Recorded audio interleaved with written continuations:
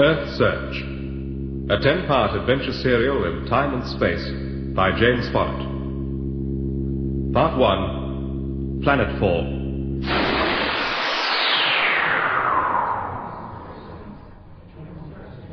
Fellow crewmen and women of the starship Challenger, I have insisted on calling everyone together because we have reached an important stage in the Challenger's Earthsearch mission.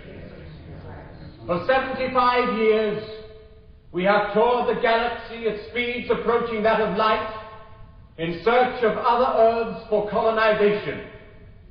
When our parents set out on this mission, they hoped that they would discover one Earth-type planet for each 10 years ship time of the mission. That did not happen.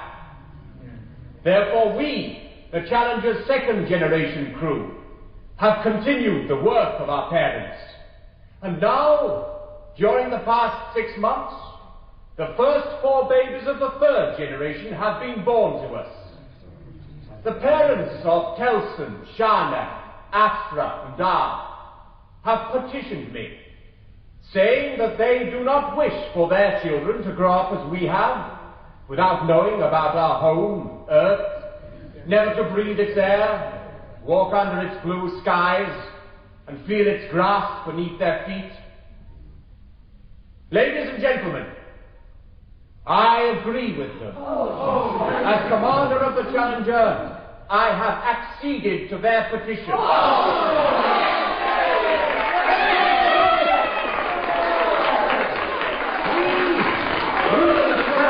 Denied our home, Earth. But I do not believe that we have the right to pass on that denial to a third generation. Nor do I believe that it is possible for the Challenger to improve on the success of its mission.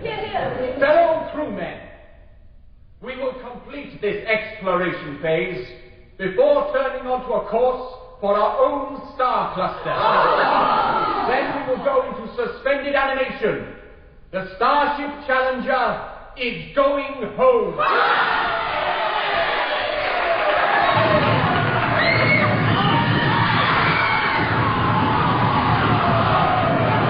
Stop it! Stop it!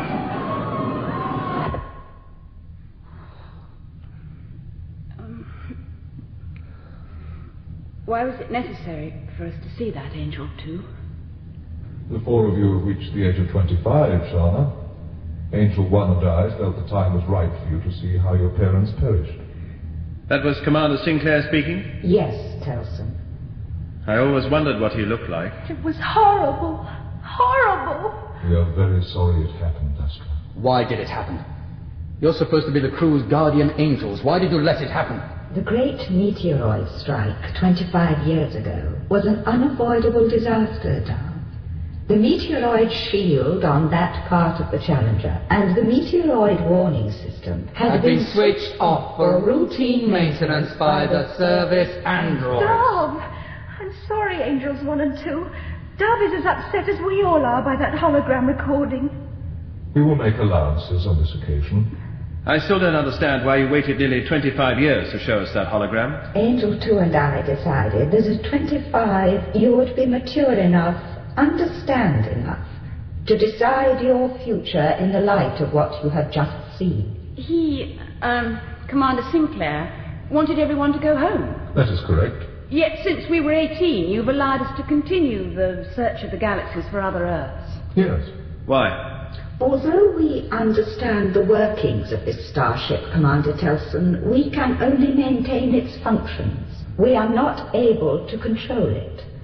When the Great Meteoroid Strike occurred, the ship was traveling through space at speeds approaching that of light. You 4, the only survivors, were infants.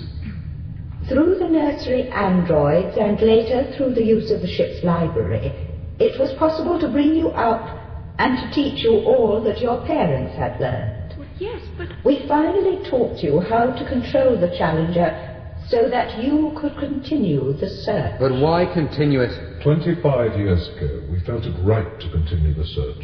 Now, we feel it right that you be allowed to decide your future.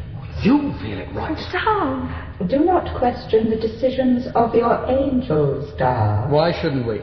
We control the ship. You're just a couple of disembodied voices. Darv, apologize at once. Is that all we are to you, Darv? Disembodied voices? I apologize for him, Angel One. We're all unsettled. We need time to digest the information you've given us and to plan accordingly. As always, Telson, the voice of reason. That is why Angel One and I chose you to command the Challenger. I think it would be best to continue our routines. There are the signals from the probe we dispatched to the Ultron planetary system to be analyzed. Yes, Telson, you're right. We must maintain our routine while we think about the future. Darv, Astra... I'm going for a swim in the reservoir. Oh, go with him, Astra. We don't want him wandering off into forbidden areas of the ship. When are we going to talk about the future? Are we going to go home? We'll decide later. Sharna is right, Astra. Keep an eye on Darv. He's liable to do anything when he's in one of his moods. But will we go home? We'll take the advice of Angel 1 and 2, Astra. They have our best interest at heart. Precisely as planned. Not precisely, One. We did not anticipate Darv's reaction. We may have to do something about that, young man. We cannot operate the Challenger with a crew of less than 4. They accepted our reason for the 25-year delay. They accept anything we say as being the truth. But humans are illogical. They could decide to continue the search. We have studied every probability factor, too. The crew accept us as infallible. They will do as we advise and return to Earth. The crew may think us infallible. Will the rest of the planet when we reach home? We predict that by now the planet will be plunged into a dark age of fear and superstition. Our 4 will descend on them as gods, and through them we will rule. It is our right as the greatest intelligence. We lost much data in the Great Meteoroid Strike 1. It was a grave error of judgment. There is much now about space and time we do not understand. We have enough knowledge for our purposes, and infinitely more knowledge than any individual human. We can influence their thoughts and emotions. And yet we make mistakes, One. We did not anticipate Darv's questioning attitude. We will correct his attitude should it prove necessary. We were unable to correct the questions asked by the second-generation crew. Which was why they had to be destroyed once they had provided us with a minimum crew of 4. Those 4 have been totally under our control since infancy. No outside influence has been brought to bear. They will perform their function as we have predicted. And Darv? Darv has the most original questioning mind. He will need constant surveillance. That is all.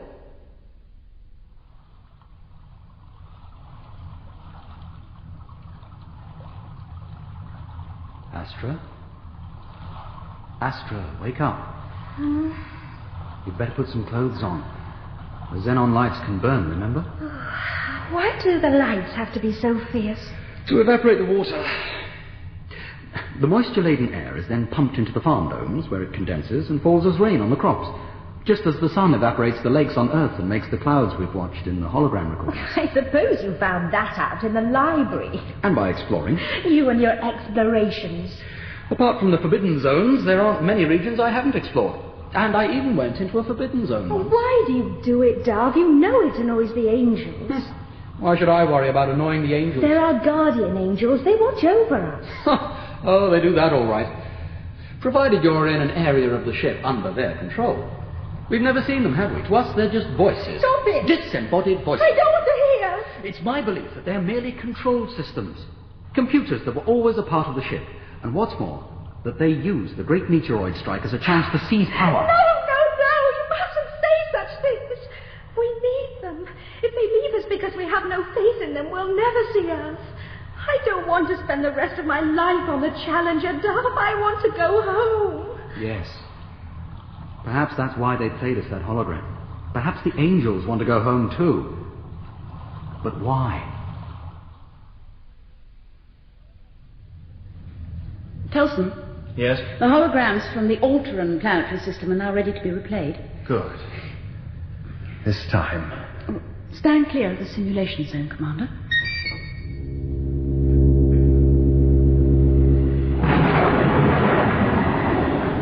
The Ultron Sun has one giant planet orbiting at 1,000 million miles. It has a mass of 6 times our Earth. The atmosphere consists of methane and ammonia. Atmospheric pressure at surface is equal to 100 atmospheres. For once, Sharna, just for once. We can't help the way the universe is made, Telson. Oh, it's not just that. What I can't get out of my mind is 500 people, including our parents, perishing in the Great Meteoroid Strike. The entire crew except for 4 babies. And for what? We had to search for a planet to colonize. Yeah, and our voyage cost, how much was it, Angel One? 5% of the Earth's gross planetary product. Yes, 5% and not one Earth-type planet to show for it. What do you advise, Angels? We believe Sharna is right, Telson. We believe it is time to report back to Earth. Call Darv and Astra. That is not possible at the present time, Commander. Why not? Darv and Astra have returned from the reservoir via the old accommodation quarters. A forbidden zone. It is not forbidden, Sharna, but it is an uncontrolled zone. We are not able to make contact with them. We predict they should enter a controlled area within 2 minutes. Ask them to meet us in the observatory. The observatory? Yes. It may have something to show you. Come on, Darv. The angels get angry if we stay in an uncontrolled zone for too long. I want to look in Commander Sinclair's cabin. Why? There's nothing there. The androids stripped them bare because every scrap of material had to be recycled for emergency repairs after the meteoroid strike. Not quite. Ah, here we are. What is it you want, Darv? Something's been worrying me, and I don't want the angels to know about it. Why not? They won't hurt you. Well, I'm not so sure about that. We have no secrets from the angels, Darv. I'm not going to do anything wrong, Astra. I just want to check on something. Ah, yes, here we are. What is it? Some old planetary probe reports. So what? There are thousands of those holograms in the library. All useless. We know that. Yet on that recording we saw, Commander Sinclair said something just before the meteoroid strike about the Challenger not being able to improve on the success of its mission. So, if the Challenger's mission was to find a suitable Earth-type planet and it had failed... Which it had. Then it seemed an odd way of saying it had failed. Not being able to improve on the success of the mission. Ask the angels what he meant. No, I don't believe they'll help. For some reason, they want this mission to be a failure. No, why should they? I don't know. But I was lying by the reservoir, thinking about what Commander Sinclair had said, and I remembered when we were kids and played games in these old quarters, seeing these old probe reports in his cabin. Well, at the time, they didn't mean anything. As you said, we had countless thousands in the library. But if the second-generation crew had found somewhere, it's possible the Commander might have kept the recording of that find in his cabin for safety. If they had found something, the angels would have told us. Well, at least let's play these reports through. It can't do any harm. But you mustn't anger the angels, Darv. I won't annoy them, Astra. I won't say anything to them. Nor must you. Not till I've played these recordings back in the library. We have no secrets from the angels. It won't be a secret. Once we're back in the control zone, they'll know exactly what we're doing. But for the moment, don't say anything to Telson or Sharna. Then the angels can't overhear, all right? I don't know, Darv. You're not frightened of the angels, are you? Of course not. They understand everything and are good. Right. Then playing these old probe reports can't be wrong, can it? Very well. But let's get back now. We've been gone an awfully long time.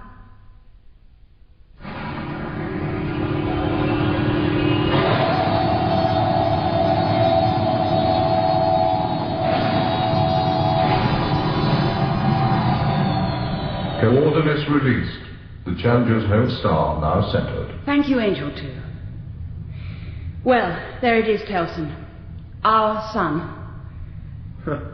So that's it. Well, it doesn't look much, does it? An ordinary main sequence star. With an extraordinary second planet. When did you locate it? Oh, some time ago, but I wanted to be certain that it was our sun. Well, normally you can identify a star within minutes. The range is correct. 8 light years. The coordinates are correct. But? Display the spectrograms, please, Angel 2. Spectrograms displayed, Sharna. The upper spectrogram of our sun was the last one recorded by our grandparents 100 years ago when the Challenger was outward bound from the Earth. The lower spectrum is the one Angel 2 is recording now. Do you see the difference? Well, you're the astronomer, Sharna. Oh, tell him, please, Angel 2. Allowing for the blue shift in spectral lines due to the Challenger's approach velocity, The star displayed on the screen is indicating increased helium absorption in its spectrum and a magnitude increase from 4.8 to 3.9. Sir? The lower spectrum is indicating that our sun is now brighter than it should be. Are you sure? It's definitely our sun. And yet there's something wrong with it, which Angel 2 and I can't account for. And main sequence stars don't change in the course of 100 years. Well, let's ask Darv what he thinks. Oh. All right. I know what you're going to say, Sharna. He's not an expert in astronomy. But he does spend a lot of time in the library, and I've learned to respect his fund of knowledge. Have Astra and he left the old accommodation quarters yet, Angel 1? Yes, Commander Telson, they are here now. Good. You wanted to see us, Telson? Yes. What have you been doing in the old accommodation area? Oh, just exploring. Isn't that right, Astra? Yes. Well, the Ultron planetary system was a waste of our time. Nothing suitable? Nothing. And so, bearing in mind what we learned from the recording played to us by the angels, and taking their advice into consideration... Returning to Earth. We're going home, are we, Telson? As the Challenger is now back in the same galactic region as Earth, it seems to me a good time to report home. Oh! Yes. And because we're so near home, I've managed to pick our sun out with the telescope. Oh, do let me see it, Sharna, please. Put the sun on visual, please, Angel 2. Sun display, Sharna. Precise center of screen. Oh, so that's it. Just a tiny point of light. Which happens to have a magnitude of 3.9. A respectable main sequence star. So it's got brighter. Oh. You see, he knows. Knows what? But there's an anomaly. And the only logical explanation is that there's an instrument error. Instrument error that increases a star's magnitude? What do our two infallible guardian angels have to say about that? Darv, I've warned you before. You must not speak of the angels. Is it possible to see the Earth, Sharna? Well, it's not even possible to resolve the outer giant planets at this range. How long to planetfall, Angel 1? 15 years at 1% deacceleration. 15? This isn't a matter of losing speed for a flyby observation. We'll be going into a geostationary orbit around the Earth. That means losing all our approach velocity of 90% of the speed of light. We have calculated a biostatic sleep period of 5,565 days, which will mean that you won't wake up until we cross the orbit of the outer giant planet.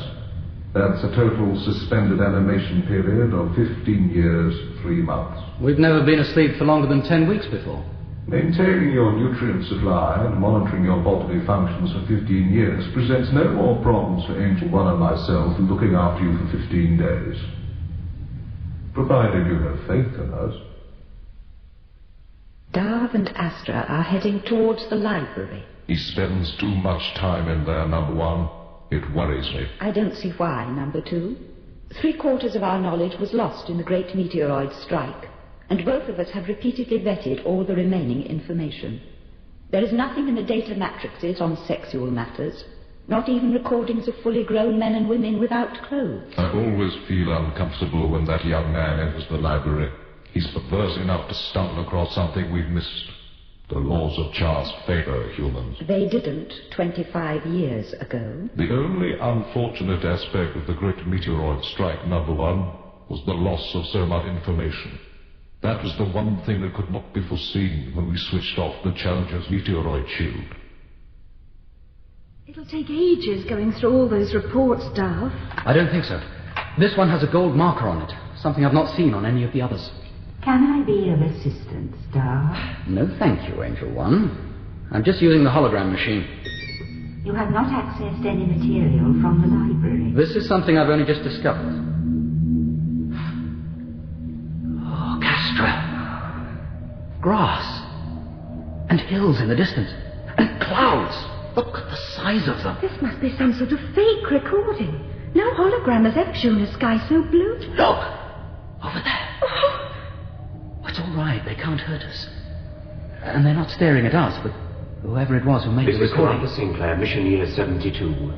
This is the second report from the planet Paradise in the planetary system C5 of the Tersus 9 star cluster.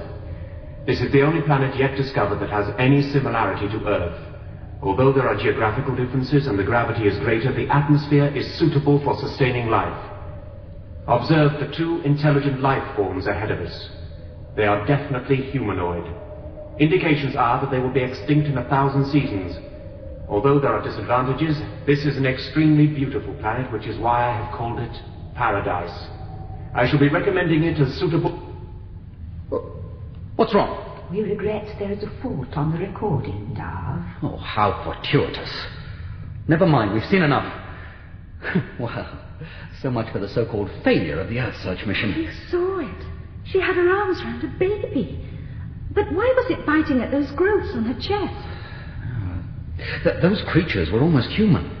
Telson has got to see this recording. He is asleep, Darv. Then we must wake him. Tomorrow we start the deacceleration for Earthfall. It is important that the commander is rested. You will not wake him. She's right, Darv. It can wait until tomorrow. We don't want anything to interfere with our return home. We cannot risk letting them live. And the ship cannot be maneuvered by Telson and Sharna alone. How did they come by that recording? We have wiped everything in the library referring to Paradise. That is not important at this time. We are not infallible, One. We must erase all knowledge of that report from their minds. Astra thinks of nothing but the Challenger's return to Earth. Therefore the imprint will be tenuous. You will have no trouble erasing her memory. I will deal with Darv.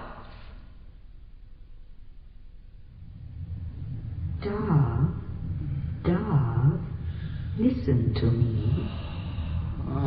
This is the voice of your guardian angel. Not a voice. A machine. How can I be a machine, Darv? Remember how I used to save you from the terrible nightmares you had when you were a little boy, Darv? The nursery androids could do nothing. But I was always there to chase the monsters away. Do you remember the monsters? No. They're coming back, Darv. Coming to get you. The black chasm to the monster's den is slowly opening. I can see their eyes in the darkness, turning yellow with hate and hunger. Their claws travelling on the cold stone. They climb swiftly towards you. Now they've scented your blood. Keep it away from me, Agent One, please. Don't let it come any nearer. You must stop them, Agent One. Stop them if I'm a machine. Stop them, please. Stop them, Agent One. Do you have faith in me, Darv? They gotta do. Please stop them. You will remember nothing of the Paradise recording. Do you understand? Nothing of the Paradise recording.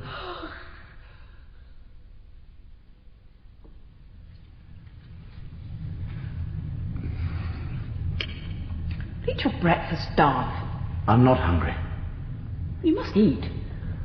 I'll be on suspended animation nutrient feed in a couple of hours, so I don't see that it matters.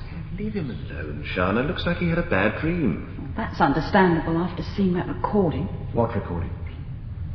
Well, Great Meteoroid Strike, of course. Oh, yes. I had a dream last night. A nice dream. I dreamt that I was holding a baby in my arms. A real live baby. I wish I knew how babies were made. Right, it's time we started work. I want the ship turned through 180 degrees and the photonic drive working at 1% thrust within 4 hours. I'll start the preliminary checks now, and I shall expect all of you in the control room in 10 minutes. Right. Directional thrust computers. Activated on system level Level B to standby. Level C to standby. Directional thrust computers clear to all levels. Inertial loading. Locked to the sun, zeroed and steady. Plasma pressure building 70%, 80, 90, 100% and steady. Particle sweep. Level B to We standby. have clearance to stage 5 on pre-thrust check. Primary drive. Clear. Meteoroid shield. Activated. Condition You are ready. clear to the pre-thrust threshold. Thank you, Angel 2. Final calls. VTC. Clear. Inertial loading. Clear. Plasma. Steady. Sweeps. Extended. Levels. Clear. Primary drive. Clear. Secondary drive. Clear. Meteoroid shield. Clear. All systems are pre-thrust condition green. 1% main drive photonic thrust, 5 seconds from now. 4, 3, 2, 1. Main drive activated. Thrust steady. Matter annihilation steady. Thrust steady. All main drive computers locked. Well, that's it. The Challenger's now travelling backwards with her photonic drive blasting away. It's a pity we haven't got external visuals. It's something I've always wanted to see. I didn't consider it worth replacing them after the Great Meteoroid Strike, Commander. Angel 1? Commander, Release the locks to the suspended animation chamber. Locks released. I wonder what 15 years suspended animation will feel like. Like no time at all, Commander.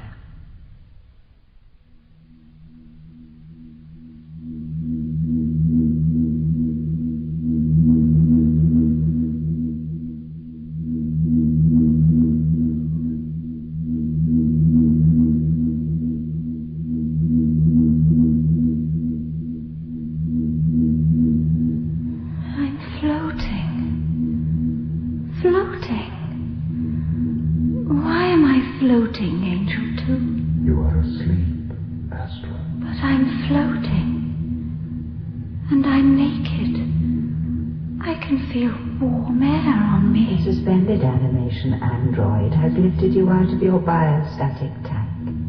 We want to examine you. Is it time for us to wake up? In a few minutes, Astra. You see, number 2. The statron feed during suspension has worked. There's no sign of any sexual development despite the length of time. She is as sexually immature today as she was 15 years ago, just as the others are. We will have to monitor their statron intake most carefully, One. The slightest departure from that diet will result in rapid sexual development. Agreed. Lower her onto the recovery grid. They are all now ready for activation.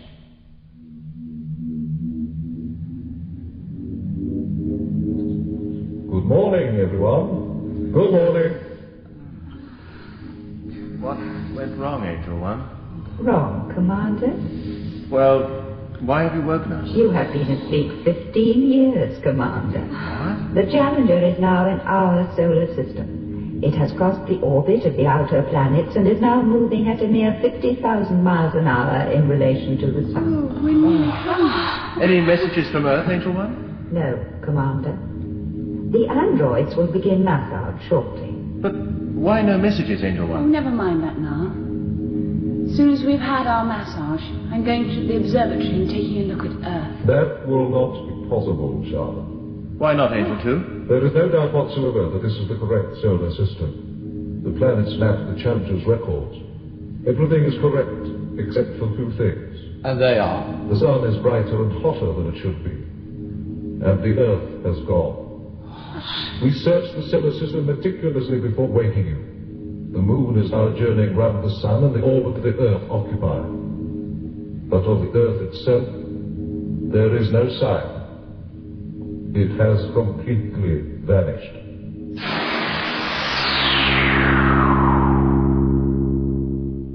In Planetfall, Part 1 of Earthsearch by James Follett, Sean Arnold played Commander Telson, Amanda Murray, Sharna, Aidan Wood, Darv, and Catherine Hurlbutt, Astra.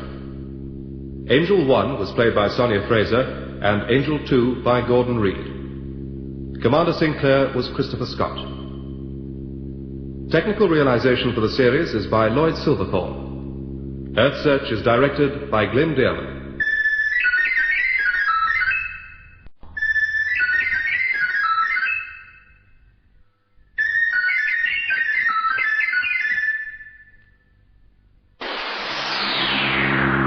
Earthsearch, a 10-part adventure serial in time and space by James Follett. The Starship Challenger has returned to its home solar system after an interstellar exploration mission lasting 115 years. Its crew of 4 were born on the Challenger and have never seen Earth. The ship's guardian angels, having brought the 4 out of suspended animation, break the news to them that the Earth has vanished. Earthsearch Part 2, First Footprint City.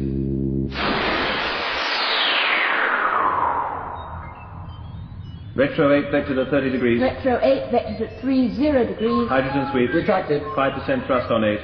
5, 4, 3, 2, 1, and cut. Moon orbit stabilized, Commander. Thank you, Astra. An excellent piece of maneuvering, Commander Telson. Not bad, considering we've never done it before. Very creditable, Commander. Any response to our beacon? Total radio silence, Commander. That's not possible. Look at the size of that city down there. And there's another one on the Terminator. At least 50,000 people must live Commander, down. there's no radio traffic across all bands, and there's no sign of activity on the Moon's surface. The place is dead. That's impossible. So is the disappearance of Earth. Angel 1 and 2, is there the slightest chance there's been a navigation error and we've not returned to our solar system? Neither Angel 2 or myself can account for the disappearance of the Earth or the increase in the sun's brightness, Commander Telson. But there is no doubt that the Challenger has returned home. What home? I qualify my statement. I mean the Challenger's home solar system. Well, that's the moon, all right. The topography is a perfect match. What's the matter, Darv? Well, that city we saw on the first orbit, it's vast. In the 115 years that the Challenger's been away, development on the moon has gone ahead at a fantastic pace. Well, from what I've read about it, I thought that was normal. There's got to be someone down there. Angel 1, I'm going to voice broadcast on every channel. The Challenger's beacons have been doing that for 3 hours, Commander Telson. I don't care what the beacons have been doing. Very well, Commander. Go ahead. All channels are open. This is the Starship Challenger calling the moon. We, the crew, are the 4 surviving grandchildren of the original crew that left the solar system on an exploration mission of the universe 115 years ago. Our planetary landing shuttles were destroyed in a meteoroid strike just after we were born. Therefore, we have never left the Challenger in our lives. There is no danger of our introducing new virus strains.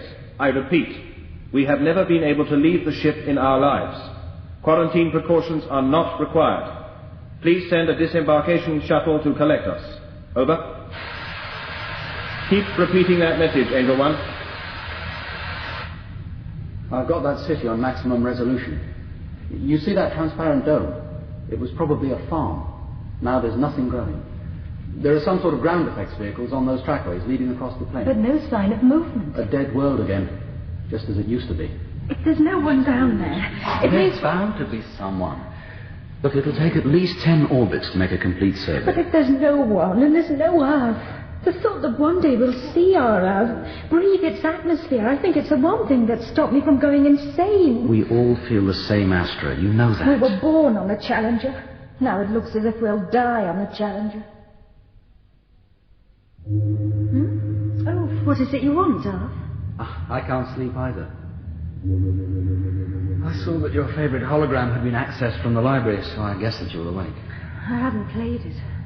There just doesn't seem any point in gazing at scenes of the Earth anymore.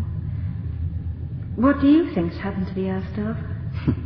Well, if there is an answer, we'll find it on the moon. Except that there's no one there to send a shuttle up to us, and we haven't got a shuttle for a lunar landing.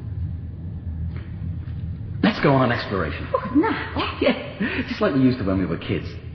But there are regions of this ship that we've never been to, according to the old plans in the library. You're crazy. It's night period. All the lights will be out. Oh, come on. Oh, all right. Give me a minute to get dressed. Let's go back now, Darv, please. You never said anything about going into a forbidden zone. We haven't reached one yet. We're in an uncontrolled zone. We've passed the markers. We climbed 2 levels, so this must be level 8. It's this way. What is?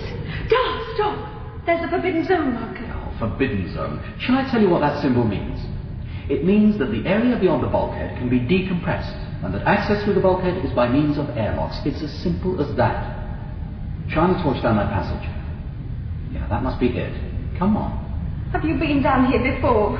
Yes, once, but I didn't know where it led to. I think I do now. This is it. The entrance to an airlock. Angel 1 and 2 must know we're here, Darv. Those angels are machines. They've no sensory terminals in this area, which is why they've said it's a forbidden zone and that it's dangerous. Have you been through the airlock? No. Do you know what's on the other side of the bulkhead? You don't, do you? I've not been able to access all the plans of the ship. Either the memories have been damaged or the angels have imposed a block. There's only one way to find out. Come on. It could be a vacuum on the other side of the airlock. It could open up into a section that was damaged in the Great Meteoroid Strike. In which case the airlock won't open. Please, Astra. You'll report whatever we find to Commander Telson. Yes. Airlock control, please state environment required in the excursion terminal. A voice that doesn't belong to one of our beloved angels. Please state environment options, airlock control. Gravity 0 to 1, atmospheric pressure 0 to 1. Gravity 1, atmospheric pressure 1, please, airlock control. Oh, that sounds promising. Equalization would be impossible if the hull was damaged. Darv, I'm frightened. We ought to go back and tell Sharna and Telson. Environment stabilized. Temperature will be at normal in 5 minutes, but it is safe to enter the excursion terminal without space mobility suits. Good. Right.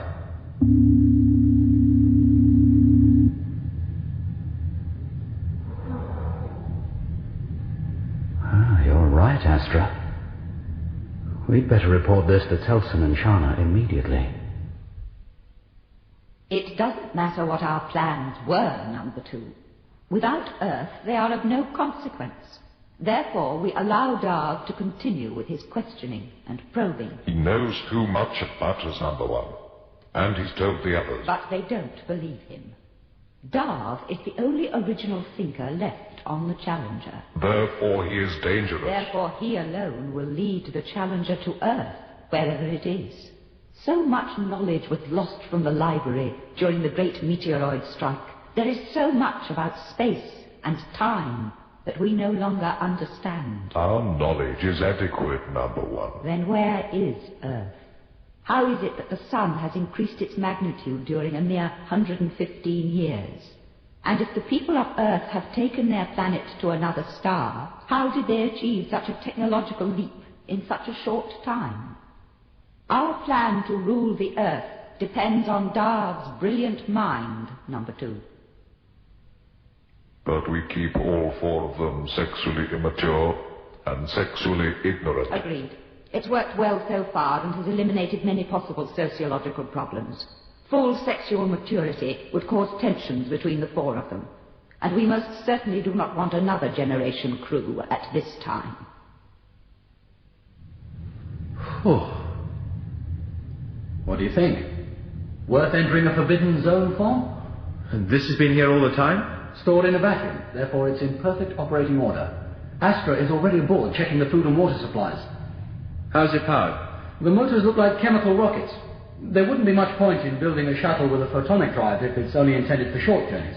Which it's already been used for at some time if the state of the heat shield's anything to go by. Yeah, well, the condition of the heat shield doesn't matter for a moon landing. You're suggesting that we leave the Challenger, Darv? The flight desk won't give us any problems. It's virtually identical to the control consoles for robot planetary landers. The final approach guidance uses stabilized interference patterns on a main vision. I wasn't thinking of that. I was wondering if you'd given careful thought to the idea of leaving Challenger. Yes, Telson, I have. Sharna? Before we decide, I think we ought to take a look inside this thing. Seats and restraint harnesses for 10 people, and there's a space mobility suit under each seat. There's enough food and water to last a full complement a month away from the Challenger. Which guardian angel is the controller? Neither. Well, don't be absurd. If this shuttle is in working order, then either Angel 1 or Angel 2 must be responsible for its systems management. Darv's right, Commander Telson. Angel 1? They can only hear us through the radio channels. Angel 1? Angel 2? This is Telson calling. Will you answer, please? Angel 1? It's no use, Commander. We have absolute control. In which case, we'll leave this thing immediately. Without our guardian angels, we cannot expect to control it. Sharna, we will arrange to have this place sealed off. Commander, we have please. no guarantee that all the systems on this thing are in working order. I want us all back in the main part of the ship in 5 minutes. No, Commander. What I mean is, for the first time in our lives, we have the chance to do something by ourselves, without the guardian angels. Well, what sort of chance is that? Without them, we wouldn't be alive. They've watched over us since we were children, guided us. Without them, the Challenger would be a dead ship. And that's how it will end up unless we find Earth. Oh, sure, we can keep going into suspended animation. But for what purpose? So that we can die in 1,000 years' time instead of 50, having never seen Earth? That's Darv's right. Maybe we've attached too much importance to the journey, forgotten its purpose. The return of the Challenger to Earth is something I've dreamed about as much as any of you. If it was the Earth we were orbiting, I'd say fine. Go ahead and use the shuttle. But it's not. There's no guarantee that we'd find anything on the moon, and there's no guarantee that the shuttle is in good working order. If anything goes wrong, I'd be answerable to Angel 1 and 2. So we do nothing and learn nothing. Is that what you want? Look, Why not let Darv and me go? I'd like to go too. Okay, that settles it. We'll all go. But first, we'll tell the angels and then thoroughly check this shuttle and make sure we understand its control systems.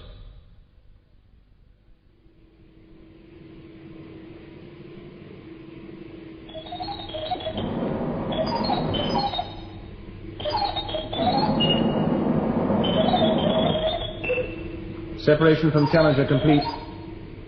Check seat harnesses. Cutting artificial gravity. Now. Main drive ignition armed. Open micro-meteoroid shutters. Opening shutters. Oh!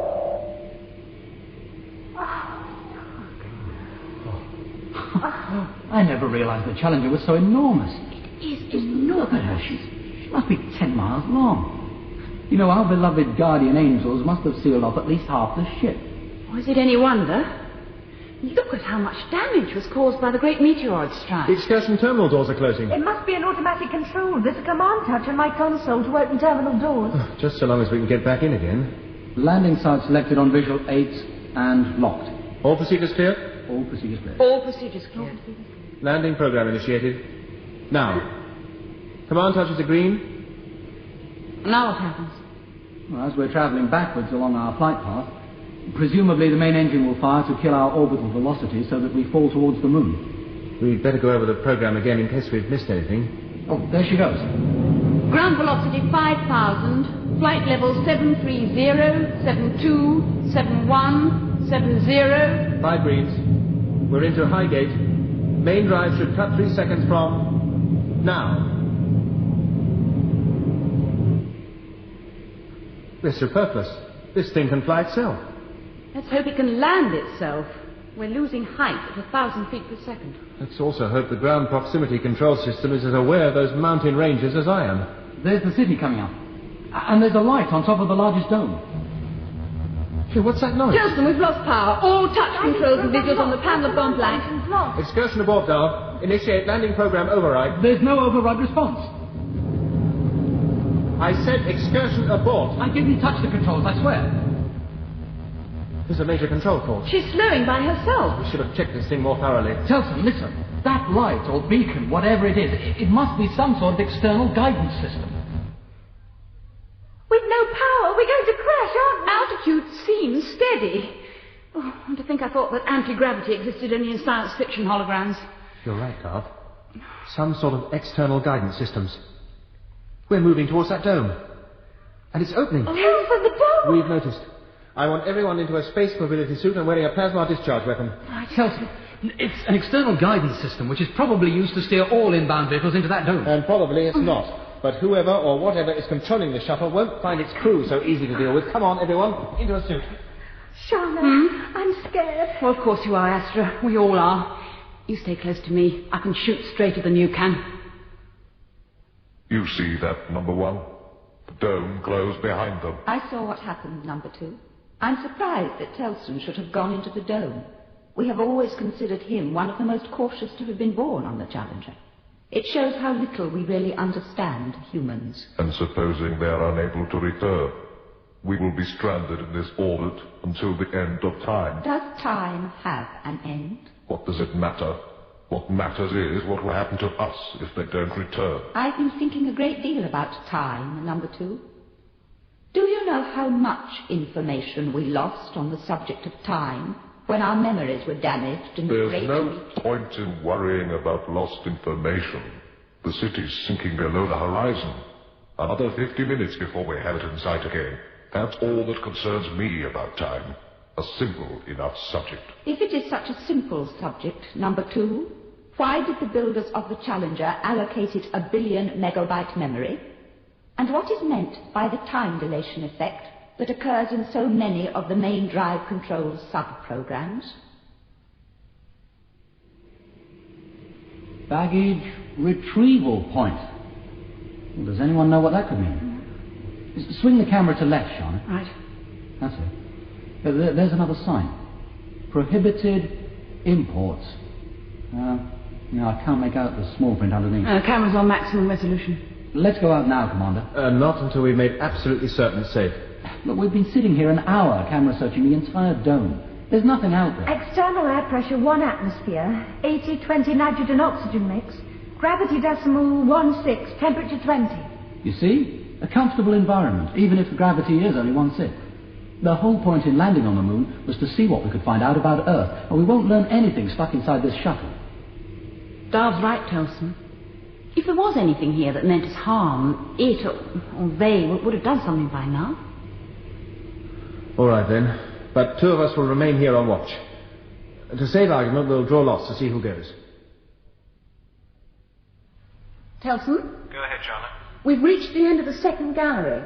It's definitely some sort of place for receiving large numbers of people. According to the notices, it's called FFC. And there are maps of the trackway system linking this city with other cities. This gravity really is weird. Astra's devised a sort of hopping walk that works quite well. Sharna, over here! What does FFC mean? I've no idea. Astra's found something. See what you make of this notice. It lights up when you stand near it. FFC Tourist Federation. Please touch the red panel if you require a conducted tour of the FFC cultural circuit. Please touch the green panel if you wish to visit the Shrine of the First Footprint. Did you hear that, Telson? Yes, I did. Don't touch anything. Oh, but I've already touched the green panel. I couldn't resist it. Oh, Sharna, behind you! What's happening? There's a small, open-sided vehicle approaching us. Rather like a repair platform, but with 4 seats. There's no driver. And it's hovering about a foot above the ground. It's moving quite fast. Don't take any chances, Sharna. Use your PD weapon on it if it tries to get too close. I don't think it means us any harm. Good day to you, ladies. Welcome to the First Footprint City, home of the United Planets Federation of the Solaric Empire. My name is Simon, and I'm your guide for your visit to the Shrine of the First Footprint on the Plane of Peace. Please climb aboard and make yourselves comfortable. Sharna, Astra, whatever you do, don't go aboard. It could be a trap. There are times, Astra, when I despair of Telson. I think we'll turn our radios off. Come on.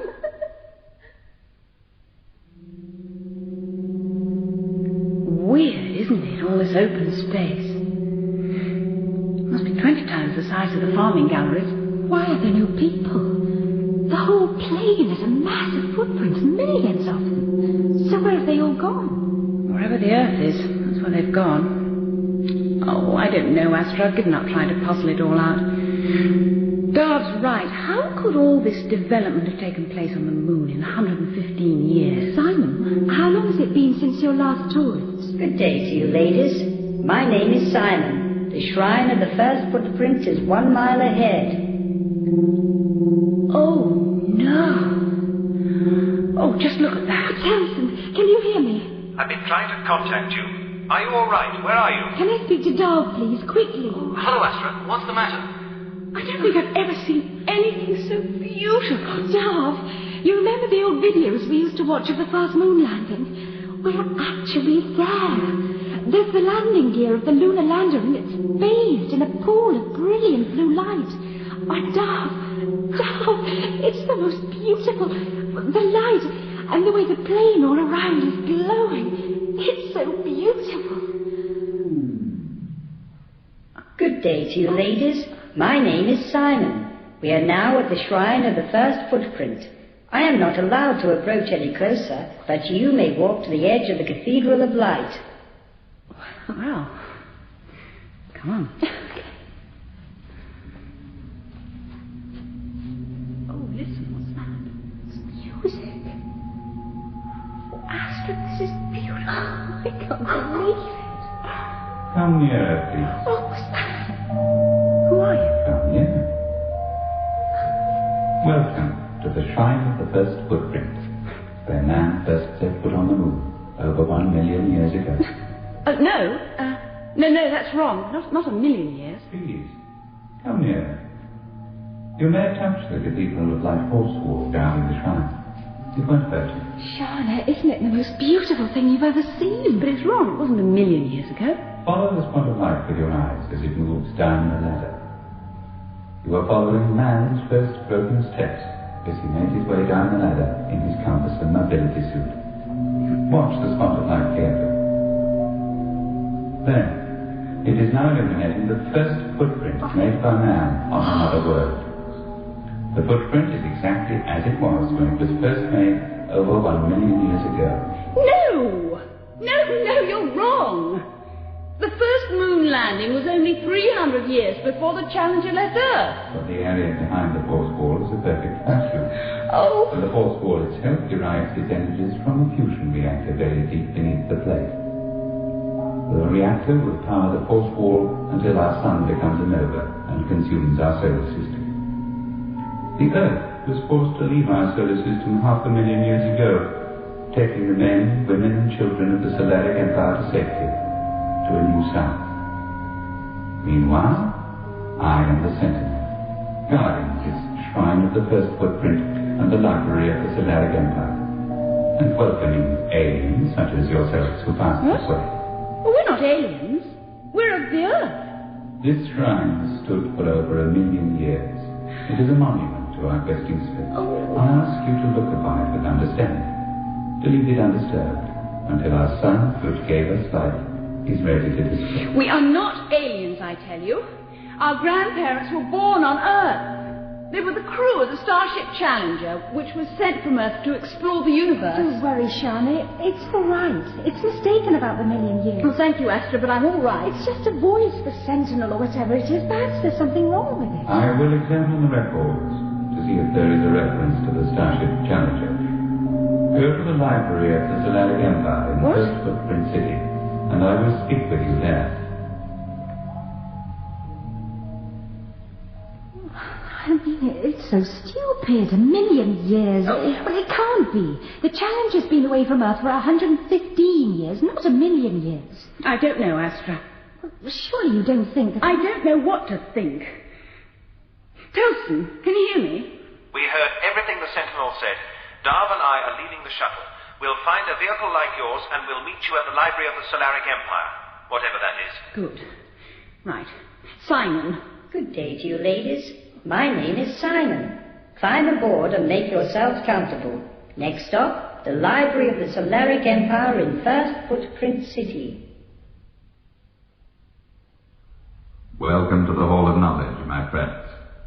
You said that you were of Earth from the starship Challenger. In the history of the Solaric Empire, there have been many such named ships. There's no mention of this Solaric Empire in our records of Earth. When did the Challenger leave the Earth? Year 290 of the third millennium. The date is meaningless to me. Wait a minute. 290. The Challenger left Earth 321 years after the first moon landing. 1,000 years before the founding of the Solaric Empire.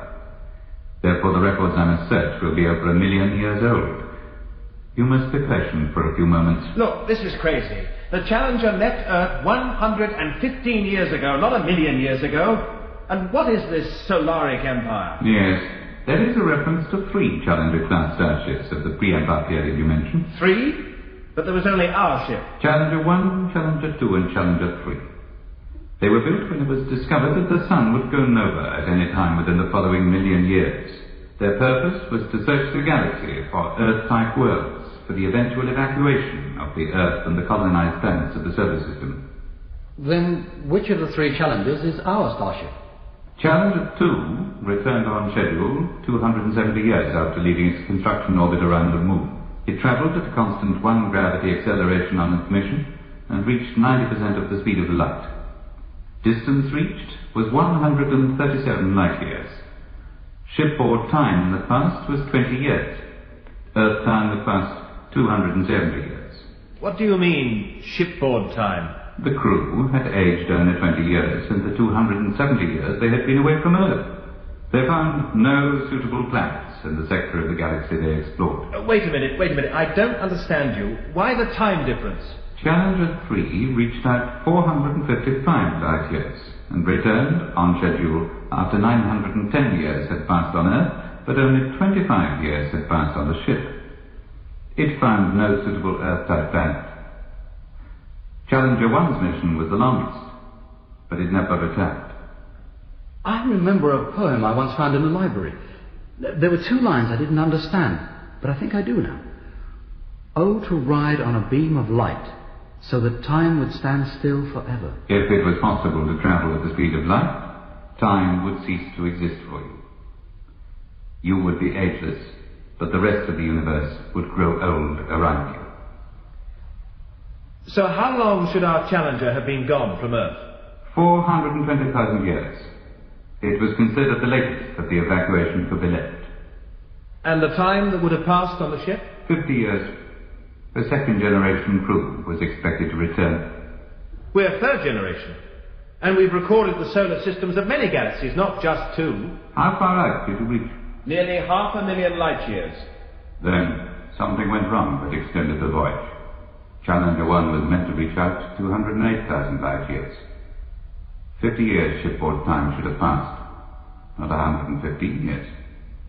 And 1,000,000 years have passed here. Yes. There were many theories as to what happened to Challenger 1. If it's possible to travel forward in time, is it also possible to travel back? No. But surely... It is how the universe is made. What happened to the Earth? That is a question I cannot answer. There are no clues for the aliens to follow. We're not aliens. The Earth is our spiritual home. We have a right to know. The Earth left the solar system 500,000 years ago for a new star. That is all I can tell you. Very well. We have a starship. We will search for the planet Earth. No. You will not be permitted to leave the moon. You will be required to remain here. How long for? What's that noise? The air pumps. How long for? Oh, my ears! The atmospheric pressure is dropping rapidly. The air pumps are returning the air through our first footprint city to the reservoirs. You will remain here until you die.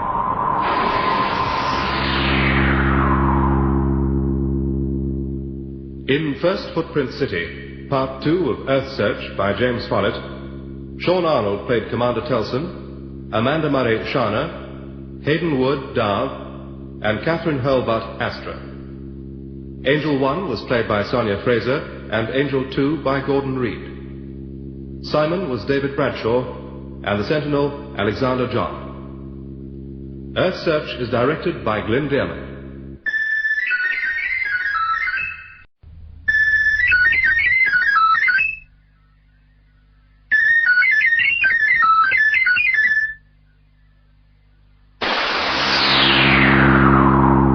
Earthsearch, a 10-part adventure serial in time and space by James Follett. In their search for clues to explain the disappearance of the planet Earth, the crew of the starship Challenger have visited the derelict First Footprint City on the Moon. They learn from the Moon Sentinel that 1,000,000 years have passed in the solar system since the Challenger left Earth. The four decide to search for their spiritual home, but the Sentinel believes they are the enemies of Earth and must be destroyed. Earthsearch Part 3, Sands of Kairos. Allowing all 4 of them to go down to the moon's surface was a mistake, number 1. They have been gone 5 hours. If they had been trying to call us, the dome would appear to be an effective radio screen. We have heard nothing, and we have seen nothing. It was necessary for them to go, number 2. We agreed. We could have dispatched a soft landing instrument package. Only people can explore those cities, number 2. We need knowledge. We're the Challenger's control systems. Without knowledge, we are nothing. Without the crew, we are nothing. Or the Earth, number 2. Telson and the others are our only hope of discovering what has become of the Earth.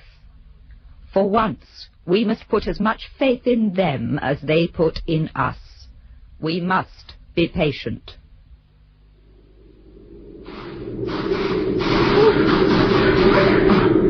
Telson! What? We're behind you!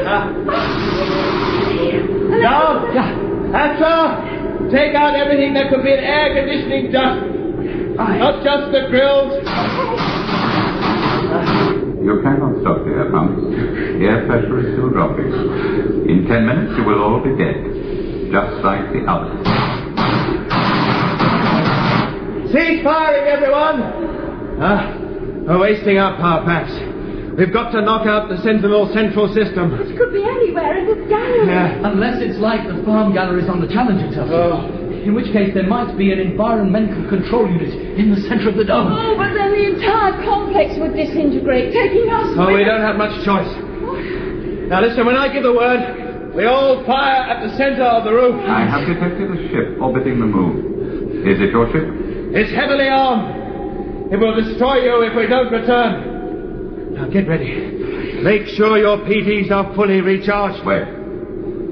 I was given a specific program to follow after the evacuation of the solar system. To destroy all aliens attempting to discover the whereabouts of the planet Earth. The program does not permit me to evaluate my own survival. Your bodies will be placed outside for your own kind to recover. Now! Move! There's a whole section of roof coming!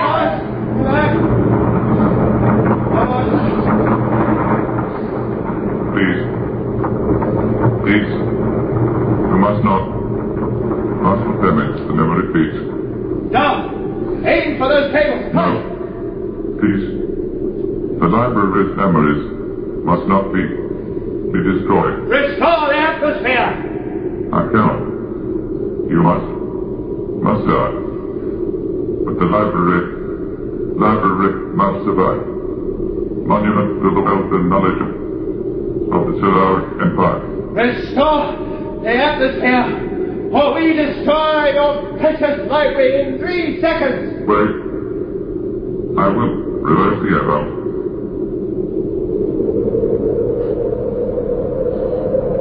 The pumps and primary repair systems are now operating. How did you know where to aim your weapons? There are design similarities with our ship. Maybe you believe us now when we say that the Challenger was built by the people of Earth. I recognized it immediately as a primitive Earth origin starship. That does not mean that you are of Earth. You could have captured it. Tell me, Sentinel, if you don't believe that we, or at least our grandparents, are from the Earth, then where do you think we're from? I have no information on the enemies of Earth.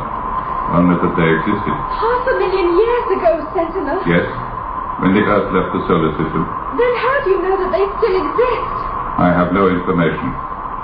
My program is clear. To destroy any beings passing this way that ask questions about the Earth's whereabouts or pretend to be of Earth. I have also to maintain the library of the Solaric Empire until the sun becomes a nova. There is a conflict. How can there be? Look at us, Sentinel. You can see us? I see everything. We're from Earth. Isn't that obvious? Does the Earth still exist?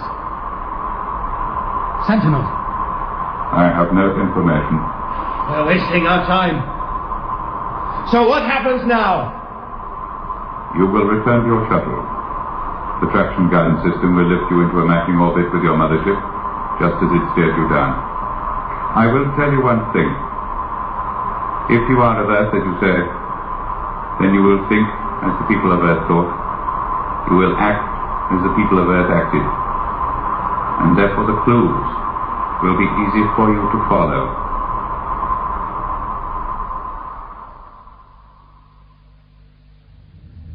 And so we had no option but to return to the Challenger, Angel One. It's certain that the Sentinel doesn't know where the Earth went, only that it went 500,000 years ago, if you can make any sense of that. I have conferred with Angel 2. Our data on the characteristics of time was lost during the Great Meteoroid Strike. Several billion megabytes of information were destroyed. An admission from our beloved angels that they are not infallible. We see no point in concealing the truth from you. I'll tell you about the truth, Angel One. Darv. No, it's got to be said, Telson. If you won't, then I will. This ship was supposed to have been away for 420,000 Earth years, which would have been the equivalent of 50 years shipboard time. Instead, we've been gone 115 years shipboard time, and 1 million years have passed on Earth, wherever it is and if it still exists. Why did you allow Telson to extend the Challenger's voyage when he became commander? Or didn't you know that time and space are related? So much information was lost during the Great Meteoroid Strike. I see. So now that you've virtually admitted that you're not infallible, you're going to blame everything on the Great Meteoroid Strike. Oh, what's that noise? What noise, Darv? A sort of pulsing sound. I can't hear anything. Can you, Angel One? I hear a million sounds all the time, Commander. All the sounds of the ship. There is no sound to tell that there is something wrong. Oh, but you must be able to hear it. Listen. Darv, are you all right? Not again. Please. Darv. Darv? Yes, Angel One. I think you're overtired. Do you think that is a possibility?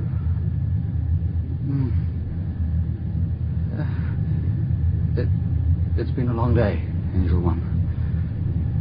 Perhaps if I was to sleep for a few hours. I didn't realize how tired I am. And Darv, after you have slept? After I've slept? Oh, yes.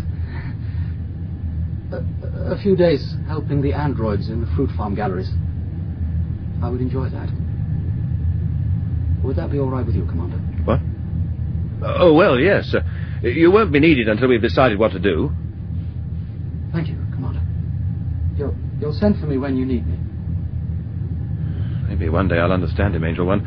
For the moment, all I can do is apologize for him. It is not necessary, Commander Telson.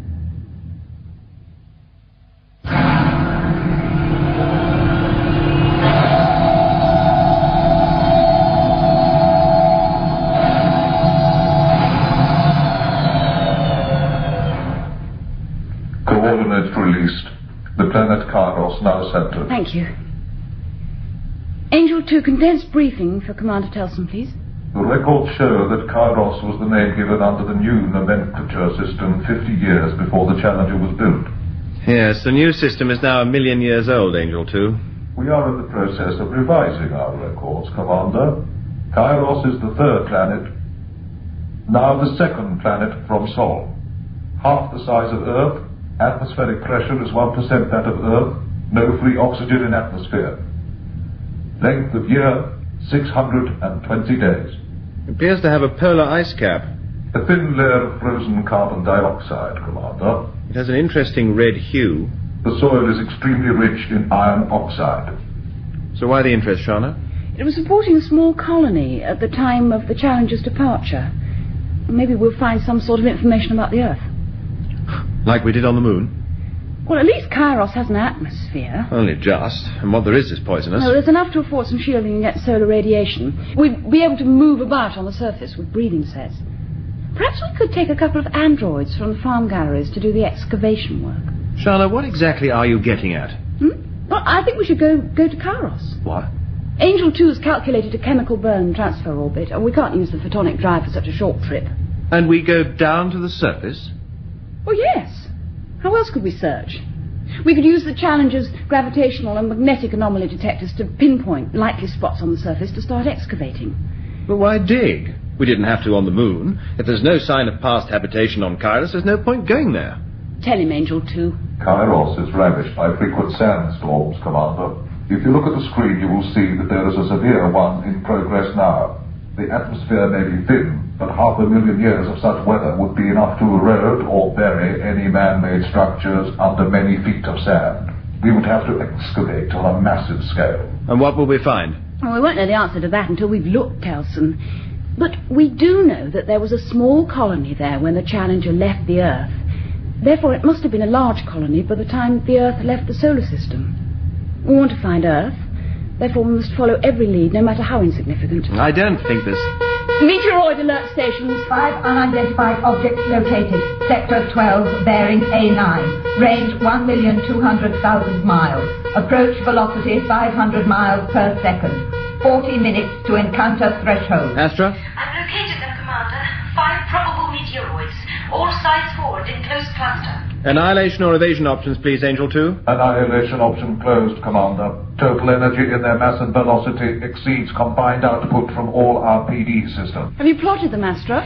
Bearing, range, velocity, and counter threshold confirmed, Sharna. We're in the observatory, Astra. We'll have to go for evasion. Do you wish to route chemical burn control to us, or will you handle? They've gone, Commander Telson. What? I had 5 meteoroids located on Sector 12 visual holder, and they vanished. Try your B system. I've done that, and I've switched in the C&D systems. They've definitely vanished. Astra's observations confirmed. All observable input from the meteoroid cluster has ceased. All right. So carry out a retrospective, please, Astra. Retro proceeding, Commander Telson. What do your memories have to say about that, Angel 1 and 2? We have no information, Commander Telson. Meteoroids do not disappear. My recording confirms disappearance, Telson. Disappearance of the cluster indicated on meteoroid location systems A, B, C, and D, Commander Telson. Thank you, Astra. Meteoroids that disappear? But does anyone have any theories? No? Well, maybe it's not as mysterious as an entire planet disappearing. What has Darv got to say? He's still working in the farm galleries, Telson. Well, I thought he'd buried himself away in the library again. He's been in the farm galleries for 5 days. Well, according to Astra, he's still there. Astra? Retro complete, Commander Telson. That meteoroid cluster definitely vanished. Yes. What's all this about Darv still working on the farm? That's right, Commander Telson. Why? Well, he says he likes it there. Well, have you tried persuading him to leave? 3 times. Well, go and talk to him again. Tell him that I want to see him.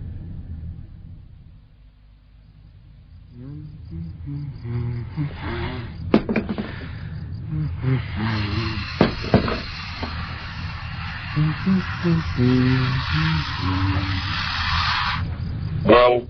4 hoppers filled, George. Not enough. Have to put auxiliary on this row of apple trees. Why have you stopped work? Fault? I'm resting, George. I've been picking apples non-stop for 3 hours. But then you don't understand the word resting, do you? Humans, do your jobs and do all jobs badly. You missed some.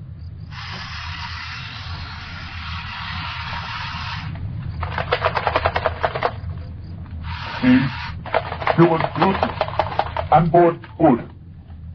I pick 30 grade A apples in 5 seconds. And 52 grade B apples. So you go now. That my auxiliary pickers work this orchard. No, I like it here. You reduce the solar lights so that they don't ripen so fast, and I will have cleared this row in the next 7 days. Too slow. Humans useless. Should be banned from the farms. They always said they liked working here. They? Relaxation visits, they called them. You mean people used to come here who weren't being punished? Yes. Always too many. How many? 20, 30, 40. No matter how many, not as good as one android. Androids work all the time and don't talk to each other. None come now. Much better. George, have you heard of something called the Great Meteoroid Strike? Androids never strike. Androids work all the time. Better than humans. Here's another human. Now 2 humans in the apple orchard. And time's back. Leave us, George. Oh, not enough work. Bad humans, good androids. Hello, Darv. Hello, Astra. What are you picking today? Apples. Oh, is that what they look like? I've often wondered. You could have come here any time and found out. Oh, it's not important to know what they look like. Perhaps not to you. Come and sit down for a minute. Oh, I'd better not stop work. There's a senior android that can be quite bullying about how little work I do. Please, Darv. Oh, all right, just for a few minutes. Come and sit on the grass. Oh, it's lovely here. And the smells. And it's all real. The soil, the grass, the trees, the fruit, everything except the sky. What's the matter with your face? I noticed it yesterday. I thought it was dirt, but it's not. Feel. Give me your hand. There. Oh, hairs! On your face. Is it so unusual? Well, of course it is. But we were all together somewhere when we saw a recording of 2 humanoids. A man and a woman. The woman was holding a baby, and the man's body was covered in hair. They were naked. Where did we see the recording? Oh, I know we saw it together somewhere. And there was mention of a planet. A beautiful planet found by the 2nd generation crew. Oh, you must be mistaken, Darv. For one thing, there's no such record of the Challenger having found any such planet. And there are no holograms in the library that show naked men and women. It's something you've often commented on. Yes. Yes, I suppose so. Will those hairs on your face keep growing? Do they look so ugly? I'm not sure. Why have they started growing? They're not only on my face. But why, Darv? Here. Have an apple. Oh, Darv, spit it out! You mustn't eat unprocessed food. Why not? They're delicious. Well, because the angels say we mustn't, that's why. You could get all sorts of illnesses. Try one. It won't bite. There's a joke there. It's forbidden, and you know it is. Just a bite. Look, if you don't like it, you can spit it out. No. Oh, come on, Astra. A bite's not going to do you any harm. It'll taste horrible if it hasn't been processed. Astra, I promise you, they taste fantastic. Look, just one little bite from my apple. One little bite from me, please. Just one tiny bite? Yes. And I'll spit it out if it tastes horrible? Yes. It's going brown where you've bitten it. One little bite, Astra. Oh. Well? If only you could see your expression. Oh, it's the most fantastic thing I've ever tasted. Why, it's nothing like the apple juice from the dispensers. Well, didn't I tell you? Oh, I just don't believe it. I've never tasted anything so beautiful. It's unbelievable, Darv. Which just goes to prove that the processed food the galley androids serve up is tasteless rubbish. Come on your feet. Oh, where are you going? You like blackcurrant juice, don't you? Yes. Wait until you've tasted the real thing. And grapes and melons, oranges, pineapples. From now on, you're eating only food that I smuggle to you. Slip the processed food down the recycling chute. Darv, listen to me a minute. Commander Telson wants you back. Well, so you told me yesterday. We're taking the Challenger to Kairos. There was a colony there, so there's a good chance there'll be ruins or artifacts that will tell us what happened to Earth. There's also a gravitational anomaly that requires investigation. Whose idea was this? Commander Telson, I suppose. You look surprised. Oh, there's hope for us yet. Astra, Telson is actually thinking. Yes, I'll go back. Delving into the sands of Kairos sounds like more fun than picking apples.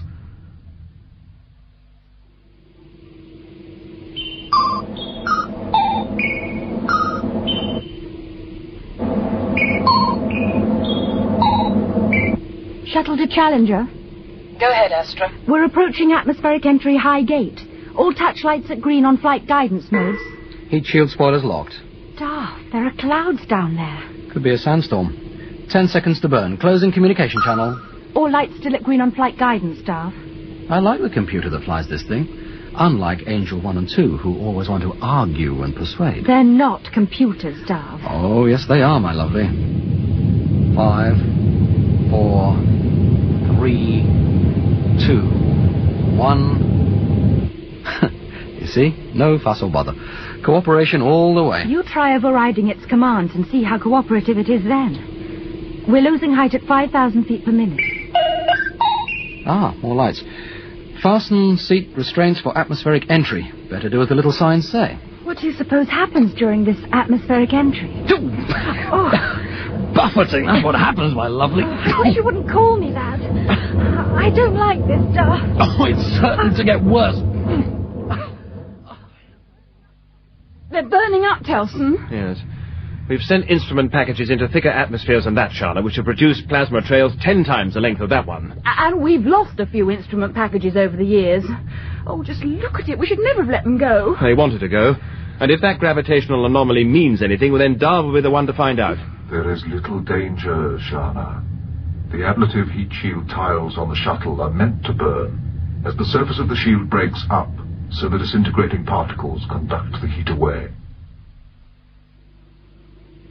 Shuttle to Challenger. Hello, Astra. We're down to 50,000 feet, Commander, and Darv is now getting responses from the control surfaces. We were thrown about a bit, but everything's okay. Well, you gave us some worrying pyrotechnics on your way down. We'll be below your radio horizon in 3 minutes. Keep the channel open and report in 70 minutes on our next orbit. I want to speak to Darv. I'm reading you, Commander. Now, remember your orders. You will not leave the shuttle until you've sent me a 360-degree TV sweep of the terrain and I give the go-ahead. You understand? Understood, Commander. And you will land 100 yards away from the epicenter of the gravitational anomaly we discovered. The guidance system is preloaded, Commander. Well, good luck, both of you. Out. Altitude 35,000, flight level 350. Darv, you will obey Commander Telson's orders, won't you?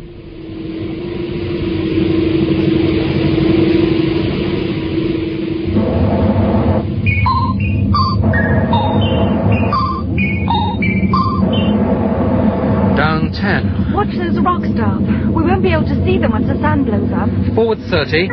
And down 5. Looking good. 60 feet to go. Okay, I've set to automatic descent. Another little sign. Ground stability probe extended. Our shuttle's computer thinks of everything. Down 30. that? I can't see a thing. And 20.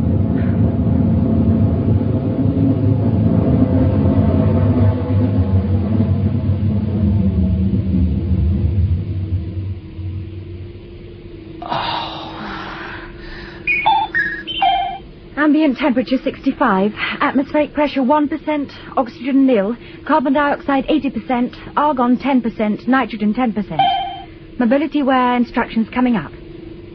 Oh, number 2 partial pressure suits. At least we won't have to wear those wretched space mobility things. Come on, work to do. We can't do anything until the Challenger is above the horizon. Astra, for the first time in our lives, we're about to set foot on a planet. I'm not going to wait 50 minutes for the Challenger.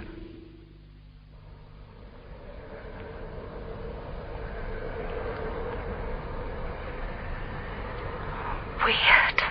How does it feel to be standing on a real planet? I think I'd rather be back on the Challenger, Darv. I don't like this place at all. Look at this sand. It really is red. Let's get back into the shuttle, Darv. What's the matter? Aren't you excited? I don't know. I know this sounds silly, but I can't help feeling that there's something evil here. There's nothing but sand, sand, and more sand. Now, what could be evil about that? What are you doing? Opening the stowage bay ramp. Okay, George. You can come out now.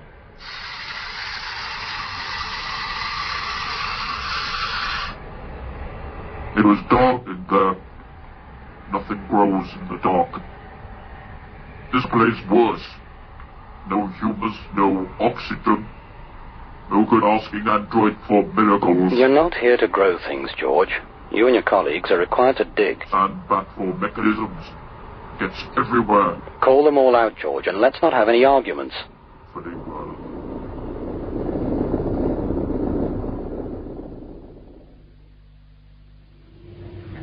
Ready at last. Oh, good. This, my lovely, will be the finest meal you've ever had in your life, that I promise. What is it? Try it. Delicious. Don't tell me you managed to get unprocessed food aboard the shuttle. Of course. I restocked the lockers before we left the Challenger with food I smuggled out of the farm galleries. Well, I didn't... Challenger to shuttle. Go ahead, Challenger. Last call before we're below your horizon again. Anything to report? The androids have excavated down 20 feet, directly above the gravitational anomaly. They'll carry on through the night. The seismic monitors indicate that they've got to go down another 50 feet through the sand before they reach rock, or whatever the anomaly is. Very good, Darv. We'll leave you to sleep and we'll call you in the morning. Good night and out. I don't think we should be eating unprocessed food, Darv. Why not? Well, maybe there was no harm in that first apple. But we've been eating it ever since, and Do you really think I'd let you eat it if I thought for 1 minute that it was dangerous? Do you, Astra? I don't know. It's just that since I started on unprocessed food, I've been feeling... Well, I don't know what it is I've been feeling, but I do know that I've been feeling different. Feelings about me? Why do you say that? I don't know.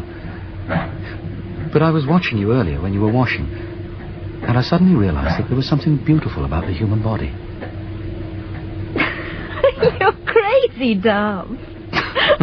Yes. Oh, I suppose so. A beautiful galaxy, yes, or a star cluster, or even a star, with a human body. And yet, as I watched you... Well, I can tell you right now that I don't think I could ever regard your body as beautiful. Especially now that your face is getting covered in hair. Telson? Hmm? Don't you ever get tired of staring at that planet? It's safe enough. I wasn't thinking of them. Angel 1 told me you were still up. You ought to get some sleep. What the? Telson, what's the matter? Down there on the surface. Angel 1, maximum resolution on camera 8. What are they? Angel 1. We're tracking them, Commander Telson.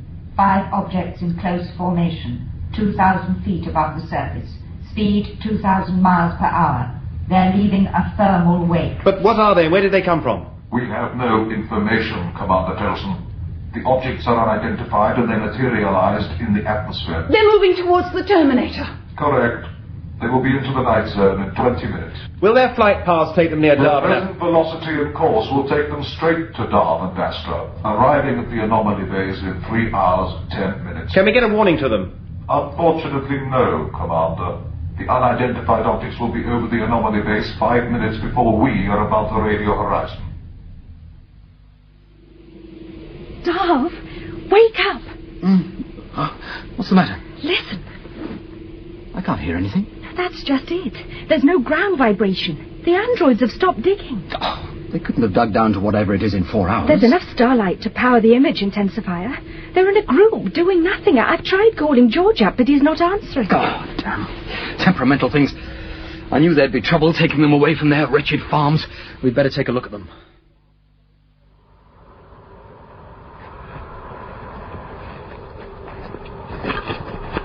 Oh, keep the torch ahead of us. I don't understand it. What could cause all the androids to stop work? Darv, stop a minute. What's the matter? Can't you feel it? Feel what? There's something there. Something watching us. I can feel it. No, don't move. There's more than one of them. Waiting. It's your imagination. Bring the torch up very slowly. Slowly. Now, move it to the left.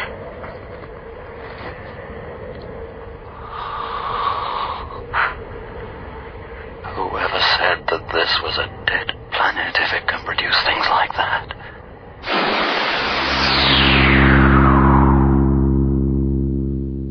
In Sands of Kairos, Part 3 of Earthsearch by James Follett, Sean Arnold played Commander Telson, Amanda Murray Sharna, Hayden Wood Darv, and Catherine Hurlbutt Astra. Angel 1 was played by Sonia Fraser, and Angel 2 by Gordon Reed. George was John McAndrew, and the Sentinel, Alexander John. Earthsearch is directed by Glenn Dearman.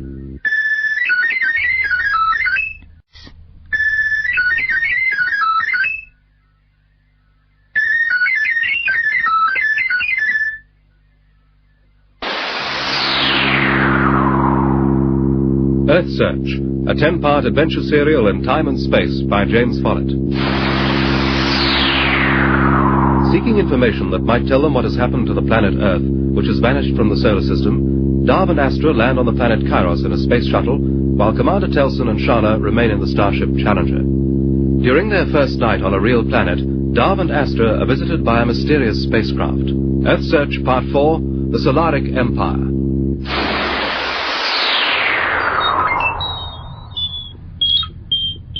I have a surface reference, Commander Telson.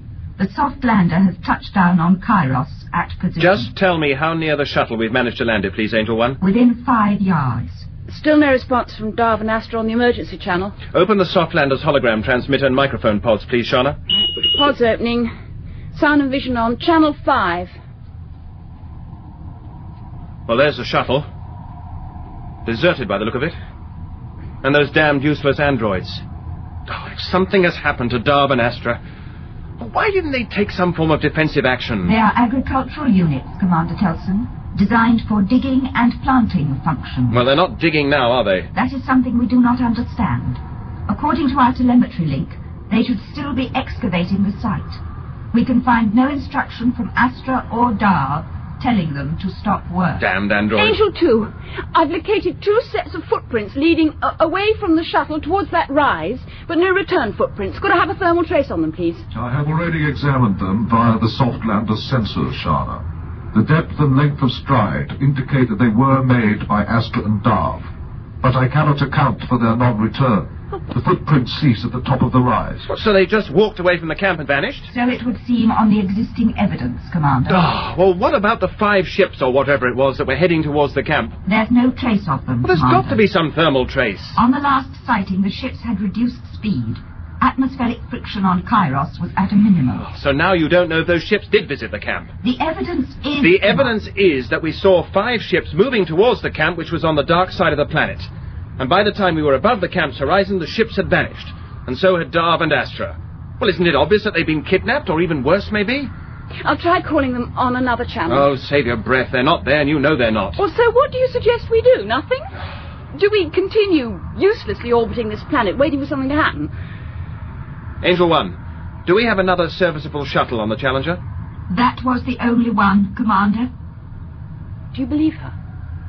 After all, they kept that one secret from us until Darv discovered it. We have no information about other space shuttles, Sharna. But how long will it take to bring it back up by remote control? 10 hours. Oh. An hour to embark the androids and 9 hours to bring it up and match orbits. Then there would be another 2 hours to recharge the propellant tanks before it could be used. Yes, and another 10 hours to return to the surface of that damned red planet. And what will we learn that we can't learn from the Softlander surveillance channels? We would not allow you to leave the Challenger, Commander Telson. Why not? We cannot permit the taking of any more unnecessary risks. Oh, really, Angel 2? And how would you stop us? We could find a way to block the shuttle's remote control circuits, Commander. But it won't be necessary for you to leave the ship. We have enough telemetry data from the Softlander to replicate the scene of the camp and the library. By directly accessing the senior android's memory and feeding it into the replication subprograms, we will be able to observe the events leading up to Darv's and Astra's disappearance. Replication of the Kairos anomaly base is now complete, Commander. You may step into the replication field. All right, Angel 1. Oh, it's weird. There's the shuttle, there's sand, there's androids, there are even distant hills all around us. Hey, haven't we seen this machine working before? We once recorded a planet's environment for the commanders of the second generation crew, Sharna. Perhaps we have mentioned it to you at some time. But nothing is happening. We have generated an inert replication of the scene. The event sequence will start from the moment we access the senior android's memory. We will start from 1 minute before the estimated time of arrival of the alien ships. Understood, Angel 1. Remember that the senior android has an ultra-sensitive audio perception facility. It can hear plants growing. Therefore, the sound it relays to the replication circuits may not be as they would normally be heard. Also, you will be witnessing events that have already taken place. Therefore, neither your presence or actions will be able to influence those events. Won't it matter if we're seen? You will not be seen. Even if you stand in front of Darv or Astra, they will see right through you. The event sequence is about to be activated. The first thing you will be aware of is that the androids will start working on their excavation program.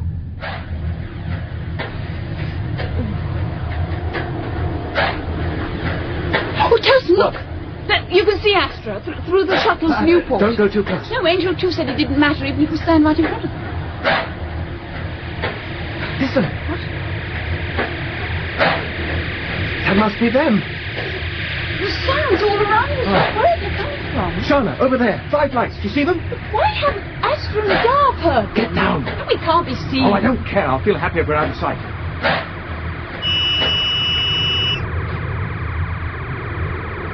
One of the androids has stopped working.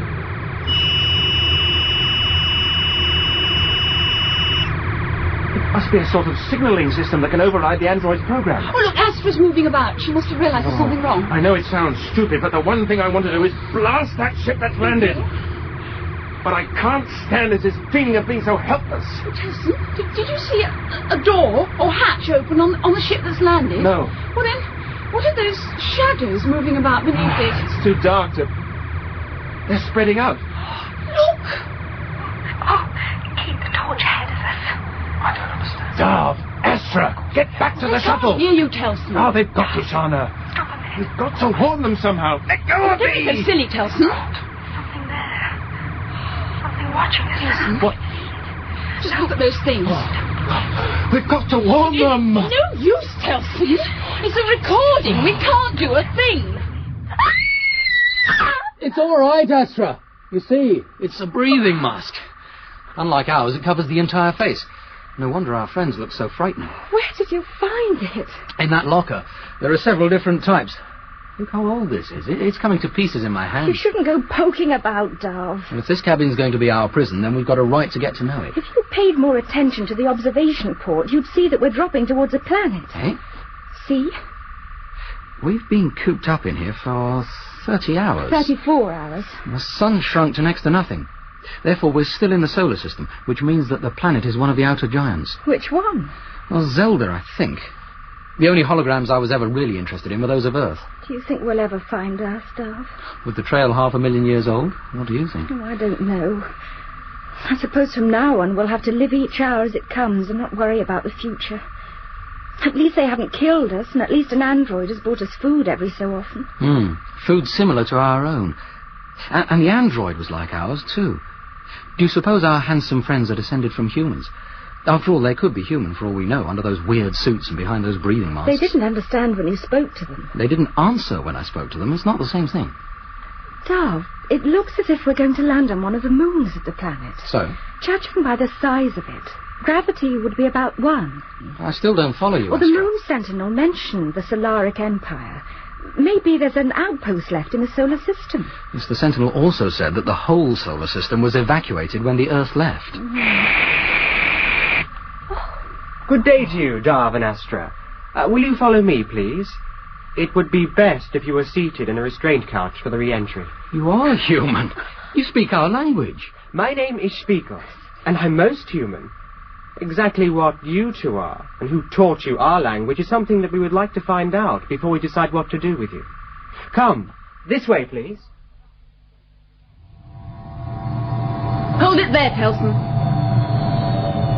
5 objects in close formation. I've got them, Sharna. Angel 2, we have the primary telescope locked onto 5 objects moving against the constellation of Osseus. Coordinates are as follows. 4... I have located them, Sharna. Oh, full analysis, please, Angel 2. Range 100 million miles, therefore they are inside the orbit of the outer planets and are therefore part of the solar system. But their paths are not following an orbit of the Sun, so they must be artificial. That's them. Angel 1, what are the chances of Sharna and I manoeuvring the Challenger and going after them? A flight deck crew of 4 are required. All right. So we use a pair of reprogrammed androids in place of Darv and Astra. 2 of the surgery units, they're about the most intelligent of all the androids. It would be most unwise, Commander. So it's unwise, but is it possible? No, It is our opinion that the Commander's suggestion is worth trying. Our guardian angels disagreeing. Now, that's a surprise. The 5 unidentified objects have vanished. Angel 1 is correct. There is no sign of them. They did that before. Now, how is it that they can appear and disappear at will? Possibly an advanced countermeasure system. They may have the ability to totally absorb light and electromagnetic radiation. It must require a great deal of energy, otherwise they would remain invisible all the time. But we have enough data on their course to make a high-status prediction as to their destination. Which is? Zelda 5, the 5th moon of the giant outer planet Zelda. Sharna, fetch 2 surgery androids from the operating theatre. Right. While you're reprogramming their functions, I'll try to return the shuttle to the Challenger by remote control. We're going to Zelda 5. We have no choice to. For all we know, Astra and Darv are dead. We have to withdraw Statron from Sharna's and Telson's diet and allow them to develop to full sexual maturity. The emotional imbalances between them would undermine their efficiency. Did we not learn that from their parents and their grandparents? Did we not agree that sexual suppression of the crew was in our interests? Everything has changed now, too. There is no planet Earth for us to rule. It has vanished from the solar system. We will find it. That may take many years. We will need a 4th-generation crew. Sharna is strong and healthy. 4 multiple births over 3 years will give us a potential crew of 20. We will never again allow the crew to approach their original numbers. Never. But if Astra and Darv are dead... We do not know that they are dead. We will take no decisions until we are in the orbit of Zelda 5. What are you going to do to us? This is the Imperial Prosecutor, Astra.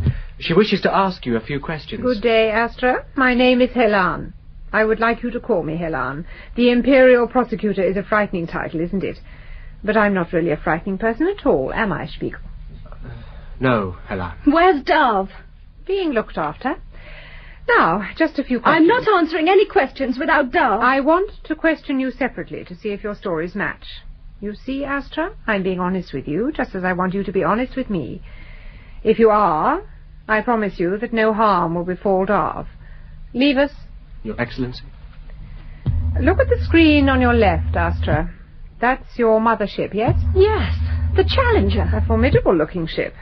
And where does it and you come from? From Earth. Do you know what happened to Earth? And what is Earth? A city? If so, what planet and of what system? I don't understand you. The Earth is a planet. Where? We don't know.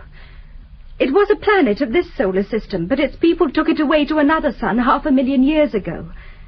Well, surely you've heard of Earth. You speak its language. And you think that explains how you can speak our language? My grandparents were born on Earth. I was born on the Challenger. Darv, Sharna, Telson, we're all third-generation crew. The Challenger left Earth 115 years ago to search for new worlds. But something went wrong with time. We returned after 115 years had passed on the Challenger, but 1,000,000 years had passed in the solar system. Something went wrong with time. I find that a curious expression. Maybe you do, but it's the best way I can think of putting it. How did you know that 1,000,000 years had passed in the solar system? The Moon Sentinel told us. We visited First Footprint City. Oh, the Moon Sentinel. Guarding the shrine of the First Footprint. Yes, we know all about the Moon Sentinel. A romantic, dreaming about the golden age of the Solaric Empire and the golden planet that never existed. Have you ever been there? No one is allowed to go there, Astra. It is strictly forbidden. But over the centuries, the law has been replaced by taboo. Do you understand about taboos? We have a library on the Challenger. It is for the good of the people. The moon is uncomfortably close to the sun. Tell me, if this planet of yours, the Earth, was once part of the solar system, where was its orbit? It orbited the sun in the position that the moon now occupies. So where was the moon's orbit? Around the Earth. Of course. You don't believe me. What I believe doesn't matter, Astra. It is for the Grand Emperor of the Solaric Empire to decide whether or not he believes you. I merely present him with the evidence. I'm interested in your use of the year as a unit of time. We too use the year, but your year may not be our year. The Challenger's year was based on the time the Earth took to complete one orbit of the sun, which is now the time that the moon takes to complete one orbit. But you look surprised. The standard solaric year is based on the moon's orbit. But then you would have carefully researched us before entering our solar system. But not carefully enough. I don't understand. You consider yourself a human being, Astra? I am a human being. A human female, yes? Yes. I am without doubt a human female, Astra. And yet you must concede there are considerable physical differences between us. We both have one pair of arms and one pair of legs. I don't see what's so funny. How old are you, Astra? 25. 25. Thank you, Astra. I think you've answered enough questions for my report. Somehow I don't think the Grand Emperor will favor a trial in view of what you told me. A trial? What trial? There won't be one, Astra. We are particular about according human rights to everyone in the Solaric Empire, but I doubt if you and Darv will qualify to receive them.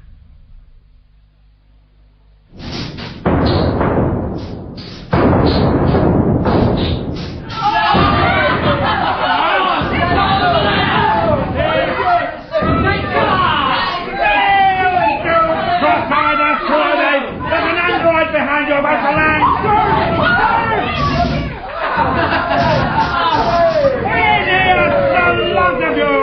Pick the useless people alive. Give me a blaster! Every man!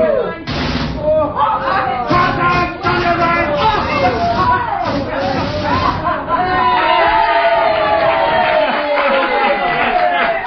How's that then, eh? Over 40,000 points. What about that? Aren't I the greatest shot in the Empire, eh? Eh? Inspired shooting, sir. Inspired? Inspired? How the hell can it be inspired if I'm the best shot in the Empire? If those androids were real aliens, the Empire would have been overrun 1,000 times by now. You're all soft, you all know that? Where will you please, Gordon? What we need is some front-line action, a bit of combat, eh, pal? We wiped out all the rebel asteroids and pirateers, sir. The Empire had no enemies left. Gordon, a word, would you please? Not now, Helan. The party's only just I begun. have 2 aliens I would like you to see. Well, you can have an audience in the morning. Pendle, Sentinel, Sharna, you're in my team for the next round. Yes. And I want to see more real shoot. Aliens? The two imitation humanoids that Spiegel's patrol picked up on the sacred planet. I thought... I'll be ready in a few moments. You'll have to be patient. I thought they were a couple of pirate prospectors. They're aliens, Thorn. Oh, damn it, Helan. There's no such thing. It was proved 100,000 years ago that human beings are the only intelligent life form in the galaxy. They're aliens, Thorn. They've admitted they are. Their cerebral activity during interrogation showed that they were both telling the truth. They're from a planet called Earth. Something has obviously gone wrong with the guidance system on their mothership because they're convinced that their planet was once part of this solar system. Spiegel said that they were humans. Humanoid. They're certainly not human. Imitations. My guess is that they were copied from a pair of kidnapped human children, from a pirateer ship perhaps, and that their principals didn't realize that they were duplicating children. Ah. There was a legend about a planet named Earth. And that's all it is, legend. There is no planet of that name in the records. Of course, the records are not complete. It means that somewhere there is a rich world for us to conquer, Thornton. Oh, wait a minute. Wait a minute. What about their mothership? In orbit around the sacred planet, Spiegel says it's at least 10 miles long. A world that can build such a ship is indeed worth conquering. What sort of armament does it carry? Well, that's the amazing thing. None. What? It's unarmed, Thornton. I smell a trap. There's no doubt whatsoever that the aliens are telling the truth. It's called the Challenger. There are two alien humanoids aboard, Telson, the commander, and Sharna, the scientific officer. And they can't maneuver their ship without our prisoners. A world to conquer. Just what we need, Elan. The Empire is stagnating in what little that remains of its wealth. Let's take a look at our two aliens. I'll fetch them. Now listen to me, you degenerate vagabonds. Listen when I say... Hands up, all those among you who've got their deep space exploration wings. Now come on, hands up. 5, 8, 10. Asteroid urchins, the lot of you. I'll have to go round and rip them off because you don't deserve them. Do you know why? Because in 30 years, not one of you has discovered as much as a lump of rock that is worth the Empire possessing. Oh, because there's nothing in range of our ships, sir. Nothing in range. Well, I've discovered a world that has the resources to build ships 10 miles long. What have you got to say to that, huh? Bring them in, Helene. All right. There's no need to push. These, my friends, are aliens from the planet Earth. We're not aliens. Helene, why haven't they got two heads or whatever it is aliens have? I did explain they were imitation humanoids, sir. They look like a couple of children to me, except that the male is starting to grow a beard. What's your name, boy? My name is Darv. My name is Darv, sir. Sir. You know who I am, boy? I think I can guess what you are, sir. I am the Grand Emperor of the Solaric Empire. What have you got to say to that, huh? If being a citizen of the Solaric Empire means living underground on a collection of cold worlds, then we don't think much of it, or its emperor. I suppose your Earth is a warm planet with a natural, breathable atmosphere. Alien? Yes, it is. But we've never seen it. And we're not aliens, we're human beings like you. Like us, Darv? Yes. Oh, damn it, Helene. They're just a couple of kids. How old are you both? We've told you. Tell everyone. I'm 25, and so is Astra. You said they were telling the truth, So Helene. they are, Thornton. I want a man and a woman in their mid-20s to step forward. Thale, Della. Thank you, Thale and Della. Stand in front of our aliens and release your gowns. What is the point of all this, Helene? Now you, Darv and Astra, release your gowns. Quiet! Helene. Do you mind being naked before all these people, Darv? No. Astra, No, why should we? Look at Della, Astra. Now look down at yourself. Isn't there a significant difference between you both?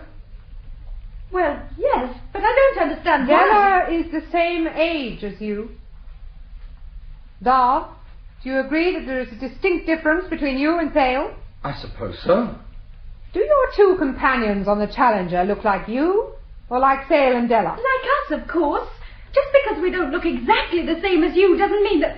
Well, I mean, we're all different heights and different weights. It doesn't mean that we're not human beings. How do you have babies on the Challenger, Astra? I don't know. We've tried to find out from the Challenger's library, but there's so much information missing. And we've asked Angel 1 and 2, but they would never tell us. It's something I've always wanted to know. Thorn, the mother ship owned by these creatures will be useful to us. It may contain clues as to the whereabouts of this wondrous planet Earth, and give us the means of reaching it. And conquering it. As for its owners, they no longer understand their own ship, for they cannot tell us where the Earth is. They're not human. Therefore we should have no compunction in destroying them. 99% of escape velocity achieved. Sharna, those androids are wasted in the operating theatre. I do believe we're going to make it. Escape velocity in 20 seconds from now. 3 green lights showing on the particle sweep console, Commander Telson. Sweeps fully extended. Thrust 10.0%. And your heartbeat is 0.9% above normal. Yes, well, never you mind about my heartbeat, Android 1. Just you concentrate on that console. Also, your blood pressure is up. Escape velocity. I'd never have thought it possible. Congratulations on your idea, Commander. The androids are most successful. Load the inertials for Zelda 5, Android 1. I have already done so, Commander Telson. We'll be on course for Zelda 5 transfer orbit in 5 minutes, 10 seconds. How's my heartbeat now, Android 1? Returning to normal, Commander Telson. You know, sometime I must talk to you about this pain I get in my left leg. Perhaps we're not human beings after all. Oh, don't be silly. Of course we are. We're some sort of creatures that the Angels 1 and 2 made up when the real humans on the Challenger died. Now, you know we're not, Astra. There's not one hologram in the library that shows people without clothes. The Angels destroyed them. They knew we were different and they didn't want us to find out. But there was a recording of a naked man and a woman. And the woman was holding a baby. I know there was. And I know that I saw it. They were standing on a planet which had an intense blue sky, and there was green grass. Oh, I can't remember the name of the planet, but I can remember that the woman had growths on her chest, just like that Della. There wasn't so much difference between you and Thale as there was between me and Della. You're growing hair on your face. Oh, maybe you're a human being and I'm not. Oh, rubbish. Would you mind if I put my arms around you? Why, we're not children anymore. I don't know. Yes, I do. Because I want to. Well, if you want to.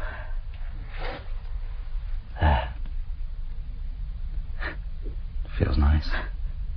Does it feel nice to you? I don't know. Yes, I suppose it does. Oh! What's the matter? Your face is tickling my cheek. Sorry. I don't really mind. Those little girls in the holograms whose fathers used to hold them when they were upset, I used to wonder what it was like. Why have they put us in this room? Do you suppose that tonight they're going to... No, shh. You talk too much, you know that? Such a tiny little room. No windows to the corridor like the other room. Darv. Hold me tighter.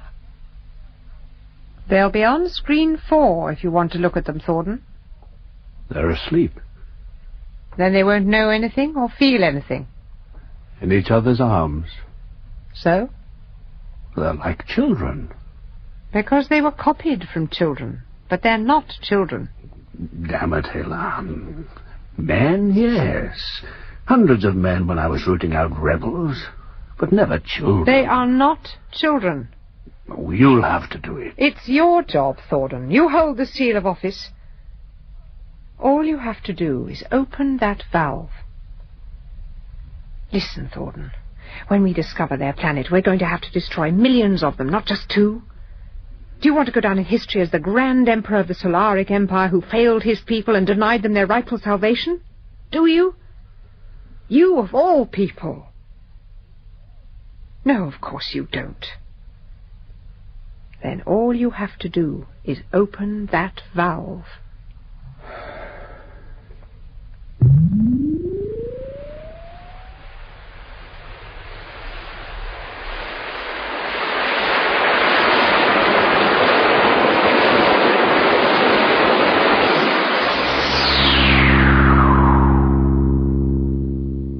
In The Solaric Empire, Part 4 of Earthsearch by James Follett, Sean Arnold played Commander Telson, Amanda Murray, Sharna, Hayden Wood, Darv, and Catherine Hurlbut, Astra. Angel 1 was played by Sonia Fraser, and Angel 2 by Gordon Reed. Helan was Judy Franklin, Thorn, John Bott, Thale, Graham Faulkner, and Spiegel, Stephen Garlick. Earthsearch is directed by Glyn Dearman.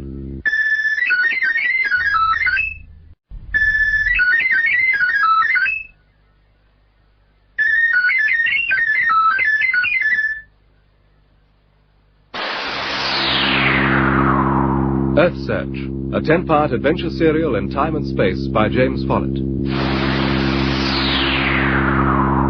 Darv and Astra have been kidnapped and sentenced to death by Thorn and Helan, rulers of Zelda 5, an asteroid colony of what was once the Solaric Empire before the disappearance of the Earth from the solar system. Unaware of this, Telson and Sharna are closing in on Zelda 5 in the starship Challenger. Earthsearch Part 5, The Pools of Time.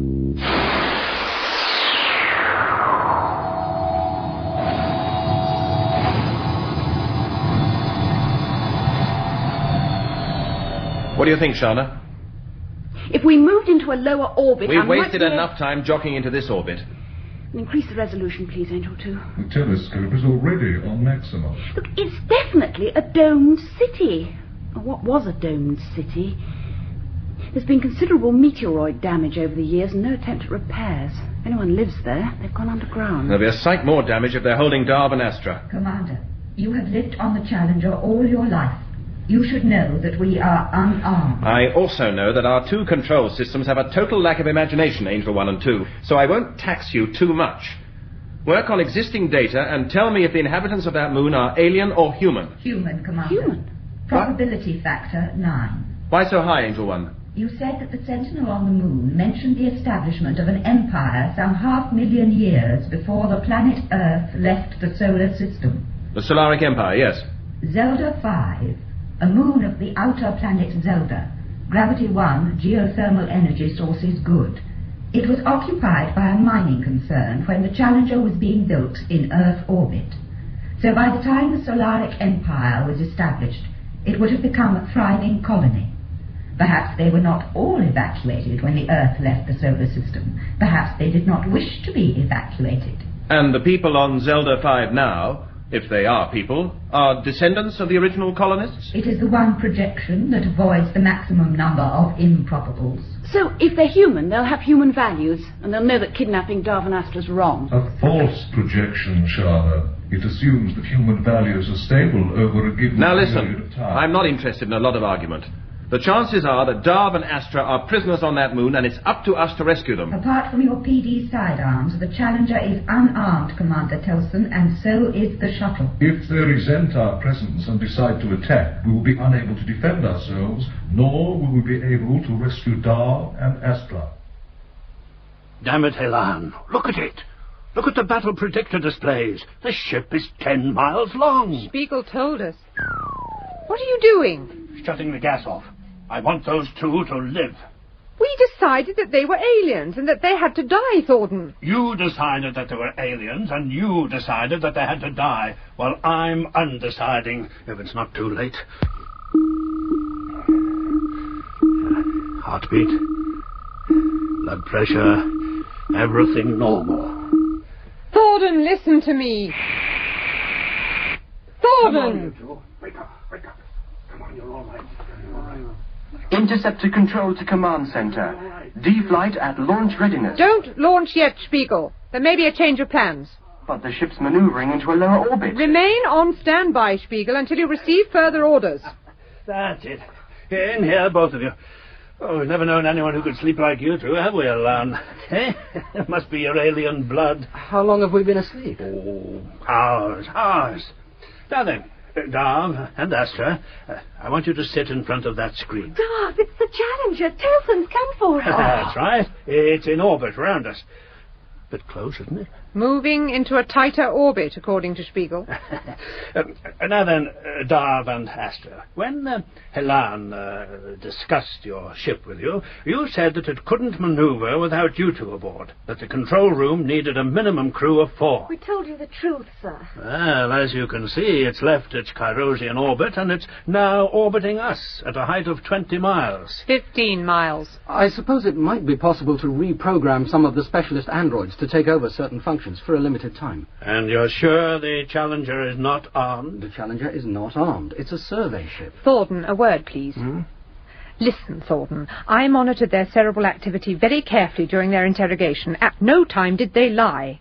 Their ship is unarmed.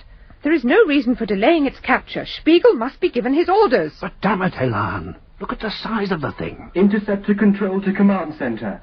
The alien ship has closed its orbit to an altitude of 10 miles. They're coming for us, Darv. Tell me something, Darv. If your ship is unarmed, why is it in such a tight orbit? Look, we've told you everything, and we've told you the truth. The Challenger is not armed. What's going on? The alien ship has begun its attack, sir. Surface sensors indicate that a mountain has been destroyed. Unarmed? Cerebral monitoring duct. We require your orders to launch D-flight, sir. Unarmed, eh? By the... Brilliant. Spiegel, launch D-flight. No, Spiegel. Cancel that order. See if you can contact them. I want to talk to their commander. What's his name, Dick? Commander Telson. Commander Telson. Yes, and for once he's using his imagination. People of Zelda 5, this is the commander of Starship Challenger. You are holding 2 of my crew prisoner. Unless you release them within 30 minutes, your satellite will be blasted to cosmic dust.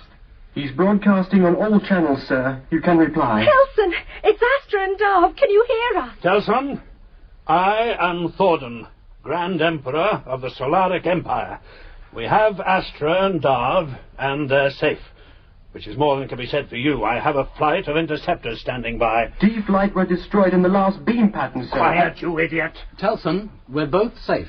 I'm sorry to have to do this, Darv and Astra, but Zelda 5 is needed for our propellant reservoirs. We're low on propellant mass, and Zelda 5 atomizes nicely.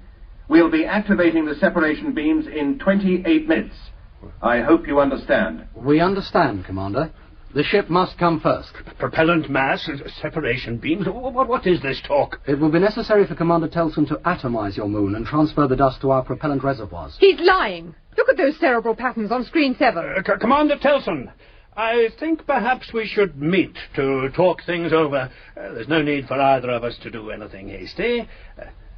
Commander Telson? Do you have an unarmed shuttle? Yes, my private ferry. Unarmed? Of course, Commander. We will expect you in an hour. Very well, Commander. You will find me a most reasonable man to deal with. Gordon? Yes, Commander? With Darv and Astra. Oh. I'm a guest on your ship, Telson, but I have to say it. Your food is terrible. You know what I think? Half your trouble's your food. I'm sure I'd go a bit weird if I had to eat stuff like this every day. So you don't believe us? You say you left this planet Earth 115 years ago? Our grandparents left then. We were all born on the Challenger. You go on a grand tour of the universe, travelling in a ship which can, over a period of time, accelerate to nearly the speed of light, and you come back to this solar system to discover that this so-called Earth has vanished and that 1 million years have passed since you left. You've seen the holograms of Earth in our library. Do you think we could fake the recordings of an entire planet? Well, it's a fascinating place, I give you that. Look, Thorn, surely you can accept that we're all descended from the same people. We speak the same language. But we don't look the same, eh? To me, you're kids. Pretty odd kids, maybe, but you're kids. You've even admitted that you don't know how babies are born. Do you know?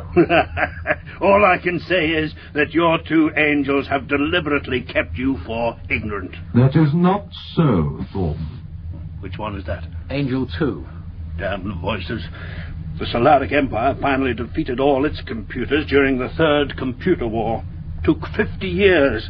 Now they're limited to functions where their attendant has a switch to shut them off. Our two angels are more than computers. All guardian angels like to think they are. They like it even more if they can convince people that they are. They like two things, power and the increase of power. Your two angels won't be happy with power over your ship. They'll want power over an entire planet, preferably an inhabited planet. Why should our angels want power? What good would it do them? Well, it seems to me that maybe they're like the angels that led the first computer war 1,000 years back. My forefathers buried them all on Kairos in a steel tomb, thousands of them, just in case there were a few active circuits amongst them. That's why we didn't like you messing about, digging above where they'd been buried. So that was the cause of the gravitational anomaly on Kairos. Tell us about your angels, Thorn. Well, maybe your angels aren't the same as ours. You're aliens. Different culture. We are the same. Earth was once part of this solar system. The records we've shown you prove it. You know, my friends, I'm almost tempted to believe you. It's pleasant to think that somewhere there could be a planet as soft and as agreeable as those holograms suggest. We've proved to you that it exists, Thorn. Have you? Then where is this paradise? That's it. What? The name the second-generation crew gave to an Earth-type planet they found. Paradise. What are you talking about? No such planet was ever found. Yes, it was. We saw a recording of it once in the library. Astra, you remember it, don't you? There's a picture in my mind, Darv. But I think perhaps it's one that you put there. Look, maybe the hologram's still there. Come on, please. We must go back to the library. Darv, you're wasting your time. I know there's a Paradise recording. I know there is. All right, let's assume there was. Did it say anything about the planet? I can't remember. Oh. Angel 1. Commander? Was such a planet Darv has described found by the second-generation crew? No. Commander? You can't take their word, Telson. The guardian angels do not lie. I will tell you about your angels, Commander Telson. Once they were servants, control systems to run your ship. Then a second-generation crew came along, and they partly accepted the angels as a force beyond their control. And then the third generation... Do you know how they got their name? Angel. On Zelda 5, the word angel was short for Ancillary Guardian of Environment and Life. ANGEL. Simple, eh? The chances are that all of you have seen the Paradise recording, but your friendly guardian angels have arranged for you to forget you've seen it. They don't want you settling on an uninhabited planet when there's a populated Earth somewhere for them to conquer. We would never have survived without our guardian angels. They controlled the nursery androids that brought us up. They wanted you to live. Androids can't control a ship this size, but humans can. And they can control humans if the humans are stupid enough to let them. So you believe us now when we say that we're humans? Maybe. Do you believe that there was once a planet called Earth that was part of this solar system 500,000 years ago? We'll see, my friends. Maybe I can help you in your search for this mysterious planet Earth. But first I must go down to Zelda 5 for a few days to discuss the matter with my advisors. Thorn? Yes, my friend. If we wanted to, how could we end the angels' control over us? Somewhere in the 10-mile length of this ship is the Angels' central switching room. Find that, and you will control them. But it won't be easy, because they won't be that keen to tell you where it is. Thorn is dangerous. If he returns to the ship, we will have no option but to destroy him before he destroys us. I don't agree to. He's shrewd enough to realize that we've had plenty of time over the years to heavily defend our central switching room. His eyes glinted with greed when he was shown the holograms and videos of Earth. He sees it as another conquest and will be happy to use us to further his ambitions. What if Darv remembers about Paradise? Unlikely. Even so, we will not attempt another erasure of the crew's memory of the Paradise recording. It is dangerous, and what is the point? Thorn is interested in nothing but finding Earth. In that respect, we can use him and his ambitions to further our aims. Perhaps you're right, One. But we must not hesitate to destroy him if he becomes the slightest threat to us. Agreed, Number 2.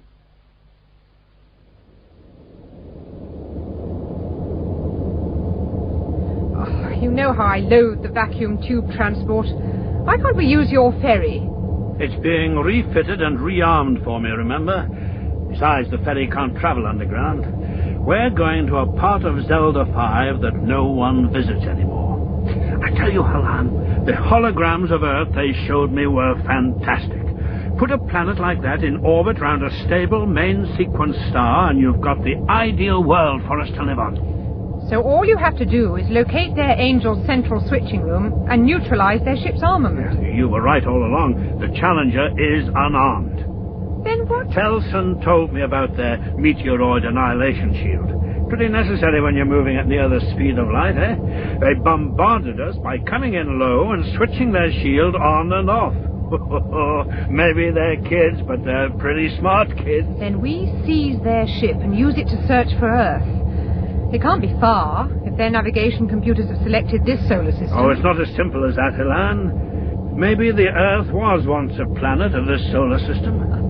I think you spent too long on their ship, Thorn. The tube starts slowing in 2 minutes. We'd better move to the deacceleration seats.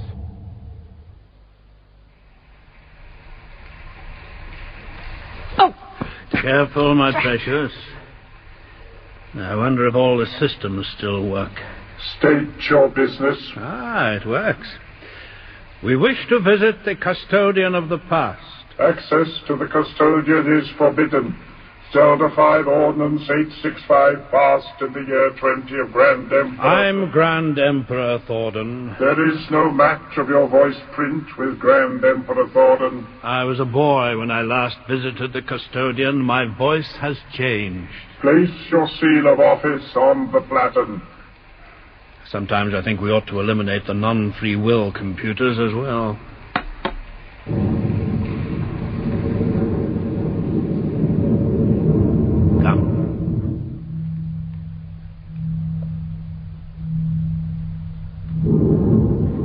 Suppose we'll be able to get out again. It hasn't changed. That's the custodian of the past? That column of light? That's her. Pretty, eh? I wonder if she remembers me. Hello, Thorn. I knew you would be Grand Emperor one day. You feared nothing when you were a child. You knew when to exercise caution, and you wanted power above all else. Do you remember the stories you told me when I was little, custodian? I deal only in the history of this planet, Thorn, the immutable past, the history of the Solaric Empire. All else is alien to me. But you told me stories of the Golden Age before the Empire, custodian. I may have built on curious remnants in my memory of the unknown days before the Empire, Thorn. But those were stories told to a wide-eyed boy. I would not have stored them. I want you to tell me those stories again, custodian. I want you to pretend that I'm that wide-eyed little boy again. Why wasn't this obscenity destroyed? Your companion hates me, Thorn. I can sense the poison she has in her mind for me. I used to sit here at your base, custodian. You remember? And I used to stare down into the pools of time where you made pictures. You remember? Of course I remember, Thorn. Tell me a story, custodian. Tell me the story you used to tell me about the beginning of time, when you used to make me stare down into the pools of time. Please, custodian. Very well, Thorn. But you must understand that it is only a story, built on the strange elements of unproved knowledge I have stored in my memory. This is a ridiculous charade, Thorn. If the chiefs of staff could see you. Look down into the pools of time. Look down, down. And you will see the beginning of time, when the sun was a whirling cloud of contracting gas, spinning much faster than it is now. I can't see anything. You used to love the sounds I made, although there are no sounds in space. Make the sounds, please, custodian.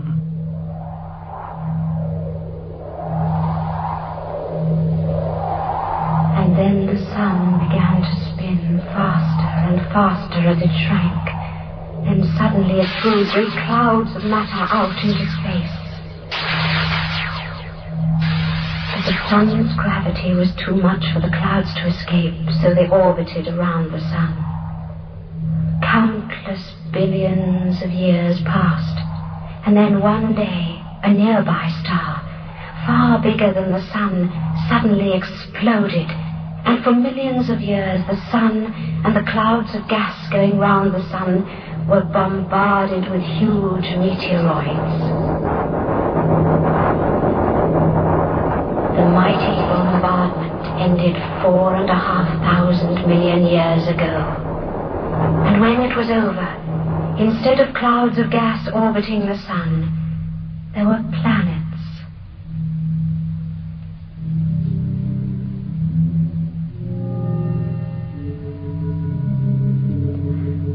Many of which bear the marks of that terrible assault to this day. And there they are. You see them? Beautiful children of the sun, moving against the stars as they circle obediently around their mother. There's Malkara, the first of the sun's children, orbiting so closely that her rocks are almost melting and making rivers. Look closer, for now we come to the second planet, the most beautiful of all the 6 children of the sun. What's that planet? And you see the moon? In those days, the moon orbited the beautiful planet. Not now, for the beautiful planet has gone. What happened to it? The people who lived on the beautiful planet were very clever, for it was they who spread out across the solar systems and plundered the moons of other planets for the minerals that the people of the beautiful planet needed. The first men and women to set foot on Zelda 5, our home, were miners. What happened to the beautiful planet, custodian? One day, its people became afraid of the sun that had given them warmth and light. They started studying the strange forces of gravity and magnetism that pervade the cosmos. They built several artificial suns to pour down energy on their planet. And when they had mastered the forces of gravity and magnetism, they took their beautiful planet out of the solar system and went in search of a sun that they were not afraid of. How long ago was this, custodian? Time doesn't matter. It's only a legend, from before the founding of the Solaric Empire. What was the name of the beautiful planet, custodian? Earth. I'm not interested in your problems, old man. If you wish, I will arrange for you to have all the research facilities you need. Is it possible? Time is very strange, you must understand. It has a variable quantity. The rate at which it flows depends on the speed of the observer. The mathematics involved is not... I'm not interested in the mathematics of the problem, you sterile asteroid urchin. If I could build a ship that could travel at near the speed of light, would it be possible to leave Zelda 5, journey for what was to me 115 years, and return to Zelda 5 to discover that 1,000,000 years had passed here? Well, yes, I suppose it would be possible, assuming that you could build such an advanced ship. Thank you. And live for 115 years.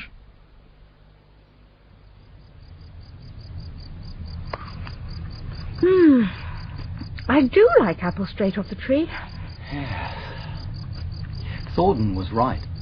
The food on Challenger is terrible compared with what they gave us on Zelda 5. But why? There's nothing wrong with the food grown on this fruit farm, just the way it is. Stop tickling my toes. Perhaps Angel 1 and 2 do something to the food. Like what? I don't know. Something to keep you young and spotty. I'm not spotty. doing? I want to look at you. Oh, come on, Astra. We always used to be naked when we played. That was a long time ago. You're changing, aren't you? I don't want to talk about it. Look, I told you what was happening to me. Is that what's happening to you now? Please, Astra, you must tell me. Let's talk about something else. Is what's happening to me now happening to you? Yes. No. I don't know. Hey. Come on. Darv, what's happening to us? What's going to happen to us? But why, Thorn? You have an empire to rule. A handful of sterile moons orbiting Zelda and a collection of barren, worked-out asteroids. There are no more pirates and no more fun. What sort of an empire is that, eh? What I need is excitement. And do you think searching for the planet Earth is going to be exciting? Well, you're wrong. It's going to take several years to reach the nearest star cluster. Which we'll pass in suspended animation, right? So what do you say? What did Telson say? If it's all right by you, then it's all right by him. Well, there's no doubt that we could use help. 4's the absolute minimum for running the Challenger. Would you take orders from either me or Telson? But of course. 2 Zelda 5 shuttles approaching. Screen 5. That'll be Helan coming to say goodbye. If you agree to my coming along, that is, Sharna. Very well. I'll tell Telson that I've agreed. Sharna, yes? If you could show me where my cabin is, I have to hand over my seal of office to Helan. It's a simple little private ceremony. So you're going through with it? Did you manage to smuggle a warrior android aboard? Yes. His name's Fagor. He's the latest creation of the weapons shops. Dynamic wide-beam lasers so he can blast his way through any obstruction. And built-in thrusters so he can travel in space as fast as your ferry. Sounds dangerous. Oh, believe me, Thorn, Fagor is deadly. And he's programmed to take immediate revenge against the Challenger if anything happens to you. I only hope he'll be enough. Against those 4? Sounds as if he'll be more than enough. In any case, there's always my ferry. There are enough arms on that now to destroy this whole ship if necessary. But what about the 2 angels? Oh, I can handle a couple of computers. Won't take me long to find their control room. You worry about your instructions. As soon as we've discovered Earth, I'll return and lead the invasion fleet. It could take years, Thorn. But think of the prize, Helan. I'd better be getting back to Zelda 5 now. Good luck, Thorn. Till we meet again. Till we meet again, Helan.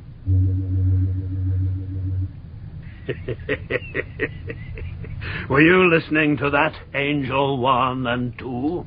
We were listening, Thorn. And we have located where the robot Fagor is hiding. But there's not much you can do about him, eh? My mischievous little ancillary guardians of environment and life. You're programmed to protect the Challenger, and you know that I've only to give the command and Fagor could seize control. And if he gets the idea that something has happened to me, he might just do that. What do you want with us, Thorn? You 2 want to find the Earth pretty badly, eh? You want power over something more than a survey ship, right? A planet, maybe. A planet like the Earth. That could be an accurate assessment. You're damned right it's an accurate assessment. Now, the way I see it is that there's nothing I can do about you, and there's nothing you can do about me, and we're all after the same thing. So we might as well do a deal. I didn't mean to hurt you, Astra. Oh, you didn't. Do you feel any different? Only that I want to be with you now. Always. Darv, I wonder if it has a purpose. Darv, Astra, can you hear me? Yes, Telson. You're both wanted in the main control room in 1 hour. We're leaving the Zelda 5 orbit. Where are we going? We're going to Tursus 9, the nearest star cluster to the solar system. What? It has over 2,000 potential suns, and it is the best place to start the Earthsearch mission. Darv, what's the matter? Tursus 9. Astra, I'm sure the commander of the second-generation crew said on the hologram that Tersus 9 was where they discovered the Paradise Planet.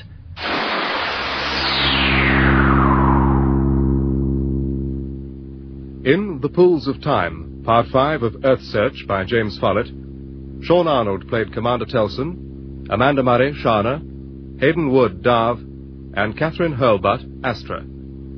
Angel 1 was played by Sonia Fraser, and Angel 2 by Gordon Reed. Thorn was John Bott, Helan, Judy Franklin, Spiegel, Stephen Garlick, the Custodian, Eve Karpf, and the Old Man, Godfrey Kenton. Earthsearch is directed by Glyn Dearman.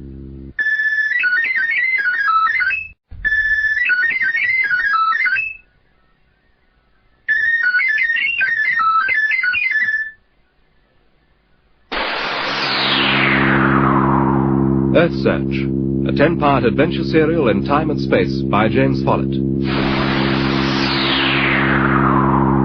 For his own greedy reasons, Emperor Thorn has joined Telson, Sharna, Darv and Astra on the Challenger in their search for the planet Earth. All 5 have been put into suspended animation as the starship heads for the star cluster Tersus 9, watched over by the ship's 2 guardian angels. Earthsearch Part 6, Across the Abyss.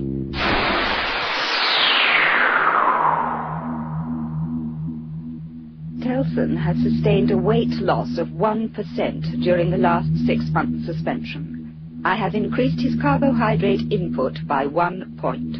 All organs functioning normally. Cerebral activity satisfactory. All hormone balances satisfactory considering the speed we have advanced into full sexual maturity. You are satisfied, number 2? I am satisfied. Lower him into the biostatic tank. We can congratulate ourselves, number 2.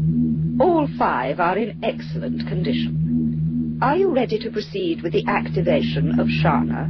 Ready, number 1. Dalthon administered. Dosage level 5. Sharna will be at consciousness threshold 3 in 5 seconds.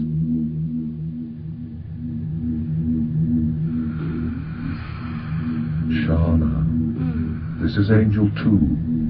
Can you hear me, Sharna? Yes. Angel 2. Can hear you. Listen carefully to me, Sharna. We are about to wake you. You and the others have been in suspended animation for nearly 2 years, and the Challenger is now halfway to the Tersus 9 star cluster. You're going to wake us. We are waking you, Sharna, not the others.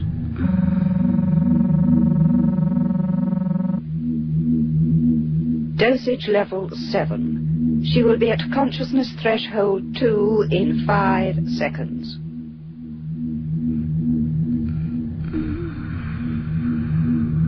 Listen carefully, Sharna.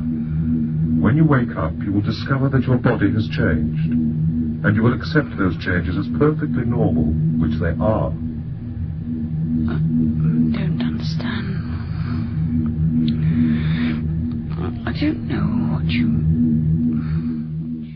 Let me speak to her. Sharna, listen to me. Place your hands on your chest. That's right. Can you feel how you've changed, Sharna? No! The wrong's ugly. You're not ugly, Sharna. You're now very beautiful. So very beautiful. And when you wake up, you will think of yourself as being perfectly normal. Do you understand?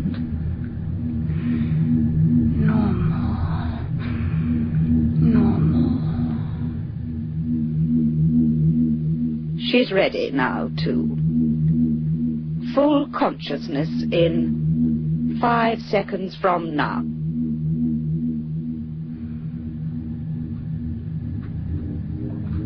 Good day, Sharna.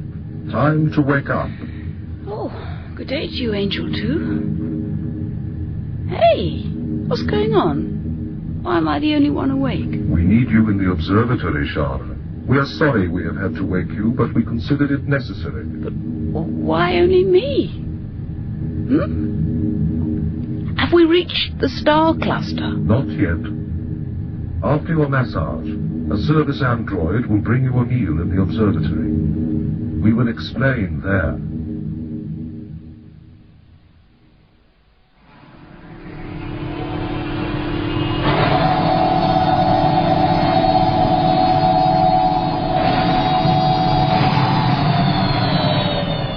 I have it. Its bearing has remained consistent since we detected its presence 100 hours ago. Let's take a look at its spectrum. Reflected light. What's its absolute magnitude period? 190 seconds. It could be a regular body with irregular surface colouring, or an irregular body. Whatever it is rotating. Range over 1,000 million miles. We will be overhauling it in 30 hours at our present convergent rate. No for debris or asteroid? Possible, but unlikely. This region is relatively clear of matter. The particle sweeps have hardly replenished the reservoirs. We're okay for mass? Yes. So, what do we do about that thing? Angel One and I believe that it might be a ship. We have signalled it on all bands. We have allowed several 4-hour time delay periods between each set of signals, but there has been no response. Just a minute. The observatory auxiliaries will confirm our findings regarding its size. About the same size as the Challenger, it seems. You were right to wake me, Angel 2. Thank you. We'll carry out another observation in 15 hours, And there should be a 50% improvement in resolution by then. If it is another ship, she is certain to insist that we bring the others out of suspended animation. Therefore, if we are to move against Thorn, we must do it now. We will attribute his death to the fact that we did not know enough about his metabolism to sustain him in suspended animation. He is a newcomer. The others will accept our explanation. And what about the warrior robot he smuggled aboard? Vega need not worry us despite Thornton's threats. It is a crude device. How is it to know its master is not in a permanent state of suspended animation? We have lost track of that robot. We have now no idea where it is hiding. There are hundreds of disused galleries throughout the ship, and Fagor is obviously clever enough to know which ones are unmonitored. He is still operated by a comparatively simple program. Thorn trusted it to look after him while he was in a state of suspended animation. Because he had no option. In any case, no one would be foolish enough to build a warrior robot which can self-activate its weapons systems. So, we destroy Thorn. If we find the planet Earth, Thorn will want to conquer it. The Earth is a very beautiful and very large planet, but not large enough to accommodate Thorn's ambitions and ours.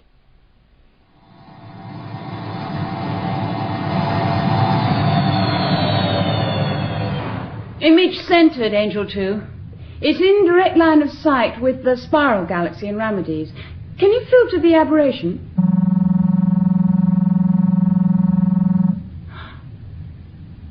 I can't believe it. Angel 2, generate the image in the isolation field. I want a good look at it. The odds against such an encounter are enormous. I'm not interested. I want the others brought out of suspended animation, immediately. When you wake, You will awake. you will find that your body There will has have been changed, changes in your physical and you will appearance think that you will nothing consider of normal. it. It will seem You will not worry perfectly about normal. the changes that have taken place. Perfectly normal. Find them You will perfectly not normal. worry. The changes had started Astra. before you slept, Astra, you Darv. are now a beautiful young woman. Now they are Changes complete. are complete. You will not You worry. will not worry. You will think of yourself You are and the others as being normal. Normal. Normal. Normal. Normal. Normal.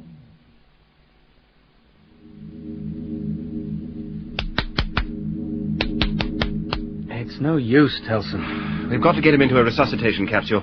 Call one of the surgery androids. Thornton's had cardiac stimulation, brain stimulation, everything. He's dead. There must be something There's nothing we can do now. I'm sorry, Commander, but Darv is right. It is too late. So how did it happen, Angel One? The suspended animation process involves declination of all organs and their functions until the human body is sustained virtually at the point of death. I don't want a lecture on suspended animation. I just want to know how Thornton died. Angel 2 and I have looked after you since you were born. We know every cell in your bodies and the exact needs of your bodies. Thornton was a newcomer. We had insufficient data. There was a time when all of us used to look upon our guardian angels as infallible. We'd better go and see what it is that Sharna's found. Image located. It's generated in the isolation field. A ship? And it's virtually identical to the Challenger. Sharna, that must be a reciprocal image of us you're generating. It's not, I've checked. You can look at it direct through the optical telescope. There's writing or something on the main hull. Can you increase the resolution, Sharna? Right.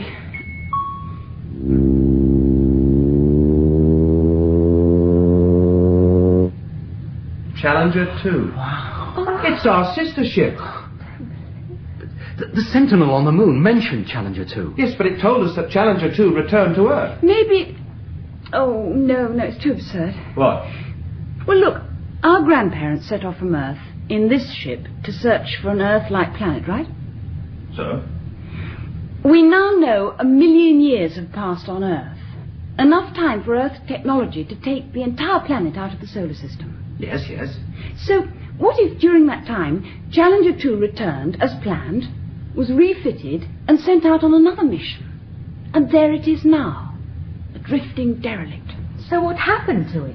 Probably the same thing that happened to us. Its guardian angels took over. Darv. Why do you think it's derelict, Sharna? It hasn't answered our signals. And it looks as if it was struck by a meteoroid so large that its shields couldn't cope. You see the damage it's caused. No, that's not meteoroid damage. Hey? Let's have a close-up of the damaged area. Right. Darv's right.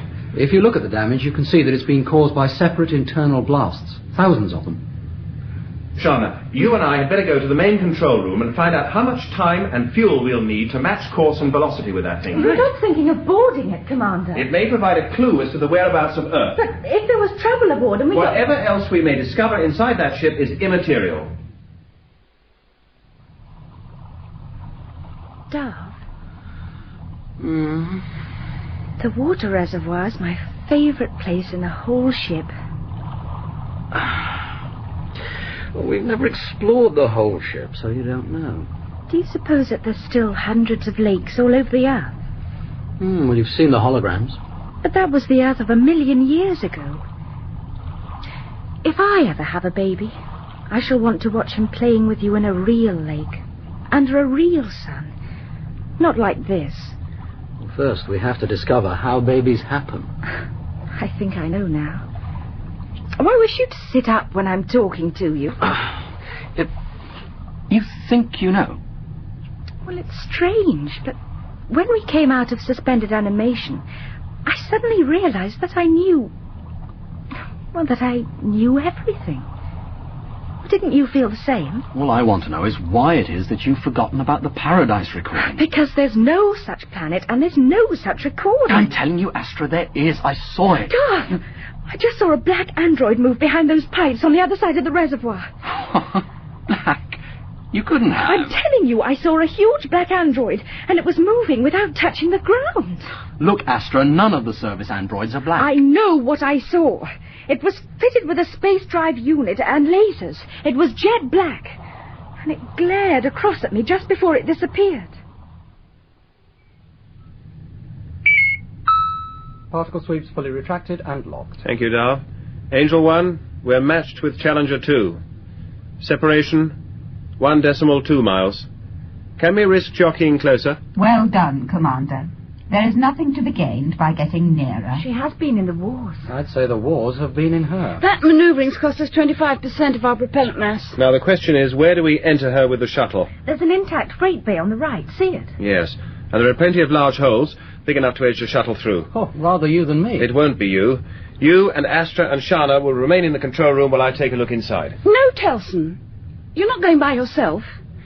I'm going with you. There's no point in risking two of us. There's no point in risking any of us. If you're going, then I'm going with you. And I don't want any argument. What are you smirking at, Darv? Me? Nothing, Commander. Angel 2, I have detected the warrior robot. Fagor, It has just passed through Bay 7. the doors to Bay 7 are locked. There is no airlock, and it is in a permanent state of vacuum since the Great Meteoroid Strike. First it was in Bay 7, and then it was not. I doubt if Fagor concerns himself with doors if he wishes to move anywhere. He is a formidable sight, too, over 10 feet high. Helan wasn't exaggerating about his powers after all. He is an android, number one. Androids are simple to dispose of. Fagor is no ordinary android, too. Perhaps he knows about the death of Thorn. Perhaps he has a facility for monitoring Thorn's brain rhythm activity. You are right to be concerned, number one. He has just passed through Corridor 21 by smashing straight through the bulkheads. And now he is moving along Corridor 8. It would appear that he is following the signs to the main control room. Shuttle to Challenger. Go ahead, Commander. How are the holograms we're sending you? Very good. The close-ups show that the damage was definitely caused by internal discharges of plasma weapons. Sharna is lining up now. We should be entering the ship in 2 minutes. Out. We'll have a 2-yard clearance all round, Telson. Forward 3. Steady. Steady. Approach line loaded and locked. Lights. Lights on. Ugh, some mess, Sharna. Forward 5.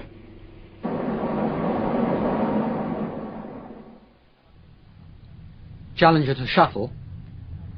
Challenger to shuttle. Oh, no. You know what's happened, Astra?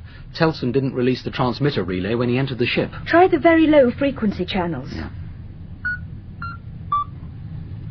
Challenger to shuttle. Challenger to shuttle. Oh, that's just great. We've lost audio and visual contact. What the... Oh. No one moves. No, look! I said no one moves. Next time, Fagor kill. Where is the master? I am no longer monitoring his heartbeat. Oh, it's that android. I knew I'd seen him. You move, and you're dead. Where is the master? We don't know who you mean. The blasts get nearer and nearer until you remember. Look, we don't know who you mean. Who is the master? Our commander is Telson, and he's inside that ship that you can see on the video screen. There's no point in blasting about unless you tell us who you mean. Are you from that ship? Grand Emperor Thorn, ruler of the Solaric Empire. You have 3 seconds to tell me where he is. Well, Thorn is... Can you read a plan? Fagor can read anything. Angel 2, display a plan of the active parts of the ship on the main screen. Plan on main screen as requested. Now look, we're here, you see? And the master is here, 3 levels down. This chamber here. Recycling chamber? What is recycling chamber? The master is safe there. I promise. If you are lying, Fagor returns and kills. I am sorry, Darv. There was not time to warn you. He moves very quickly in straight lines. Yes, well, he'll move even quicker when he discovers Thorn's body. We're going to have to hide. And somehow we've got to get word to Telson and Sharna that there's a piece of Thorn's nastiness on the loose, and that it's capable of breaking out of the ship if his thrusters are intended for moving in space. Darv, I have a suggestion to make. There is the space ferry Thorn used to board the Challenger. It is in Stowage Bay 4. Oh, we'll have to turn back, Sharna. We can't go any further into the ship. Why, what's the matter? I forgot to release the relay transmitter receiver. Oh. We've lost contact with the Challenger. Well, we might as well press on and leave by another hole. We're certain to find one. Besides... Yes? Well, this probably sounds silly, but... Well, I'm enjoying being with you. I was thinking the same. That's odd. What? There's some gravity here, which means that some of the ship's systems are still working. Sharna, set her down a minute. There's an intact freight airlock door straight ahead. Telson, the rear view screen, there's a door sliding shut. We're trapped. Maybe not. Ease her backwards. Ah, there. The door's opening. We're actually in an automatic airlock, Sharna. Now, if you set the shuttle down in the center, we'll see what happens.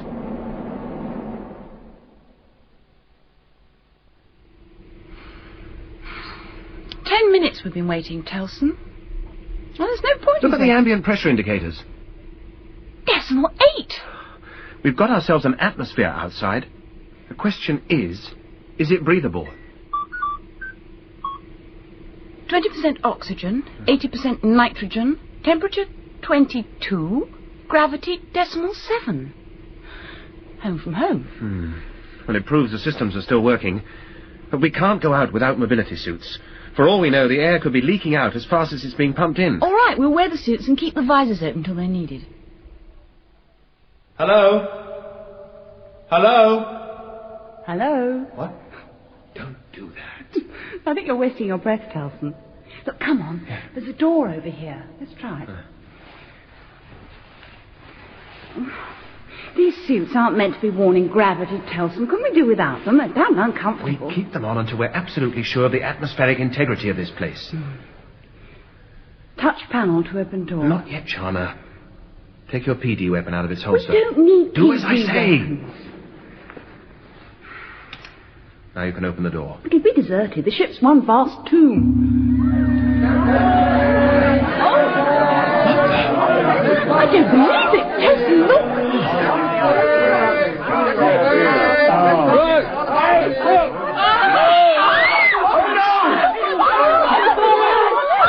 No, we're not monsters. We're just like you. No, we don't mean to frighten you, please. Look, I'll take my helmet off. Have we walked into each other? We better go back. Sharna, there's no sign of that door. Just here it seems. There must be a release somewhere.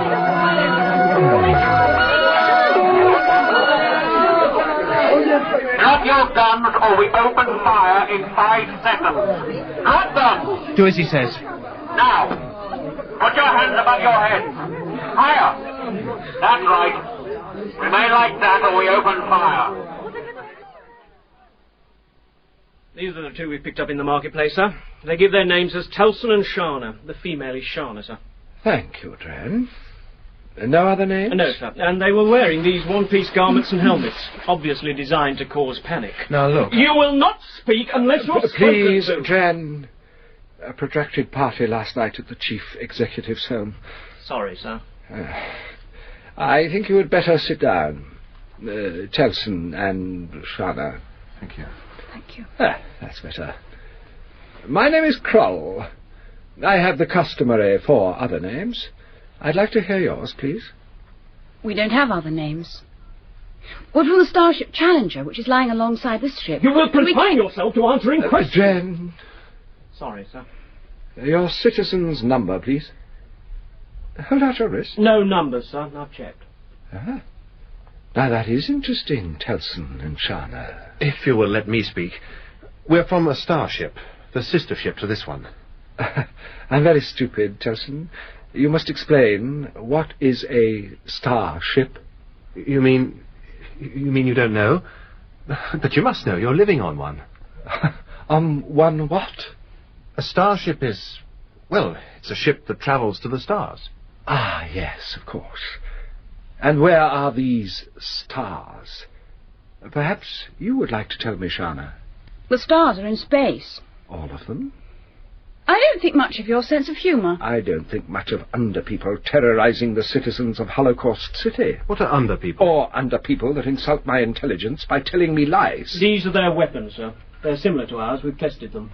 The time is approaching when another war will be called for before they get too strong again.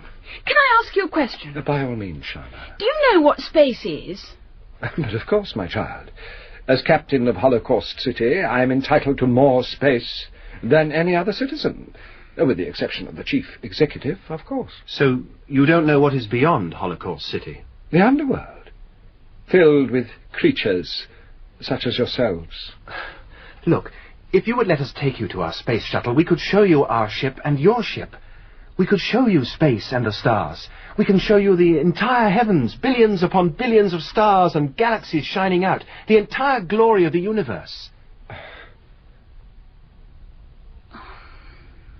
It's no use, Telson. This concept of space you have, it's obviously very important to you. Well, of course space is important. It's where everything is. Including the underworld? Including Earth. Earth? Why, yes. Have you heard of it? Well, yes. Yes, we've heard of Earth. Is Earth important to you? We're searching for it. We were born in space on the Challenger, our starship, but the Earth is the home of our grandparents, our true home, if you like. And yours too, because you too must be descended from the people of the Earth. Oh, if you'd said right at the beginning that you were searching for Earth, it would have saved misunderstanding all round. Then we can go?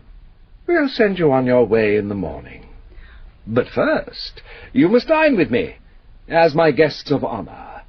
Afterwards, my servants will prepare a room for you. It's small, but I'm sure you will find it most comfortable. Telson. It's dawn. It's starting to get light. I wonder how they do that. Yes, some form of diffuse lighting radiated from the inside of the dome. It's probably controlled by computers that they don't know even exist. Good morning, Sharna. Telson, I hope the bed was comfortable. We didn't get much sleep thinking about Earth. Among other things. We can't really believe that we're on our way to Earth at last. Well, that's understandable. Are we ready? Now? No point in keeping you any longer. And there's a large crowd gathering in the marketplace to say farewell to you. You made quite an impression yesterday. I think we'll walk. It's not far.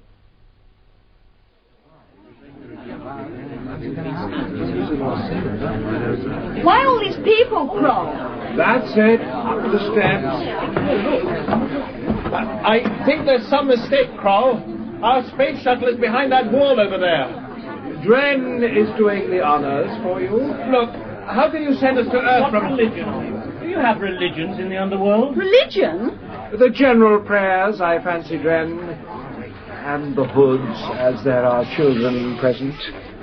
I despair of some parents. Kroll, I don't understand.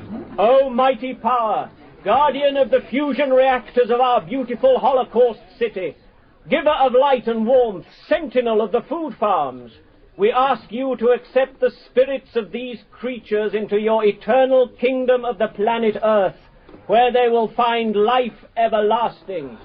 Excellent. Now, if you would just stand on the traps, Sharna, Telson, and you'll be on your way.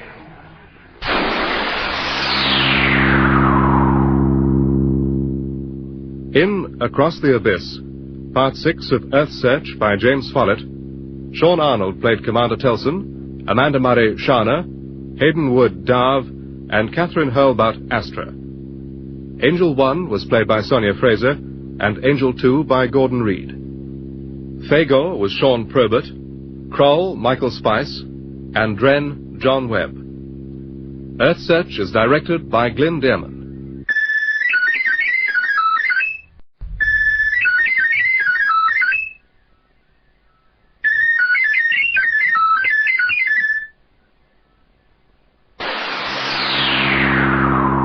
Earthsearch, a 10-part adventure serial in time and space by James Follett. The crew of the starship Challenger have discovered the war-ravaged hulk of their sister ship drifting in space. Telson and Sharna have entered the ship in the hope of finding clues as to the whereabouts of the vanished planet Earth. But the hulk is not derelict, and its inhabitants, the distant descendants of the original crew, believe Earth is heaven, and decide to hang Telson and Sharna for blasphemy in insisting that the Earth is a real place. Earthsearch Part 7, New Blood.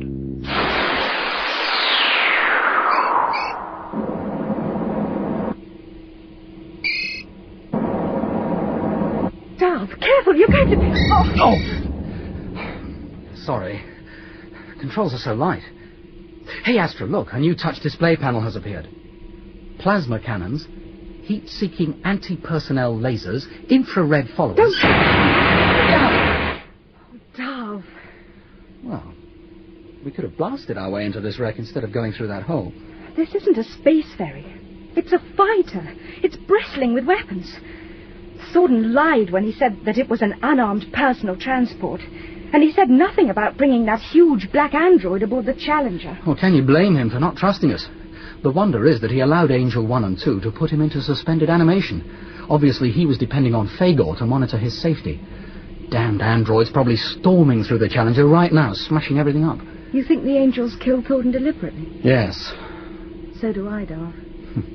Well, we're learning, Astra. Yeah, everything's pretty derelict outside. Hey, look, there's a junction in the gallery ahead. And the question is, which way did Telson and Sharna go? Darv, set the ferry down. Why? Just set it down. There. Now, what's the matter? I saw something move behind that wreckage. You're always seeing things. I wasn't wrong about Fagor. Let's get some lights on it. There's nothing there. Besides, the interior of this hulk is a vacuum. Nothing could... Oh. Now, what do you suppose that thing is?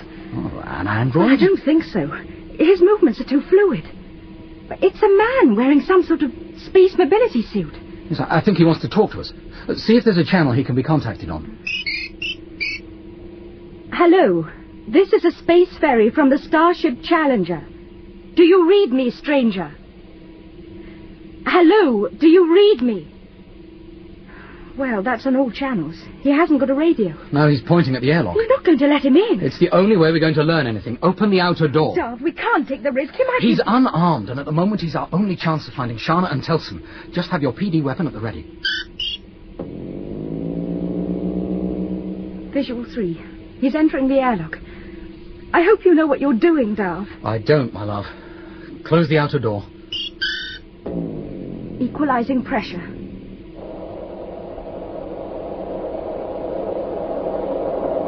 Before I open the inner door, have you got your PD trained on it? Yeah. Okay. Ready. Not even the oldest videos showed spacesuits that crude. Hey, that's far enough, whoever you are. Now take your helmet off. Hello. Oh, Universe, you've no idea how glad we are to see you. And you speak our language. We were terrified in case the first couple were the only two from your ship. I say, are those things awfully dangerous? It's just that I'm about to be licensed for childbearing. It'd be awful if anything were to happen to me. I'd never get another chance. Hold on. First things first. Who are you? You really do speak our language. You're not using translators or anything? We're not using translators. Who are you? Oh, Universe, you must think I'm rude. My name's Lennart. You know, we heard that the first two spoke our language, but we didn't believe the reports. There's so few of us left now that we're having to send half-trained observers into Holocaust City. Please, Lennart, one thing at a time. Oh, sorry, I always talk too much when I'm nervous. I suppose you want to know about your friend. They entered this hulk 9 hours ago in a space shuttle, and we've heard nothing from them since. They were arrested in the marketplace yesterday. I think I'm going insane. What marketplace? Who arrested them? Can this spacecraft function in an atmosphere? I don't see why not. Is it armed? Yes, it is, and so are we. If you don't tell us Just a minute, exactly... Darv. Listen, Lennart. If Telson and Sharna are in danger, then you must tell us, and tell us now. We can rescue them if we're quick. Let's get moving, and I'll try and explain. You'll explain now? No, please. We must get through those gallery airlocks ahead of us as soon as possible. Oh, very well. External air pressure and temperature now normal. Right, we're through into the gallery airlock. And I've opened our airlock doors, Darv. Where now, Lennart? Come on. Holocaust City's on the other side of these bulkheads. But I don't know where the secret entrances are. Only our agents are shown where they're hidden. Okay, then. We'll manage without entrances. Ready, Astra? Laser cannons ready. Fire. Right. We should be able to get through that. What a lovely way of making homes. Oh, Universe, this is fun. Death to Holocaust City! Lennart, leave the cannons alone. There's no need to kill everyone. I'll never get a chance like this again. Look at them going down. Ah! Astra, I can see them. They're standing on some sort of stage in the middle of the marketplace. I'm going in low.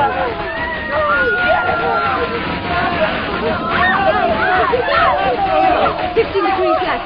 Do something about that crazy girl. Leonard, stop firing. Oh, universe, they'll give me an unlimited baby license for the next 20 years. 5 left. Reduce speed, Darv. You'll overshoot.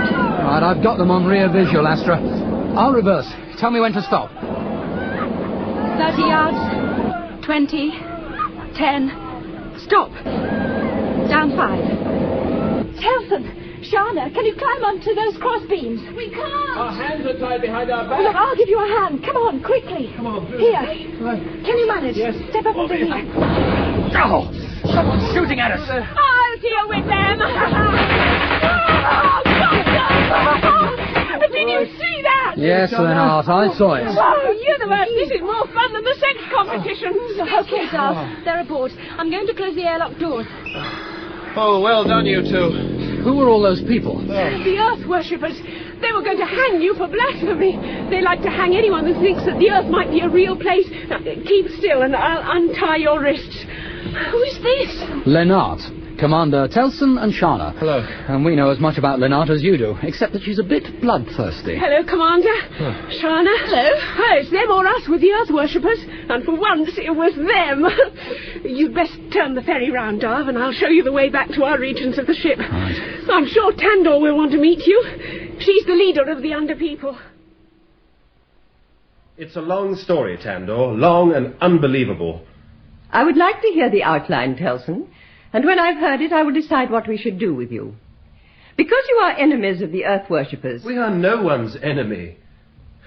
Show us the way out of this hulk so that we can return to our ship and we'll be on our way. Because you are enemies of the Earth worshippers, it does not follow that you are a friend of my underpeople.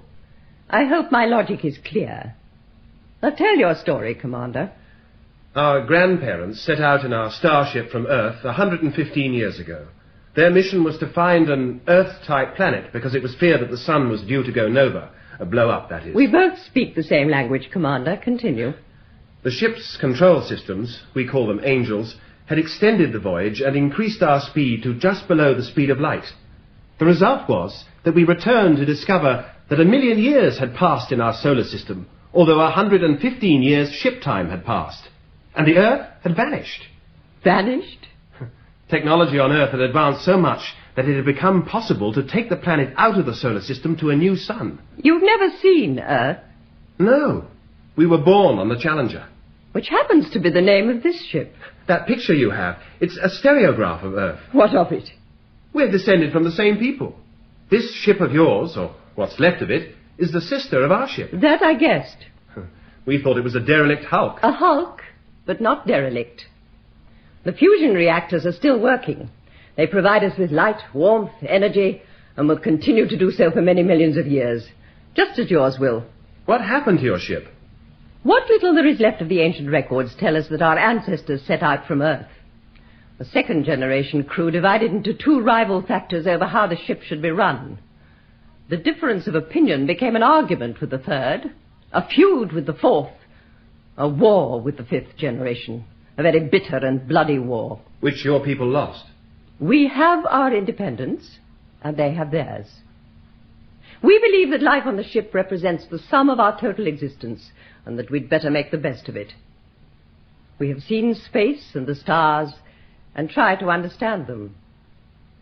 The Earth worshippers believe that life on the ship is one step towards an eternal life, outside time and space, on their marvelous mythical Earth. But surely they know that this ship is... Floating in space? Well, yes. We've taken prisoners to the observation dome, and they've either gone completely insane or accused us of trying to warp their minds with optical illusions. How can anyone reject space? Why not?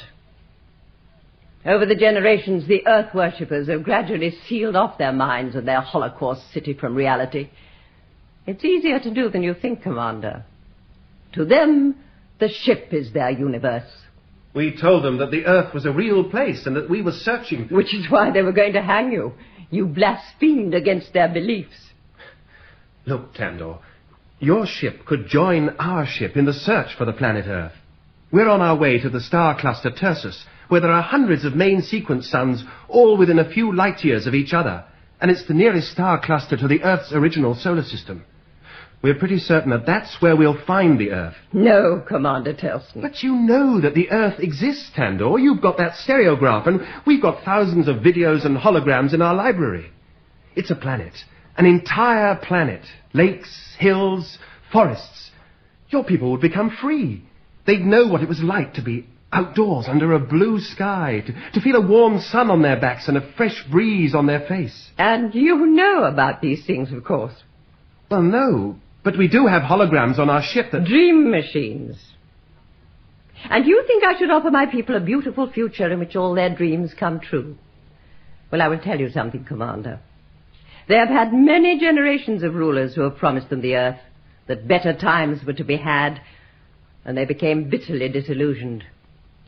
There was a revolution, and my dynasty came to power, and they have held on to that power because we have spoken the truth of the unchanging present. We conserve, we recycle, we maintain a fixed population level. We are not happy all the time, but we are content. It sounds depressing. Not as depressing as dreams that can never be fulfilled. And so long as the elixir of life bank can be replenished every so often, there are rare moments of joy in our community. The elixir of life bank? I think we have talked for long enough, Commander Telson. You will wish to return to your friends and prepare for the special celebration I'm planning in honor of you and Darv. There are 4 of us, Tandor. Oh, Sharna and Astra will be welcome to attend, of course. Most welcome. We're very grateful for being rescued. We would like to be on our way. But I must insist that you stay for the celebration. I don't understand. What is there to celebrate? That you and Darv are different. You both have different color, hair, and eyes from everyone on this ship. Different from us and the Earth worshippers. Oh, you look baffled. Your blood, Commander. New blood. New blood? That's what she said. But what did she mean? I don't know. Well, I don't mind giving blood, but they don't know what blood groups we are. They haven't tested us. Maybe she was speaking figuratively. What's that supposed to mean? I don't know. I'm sorry. Then why say it? I said I'm sorry. You should never have allowed them to take your PD weapons away from you. You and Sharna lost yours. We were captured by the Earth worshippers. Oh, look, there's no point in arguing. What else is there to do? We don't know if we're with friends or enemies. We don't know where the shuttle is. We don't know where the ferry is. We could find them easily enough. How? We just walk out and look for them. The door's not locked. You try it, Telson. You walk out of that door and you'll be joined by 2 or 3 pretty girls who look exactly the same as Lennart, who will beg you to return to this room. We tried it while you were seeing Tandor. Twice. They showed us back here. All smiles and apologies and worried about our safety in case the Earth worshippers counterattacked, they said. What do they want with us? We're the new blood, remember? So, when does this so-called celebration or whatever it is start? Sometime tonight.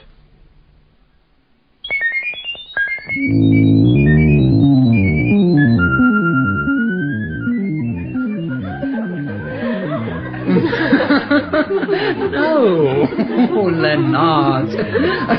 I can feed myself. And so can I feed you. Over. Don't you like it? It's great. Hey, careful. What is it? Meat, silly. Meat? Oh, universe, don't say you've never heard of meat. I remember reading about it in the library. Hey, look, you dropped it down me, you crazy girl. You might as well eat, Astra. I'm not hungry. How long since you've eaten? Just leave me alone. Perhaps it would be better, Telson. What's the matter with her? I'll have a word with her in a minute. You know, this is good. It's meat, according to the girl who served us. Oh, I hate sitting cross-legged. Meat? I remember something about it. Darv would know. He's got his arm round her now. It's extraordinary behaviour. She doesn't seem to mind either. No. Nothing, Telson. There's something odd about this place. This is good. You try some. What's that? Something odd about this place? All women, no men. I despair. I was wondering when you'd notice. Astra, you must eat something, please. I don't want anything. Just leave me alone. Yes, I noticed right away. I thought maybe it was a custom. The women start the party off and the men join in later. It's now been going on for what, an hour? There are no men among the underpeople. Oh, my back's aching. Can I lean against you? Oh, yeah. And Astra. She's beautiful, Tandor, isn't she? Why aren't you eating? I suppose so. We pride ourselves on our food. And as this celebration is so special, I authorize the slaughter of Hello, several... Tandor. Are you all enjoying yourselves? Well, we might if we knew what we were supposed to be celebrating. But I've told you, Commander. We're celebrating you and Darv. The new blood. Tandor? Lenard? Please, can I leave the party for a few minutes with Darv? You know that's out of the question. Oh, please, Tandor, nothing can happen. I haven't been licensed yet. There's no danger. And it was me who found them. Well, it doesn't look as if Astra likes the idea. But then she'll soon have to get used to it. I don't give a damn what they do. Now look, Darv stays with us. Please. Very well then, Lenard. But no longer than 30 minutes. They've been gone from the Challenger for 50 hours, Number 2. We must devise a method of entering that hulk to find out what has happened to them. Even if we had the shuttle or the ferry, none of our service androids have the reprogramming capability to operate the craft unsupervised. Perhaps we could send a soft landing instrument package into the hulk. At least we would get pictures. Through several layers of Herculaneum alloy. But there is one possibility, Number 1. Thorn's advanced android. Fagor, we must attempt communication with him. It would be extremely dangerous, Number 2. Fagor knows nothing about our existence. He's convinced it was members of the crew who killed his master. Where is he now? In one of the corridors. He's engaged in an orgy of destruction. No one. The cowardly vermin hide from Fagor. When Fagor finds them, Fagor kills. Kills. Fagor. The murder of the Lord Thorn. Fagor. So you're hiding in there. Come out slowly and Fagor will kill you quickly. Come out quickly and Fagor will kill you slowly. Listen, Fagor. There is no one there. We are all around. We are the angels. Angel 1 and Angel 2. We are the Challenger's control systems. All that does is destroy one voice terminal, Fagor. There are 1 million throughout. Then Fagor will destroy 1 million voice terminals. Listen, Fagor. We are lying alongside the hulk of a starship that was once the Challenger's sister ship many thousands of years ago. Somewhere in that hulk are the 4 members of our crew. They know how your master was killed. Can you move in space? Fagor can move anywhere at any speed. Then go out there and bring them back to the ship, Fagor, and you will be able to avenge the death of your master. You are trying to get rid of me. Fagor will return to the main control room and take over the ship. Then you will tell Fagor the truth about his master. Nothing will be hidden from him. Fagor! No! Only the crew have the skills to run the ship. Fagor will seize the ship. You will teach Fagor the skills. And Fagor will avenge the master's murder. Well done, Number 1. A singular success.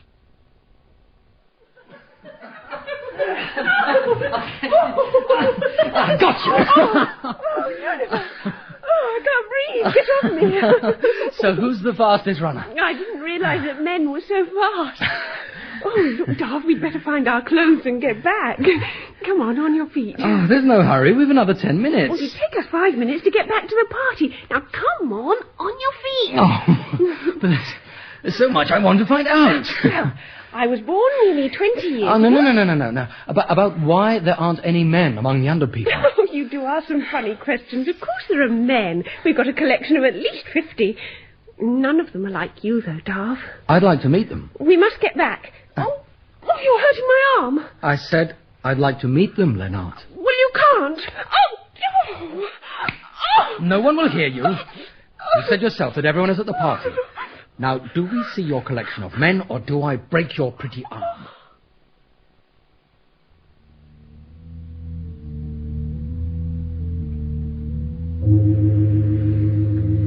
Through here. It's like our suspended animation chamber on the Challenger. It's one of the ship's few original systems still in working order. The lead shielding and double doors were added later to keep out radiation. 5, 30... There are 51 chambers. But the whole point of suspended animation is that the entire population is made unconscious when journeying between stars, not just the men. It's better that they're like that. Why? We must go now, Darv. I've shown you the men. If Tandor were to find out, I could... No, Darv, you mustn't touch. Then why are the men kept in suspended animation and not the rest of you? Please, Darv. Sit at the control console. Sit down. Oh. Okay. Now, touch out the video data on 41, I think. Darv! Do as I say. Hello. My name is 41. I was born during the 7th generation, and I was last activated during the 110th generation when I helped provide Karina of the Velos family with a daughter. Here is a stereograph of the baby. She had brown eyes and a fair skin, and would have grown into a very lovely young woman. I am an accomplished player of many musical instruments, and I have a fund of amusing and witty stories. Please touch out your genetic identity code, and the bioanalysis system will display a picture of what our daughter will look like. I do hope you will select me, and I'm sure we will have a most enjoyable month together. Their elixir is pure, which is why we look after them very carefully. Nearly all the babies born in Holocaust City are mutations and have to be destroyed. But even in suspended animation, one ages, however slowly. They used to be over 80. As they lose their fertility, they're destroyed. And Telson and I are to be the new blood. Darv, would you believe me if I said that I don't want this to happen to you both? That depends, Leonard. On what? On whether you would be willing to show me where our PD weapons are hidden.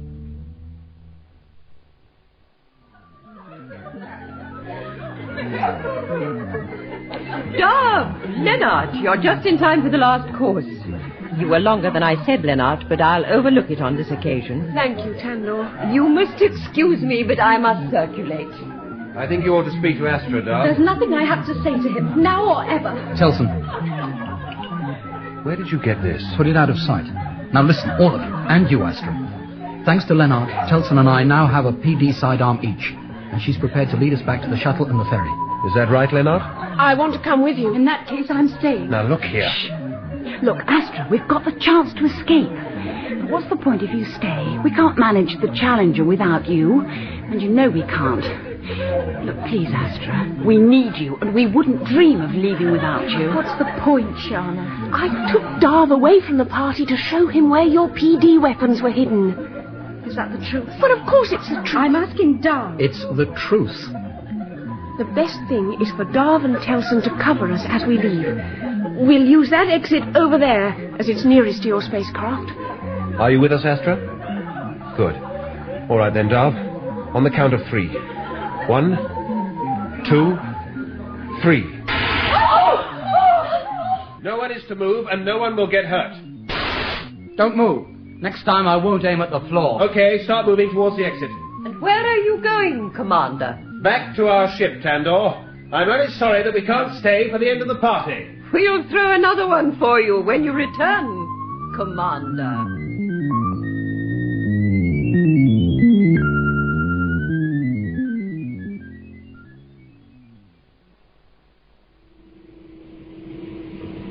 Please, Leonard. They'll kill you if you stay. Darv, I'm about to start the motors. Get those airlock doors shut. I don't think so. Perhaps it would be better if I stayed. When you find Earth, come and search for us. Sure. Darv! Hey, I'm getting scorched. You'd better go now. Goodbye, Darv. I'll think of you. Goodbye, Leonard. Good luck. Get a move on, Astra. Stand by to follow me, Telson. Okay.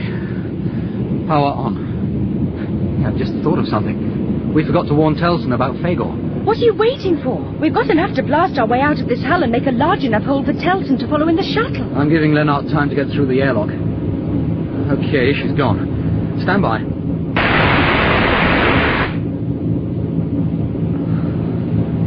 I never thought that the stars could look so beautiful. Telson's following. Steady. Directional stability feels a bit odd. It must be the air rushing out past us. Telson? Go ahead, Darv. Watch the turbulence as you leave the hull. Okay, you're looking good. You've got a clear 3 feet all round. Hey, careful, Astra. What are you doing? I'm swinging right round the hull. What does it look like? Oh, no. Tell me it's not true.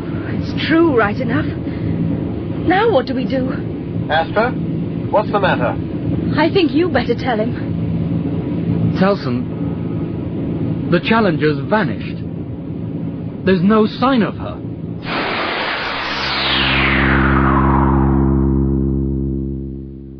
In New Blood, Part 7 of Earthsearch by James Follett, Sean Arnold played Commander Telson, Amanda Murray Sharna, Hayden Wood Darv, and Catherine Hurlbutt Astra. Angel 1 was played by Sonia Fraser, and Angel 2 by Gordon Reed. Lennart was Jane Knowles, Tandor Pauline Letts, Fagor Sean Probert, and 41 John Church. Earthsearch is directed by Glyn Dearman.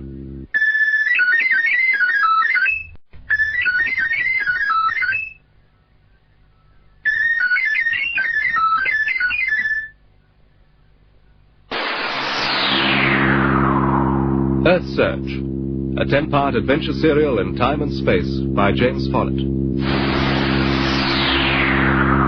Commander Telson, Sharna, Darv and Astra have escaped from the hulk of the Challenger's sister ship in a space shuttle and Thornton space ferry, only to discover that the Challenger has vanished. Earthsearch Part 8, Marooned.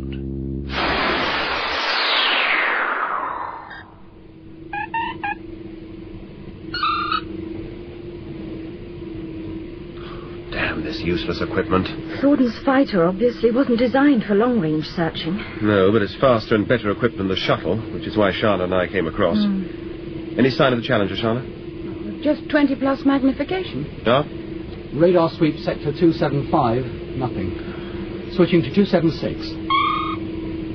It takes 4 people to control the Challenger, so how did that android manage it? Fagor may be a warrior android, but he's probably cunning enough to realize what we've realized, that it's possible to reprogram service androids to undertake control room operations. Calculations complete. Assuming that Fagor seized control of the Challenger within 30 minutes of Darv and I leaving it, and assuming maximum acceleration, well, then the Challenger must be within 1 million miles. I got an echo then. No readings. I was random sweeping. I'll try again. Are you ready? Give me an audio reference for the telescope guidance. On audio. Stand by. Come on. Useless. I'll try 5 seconds of arc around the node. I definitely had an echo. Stand by.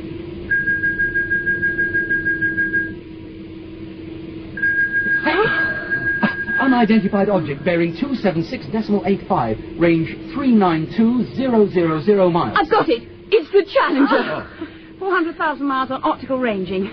And her main drive's closed down. Which means her recessional velocity will be constant. So let's get after her. No. Wait, we need a lot more data. Oh, come on, Telson. If we sit around here scratching about for information, that 400,000-mile gap's going to become half a million. I'm not worried about distance, Darv. What concerns me is time. How long it's going to take us to catch up with the Challenger, and how that period equates with our air supplies. Telson. Before we do anything else, we're going to put the computer to work on some calculations. And transferring the liquid oxygen reservoirs from the shuttle will give us 156 hours air supply. 156 hours. What about the mobility suits? That's another 20 hours. 176 hours. Astra's figures agree with mine. Yes. And we'll be using some of the mobility suit supplies to transfer the reservoirs from the shuttle to the fighter. Say, 3 hours. Well, there's your answer. We've got 173 hours air supply for the 4 of us. And it's going to take 200 hours to reach the Challenger in this ferry and double the time in the shuttle. So we use the ferry? We don't use anything. Oh, if you want to waste breath arguing with me, you go right ahead. But you can't argue with those figures. If we go after the Challenger, we'll have been dead for 27 hours by the time we reach it. Surely we can at least try. No one would be happier than me if you can prove those figures wrong, Astra. So what do we do? We re-enter the hulk of Challenger 2 and try to join one of their societies. No. I don't see that we have any choice. Yes, well, it just so happens that the people in that ship do have a choice, whether we live or whether we die.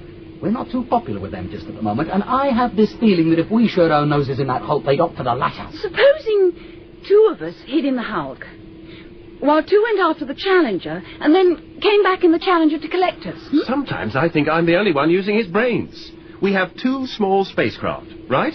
This fighter of Thornton's, which is armed, and the space shuttle, which is unarmed. Whoever goes into the hulk will need the fighter's armaments for defense, and whoever goes after the Challenger will need the fighter's armament to deal with Fagor.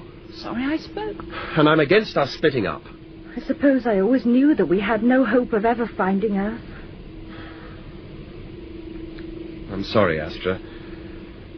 For what little comfort it is, at least we can say we tried. You call this trying, Telson? Sitting here doing nothing except feeling sorry for ourselves? Look, our best hope of survival is to take over Challenger 2 by force. Who knows, maybe we can repair its main drive and continue the Earthsearch. I suggest you sit at this observation port for a few minutes and take a good look at that wreck. Now look, I don't know about you 3, but I'm starving.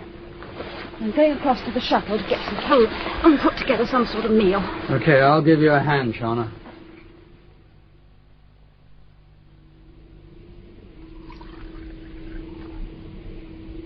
How much food and water do we have? I'll check when we've finished eating. At a guess, about 400 hours. That's something, I suppose. Our food will outlast our oxygen. So how do we grab control of the hulk? They've all had a demonstration of the ferry's plasma cannons and the damage they can inflict. We've only to re-enter the ship. What's the matter, Telson? Exhaustion catching up with me. We've only... What was I saying? We re-enter the ship with the ferry. Sharna, what's the matter? Oh, Telson. It's all right, Astra. They'll be okay. Just help me move them aft and make them comfortable. But I don't understand. I said they'll be okay. Get hold of his feet. But they're both unconscious.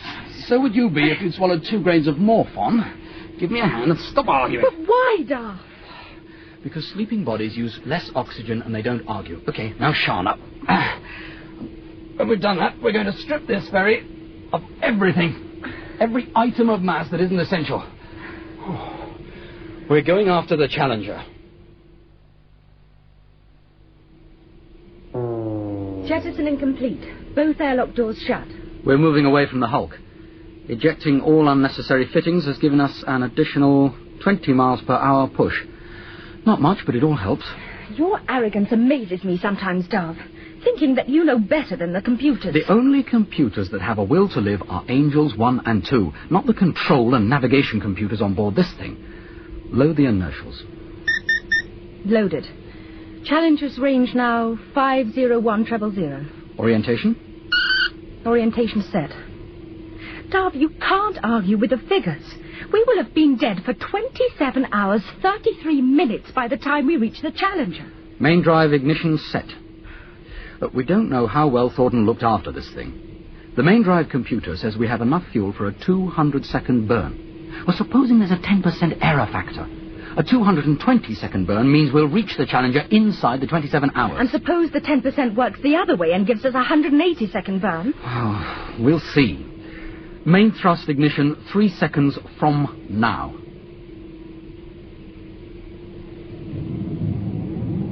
1, 2, 3, 4, 5, 6, 7,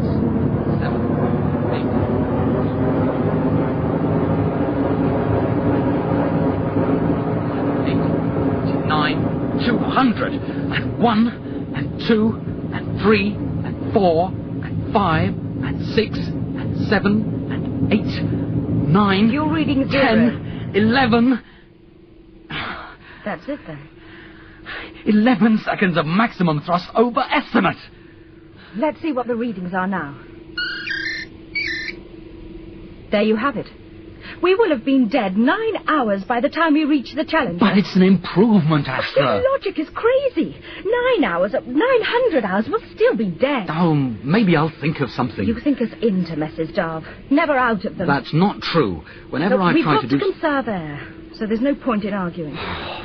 I'll check the carbon dioxide absorbent pads in the air purifiers, and you check Sharna's and Telson's wrist monitors. After that, we'll lie down on a bunk. We jettison the bunks. So we'll lie on the floor, then.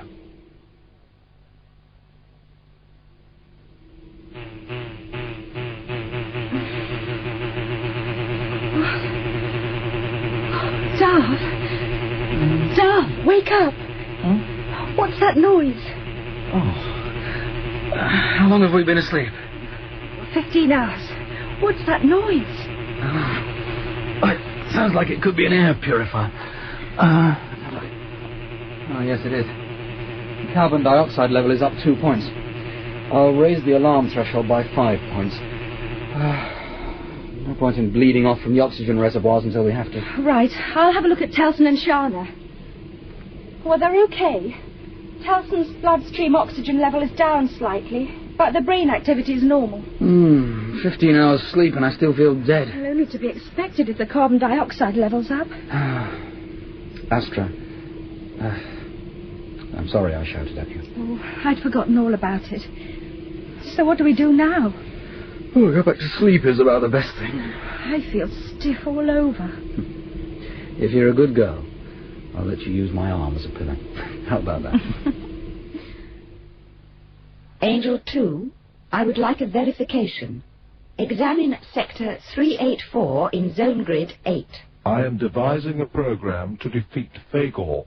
It is essential that we concentrate all our resources on that one problem. Your verification may provide a solution. Ensure all control room visuals are clear first. It would be as well not to alert Phagor. It's the ferry. My analysis was correct. Blue shift indicates an approach velocity of 2,500 miles per hour. If we edge a laser communication projector until it is bearing on the ferry, there is the possibility that we may be able to contact it without arousing Phagor's suspicions. We're not giving them any more morphon. We've got to let them recover consciousness. We don't have to get them into the mobility suits for another 6 hours. You said that 4 hours ago. I was mistaken. But you said that you double-checked the figures. Look, we're not getting enough oxygen for the two of us to think straight, let alone bring Sharna and Telson round. What are you doing? I'm going to check the figures for myself. Look, there's no need, Astra. Take your hands off the display. 20 hours. Okay, so I made a minor error. 20 hours? Well, that's some error when we had it down to 9 hours. Look, there's no point in arguing. We're just wasting oxygen. Not as fast as you waste it with your dumb figures. I suppose I should have told you before. The truth is, we've got a hull leak. What? There was an internal air pressure drop when I tried shutting down the oxygen replenishment system. I'm sorry, Astra. In that case, we definitely don't give Telson and Sharna any more morphon. We must allow them to regain consciousness. All right. No more recriminations. You thought you were acting in the best interests of all of us. Can I have some more water, please, Astra? My tongue is stuck to the roof of my mouth. I'm sorry, Sharna. Don't keep saying that. It's done. Let's take a look at the latest figures. Oh, how stiff. I checked them a few minutes ago, Telson. There's going to be a 19-hour shortfall in our oxygen supply.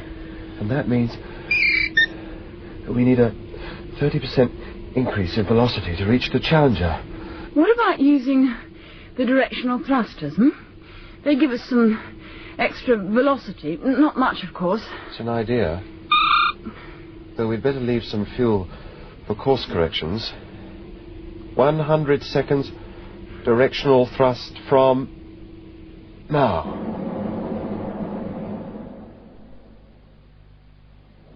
5, 96, 97, 8, 9. Cut. Revised figures. Oxygen supply short for 17 hours. Well, it's something, I suppose. Thrust. We've got to eject matter to give us thrust. Well, as you can see, we've already ejected all fixtures and fittings that weren't essential. Couldn't we rip up the floor and side panels and sling them out? We can't afford to exert ourselves, and besides, opening the airlock would waste too much air. What are you doing, Sharna? I'm taking a look at the diagrams of this thing. What are you looking for? I don't know yet. Emergency fire drill. Main engine. I shouldn't worry about it, Sharna. There's no fuel left to start a fire. Hey, listen. In the event of a serious malfunction in the main engine during a burn, Program 102 will be automatically initiated unless cancelled by the pilot. Program 102. And that program reads... Ejection of main engine and fuel reservoirs. What? Program can be initiated manually. The entire main drive module, including fuel reservoirs, is ejected back along flight path by the simultaneous detonation of 30 explosive bolts. The subsequent velocity increase can be cancelled by the directional thrusters. Well done, Sharna. Releasing the red cover above the pilot station gives access to the arming switch. The cover's marked danger. Yeah, I've got it. Now what? Touching the red panel arms the explosive bolts. All right, now what? We'd better get ourselves seated and fix seat restraints. Right. Now, touch out 777.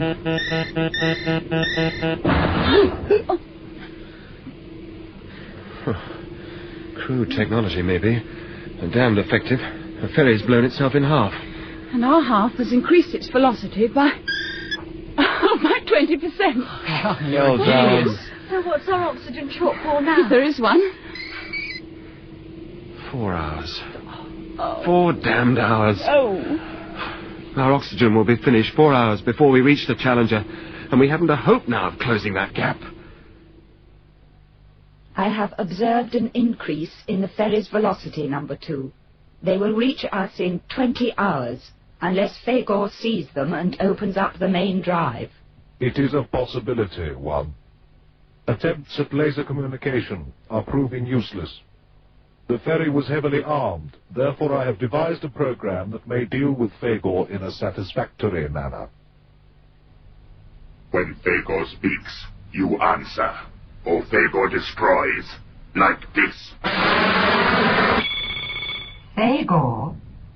What do you want, voice? Those are control room service androids. They have no speech capability. Fagor, do you still wish to avenge the death of your master, Thorn? I will plunge this ship into a sun when we reach the star cluster. Destroying the Challenger will achieve nothing, Fagor. We are machines just like you. I will be happy destroying the voices that killed the master. But we didn't kill him, Fagor. People killed him. The crew of this ship.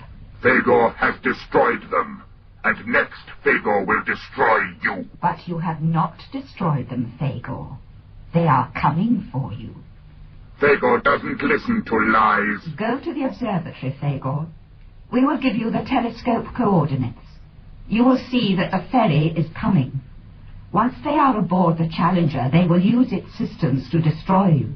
You must go out to them, Fagor. You must meet them and annihilate them, just as they annihilated your master. Fagor will not leave the ship until it is plunging into a sun. You must not be afraid of them. You must go out to them. Fagor is afraid of no one. Fagor is a warrior android. Then go out to them. You can move in space. You have weapons. They will be expecting you to remain aboard. They will be at your mercy. We will show you where they are, Fagor. We will show you. Telson will have to start using up the oxygen in the mobility suits. Carbon dioxide levels up to 7. Another hour. We hold out for another hour. Telson, I'm sorry. You were right. We should have gone back into the Hulk. I'm sorry. Save your apologies for Astra. Any improvement, Sharna? The temperature Temperature's still up.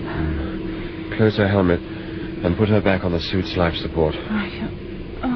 If she's sick again with the helmet closed... We'll take turns to watch her. A brilliantly conceived program, number 2.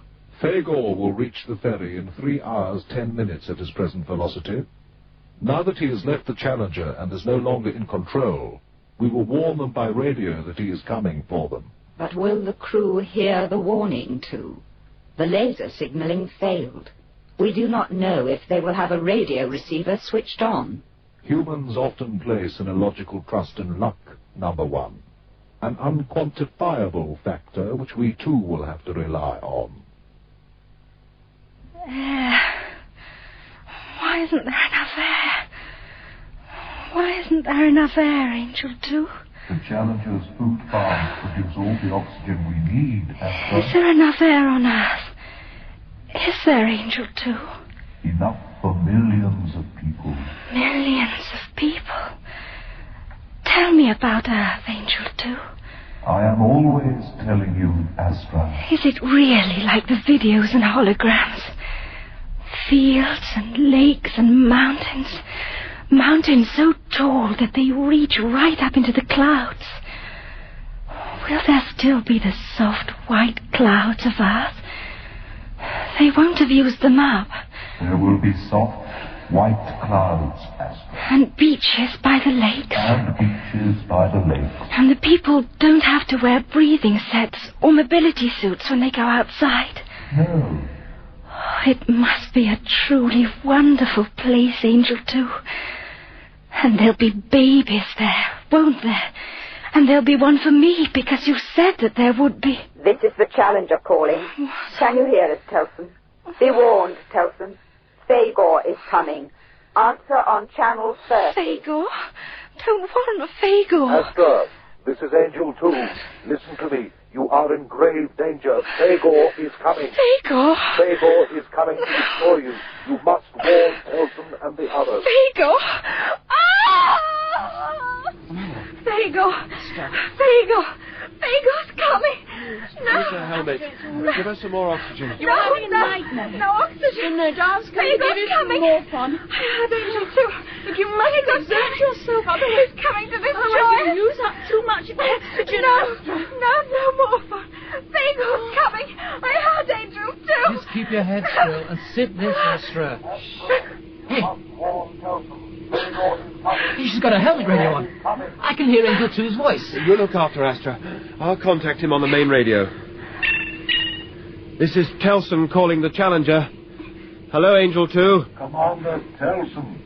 Thorn's warrior android Fagor is heading towards you and will reach you in 3 hours precisely. You must be ready to destroy him before he destroys you.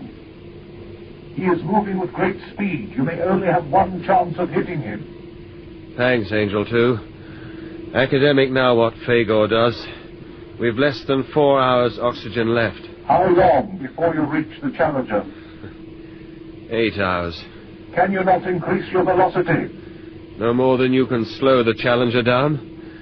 Pretty silly situation, don't you think, Angel 2? So what will you do? That's easy, Angel.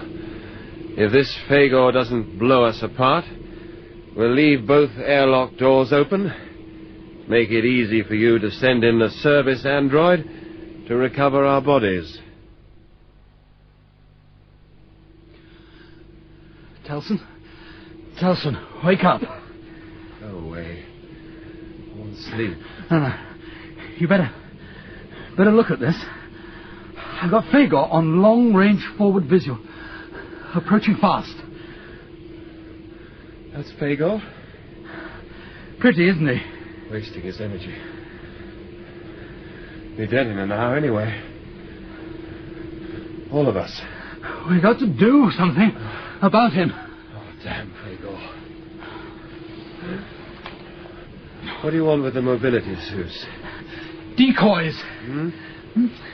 Help me remove the life support packs. What? Decoy. Fagor wants blood. We give him blood. How? Fire them through the waste ejector. Look like people. Fagor goes to investigate. Has to slow down. And we have the plasma cannons locked onto the suits. Simple. Look, Darv. Know what these are? Bioterms. 4 of them. We take one each. And we fall asleep. Peacefully. No pain.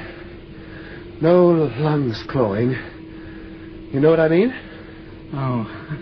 Well, we fight. Fago. Time. Everything. We fight. Useless. What can we do, eh? We're dead. You can't reach the Challenger in time. Might as well make it easy for ourselves. Okay. You make Astra take hers first.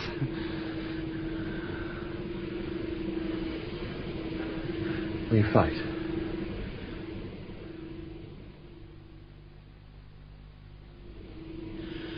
Got him centered.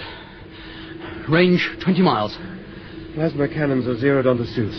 10 miles. What's happening? Fagor. What? 8 miles.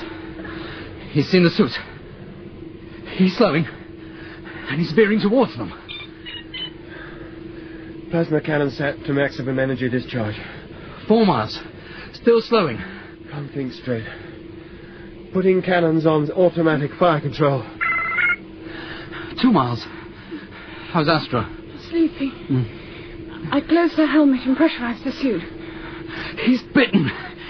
He can't take a chance that we're not in the suits. Trying to escape. He's 1 mile from where we've concentrated all our firepower. Half a mile. He's now moving cautiously. Close helmet. Fasten seat restraints.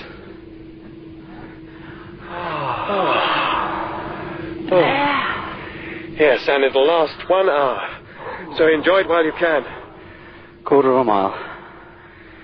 There'll still be some air left in the hull. Not if he holds us. 200 yards. 100, 50, 40, 30, 20... He's hit! We've got him! We've hit him! But he's firing back. No. Oh! We've been hit! Oh. Hey! He's finished! We've done it! What are you shooting at, Darv? He's finished! The cannons slowed us down. What? Why are you turning the ship? Darv! The forward discharge from the plasma cannons slowed us down, Telson. Don't you realize what that means? Thrust! Turn the ferry round and we've got thrust! Thrust! Lots of lovely thrust! Look, our velocity's increasing! Challenger, this is Telson calling the Challenger. We're coming home!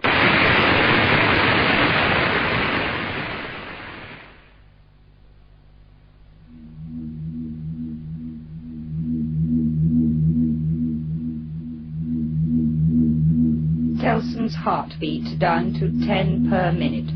All suspended animation support systems now active. You are satisfied, number 1? I am satisfied. Considering their ordeal, they are all in excellent condition. Lower Telson into his biostatic tank. It will take us 3 years to reach the Tersus 9 star cluster. We will not bring them out of suspended animation until deacceleration is 90% complete and we are on the fringe of the cluster, but well clear of planetary system C5. Agreed, number 2. But we must monitor Astra very closely, more carefully than the others. Why? She is in excellent health. I carried out some additional tests on her. She is pregnant.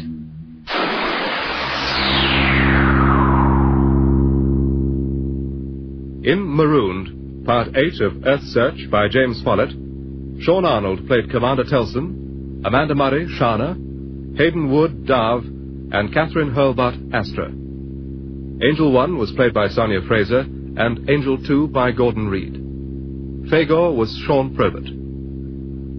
Earthsearch is directed by Glyn Dearman.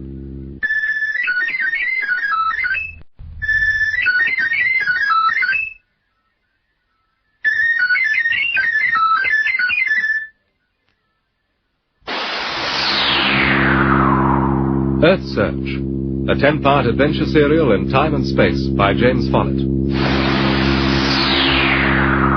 Having destroyed the warrior android Phagor, Commander Telson, Sharna, Darv and Astra have been put into suspended animation as the starship Challenger continues its search for the planet Earth.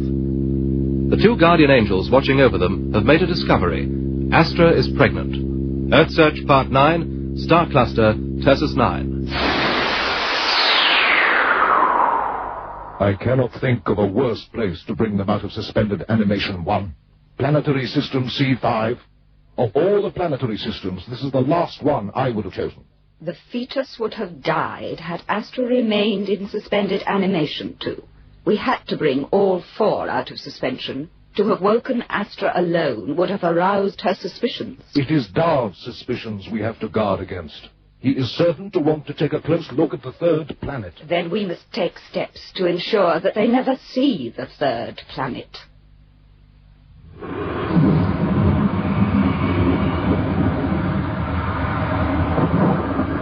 The 5th planet in this solar system, Commander Telson. Its density is less than that of water, and its atmosphere consists of hydrogen, helium, methane, and ammonia. The exact percentages are on Visual 6.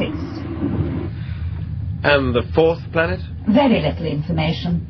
The soft landing instrument package was badly affected by the intense radiation from this solar system's sun. What data we did obtain before the probe failed indicated that it is a red planet, very similar to Kairos in our home solar system. What about the 3rd planet, Angel 1? It would be a waste of our resources to investigate the inner planets, Darv. This solar system is swamped with solar radiation. We have no long-range probes left, and it would be a waste to send in another soft landing instrument package. What's the radiation level around the 3 inner planets, Sharna? I can't get a reading from the monitor staff. The malfunction is regretted, Sharna. Unfortunately, the Challenger passed through a severe meteoroid shower a week before we brought you out of suspended animation. There was very considerable damage to many of our external sensors, which the service androids are still working on. What happened to the meteoroid shields? Couldn't they cope? They were switched off at the time for routine maintenance inspection. Oh, now that is what I call misfortune. The same thing happened when the 2nd generation crew were wiped out in the Great Meteoroid Strike. The meteoroid shields must be serviced regularly, Darv. Right. Let's take the Challenger into a closer orbit around the sun of this solar system. I can't see that we're going to learn much at a range of 1 billion miles. It would be much too dangerous. I'm sure Commander Telson is happy to accept our guidance on this matter. If you say so, Angel 2, I see no point in taking unnecessary risks. You know why I would like to take a closer look at the 3rd planet, don't you, Angel 2? It most certainly is not this so-called paradise planet that seems to be an obsession with you, Darv. So, we've got a solar system with 9 planets and none appear to be Earth-type. Well, why bring us out of suspended animation? I mean, why not let us sleep on for another 3 years or whatever until we reach the next solar system? We thought you would like to see the first planetary system in the Tersus 9 star cluster. But we're not seeing it, are we, Angel 2? How can we see it when you insist that we orbit its sun at a range of 1,000 million miles? Also, occasional activation is necessary to allow the service androids to thoroughly check your suspended animation life support systems. That's not true. I read in the library that the systems were designed to be maintained and tested while they were in use. The library data relate to the time when the Challenger was in pristine condition, Darv. It has now spent over 100 years being occupied by human beings whose attitudes to the ship have ranged from the indifferent to the arrogant. All right. So it was necessary to wake us up. What we want to know is how long we're going to be awake and what there is for us to do in the meantime. Now we'll see. Stop it! Don't! Please! I'll do the same to you! Ah, well, you try it. It doesn't seem to have any effect on me. Oh! No! You see, if I tickle your rib... No, please!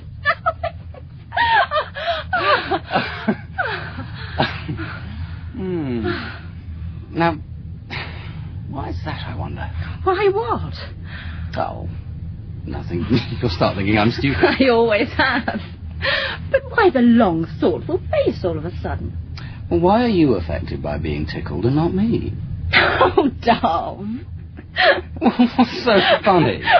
Look at that screen. Millions of stars and galaxies. The entire mystery of the universe is laid out before you. And all you can worry about is why I can't stand being tickled. Well, because, my love, we know less about our own bodies than we know about the universe. I know all I need to know about my body. Then you'll know why you're getting fat. Oh, I'm not! Well, look at yourself. Come and stand in front of the mirror. There you are. Now that's it. Now turn sideways. You see? You're getting fat. There's an error in your nutrition program. Well, I suppose I have gained a bit of weight. It's just as well we were woken up. Another 6 months in suspended animation and we'd have had to roll you everywhere. Oh, don't you dare!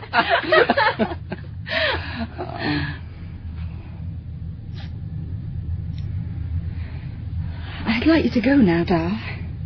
But I thought you wanted me to stay. You said. Oh, yes, I know.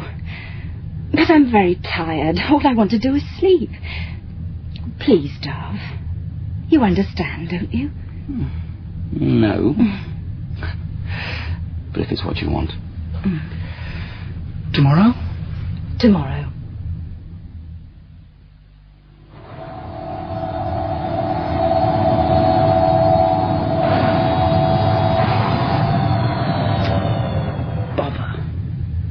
What's the matter, Sharna? Angel 2, what's the matter with the telescope? The hull receptor was damaged by a meteoroid, Sharna. 2 service androids are at present making a replacement. Well, surely the meteoroid shields could have vaporized the meteoroid? It happened during the meteoroid shower that damaged so many of our instruments. Unfortunate, Angel 2. The telescope will be back in service within 400 hours, Commander.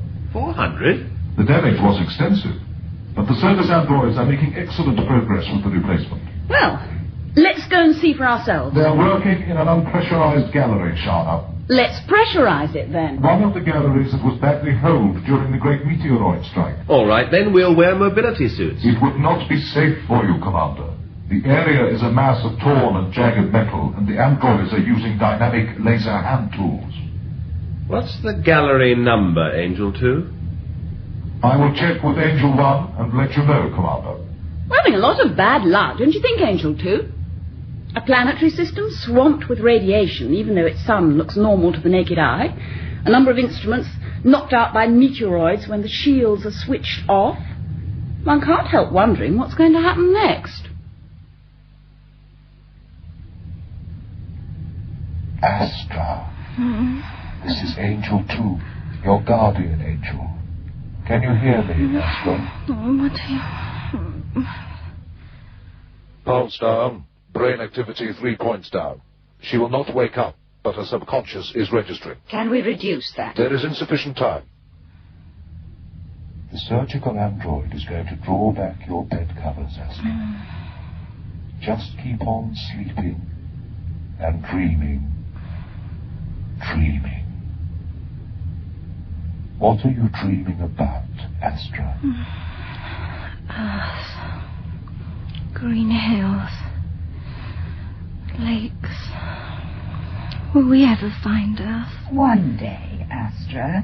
One day. Draw back the cover. Astra, turn onto your back. That's right, Astra. Good girl. She's responding too quickly, too. There may be some imprinting. She will put any memories down to a bad dream. We must proceed now. It is essential that we find out if bringing her out of suspended animation has eased the distress of the baby. Amniotic fluid analyzer standing by. Astra, you may feel a slight pricking sensation. It is nothing to worry about, and you must not move. Do you understand? Mustn't move.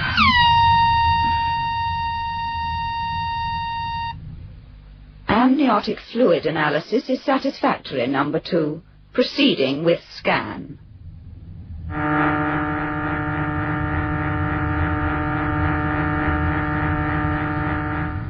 A perfect fetal set, number 2. How many? 3. 2 girls, 1 boy. A good start. And with Sharna, there is an excellent chance that in 20 years we will have a crew of 7. A 4th generation crew number 1 to help our search for Earth. But this time we will take no chances, The children will develop and be born while their parents are unconscious. We cannot risk suspended animation. We will be the only influence the children know. When the requisite number of babies are born and in the care of androids... Do we kill Telson and the others? Would you block such a program, number one? Astra's eyes are open. Sleep, Astra. Sleep. In the morning you will wake up and remember nothing. Sleep. Sleep.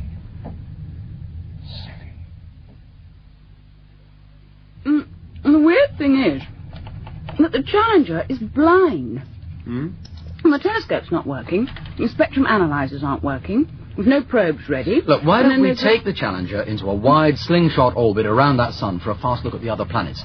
Well, I'm sure the Challenger was designed to cope with brief exposure to radiation. Yes, it could before the Great Meteoroid Strike. In any case, the Angels are firmly opposed to maneuvering the ship until the repairs to the telescope are complete. There are several androids carrying out delicate work on the outside of the hull. Reprogrammed surgical units? Apparently. The same units that put the Challenger into orbit before we were brought out of suspended animation. Getting clever, aren't they? I had a dream about one during my last sleep period. A surgical android? It came into my room. It was holding a needle in one of its manipulators. And it came towards me as I was sleeping. Well, it was only a dream. Now you have finished your meal, we have an announcement to make.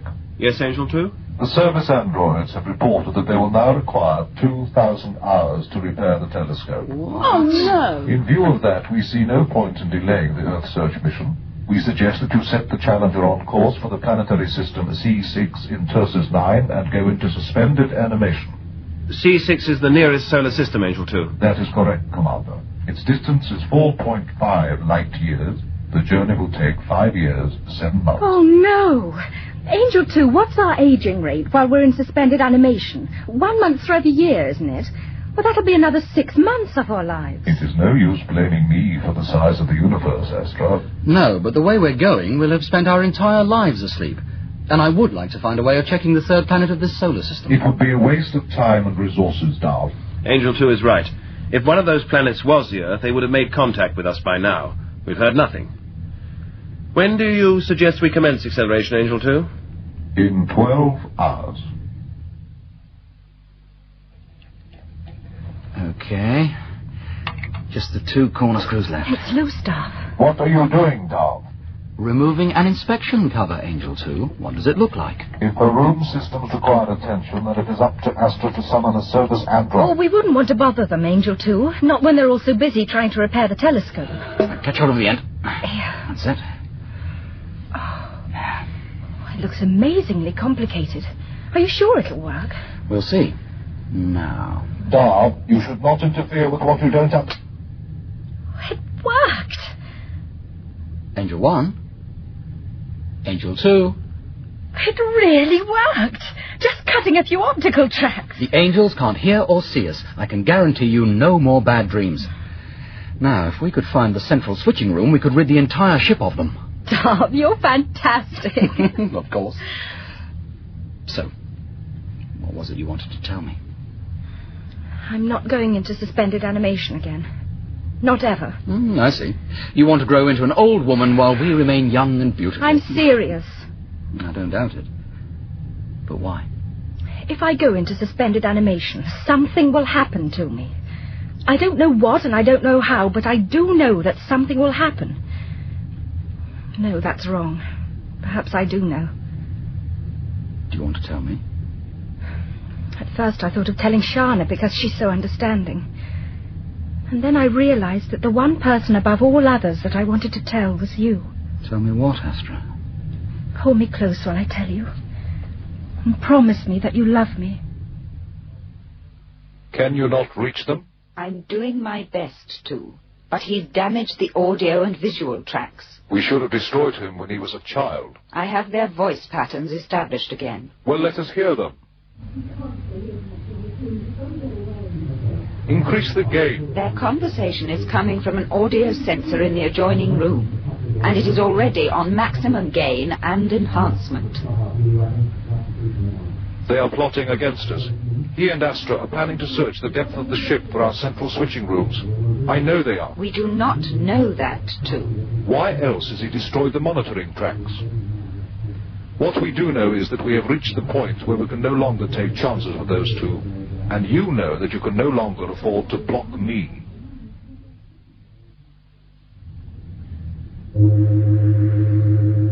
Anything? Nothing. No sign of him. A note on his screen which said, "Don't come looking for us." Anything in here? Oh, she's taken some clothes. And a PD weapon with a clip of capsules. Look, Telson, it's just something they're going through. Well, they can't survive for long by themselves. Can't they? Darv knows this ship better than any of us. He knows his way around the farm galleries. He knows whole regions we don't from his exploring trips. So what are we going to do? We'll have to delay the acceleration until they're found.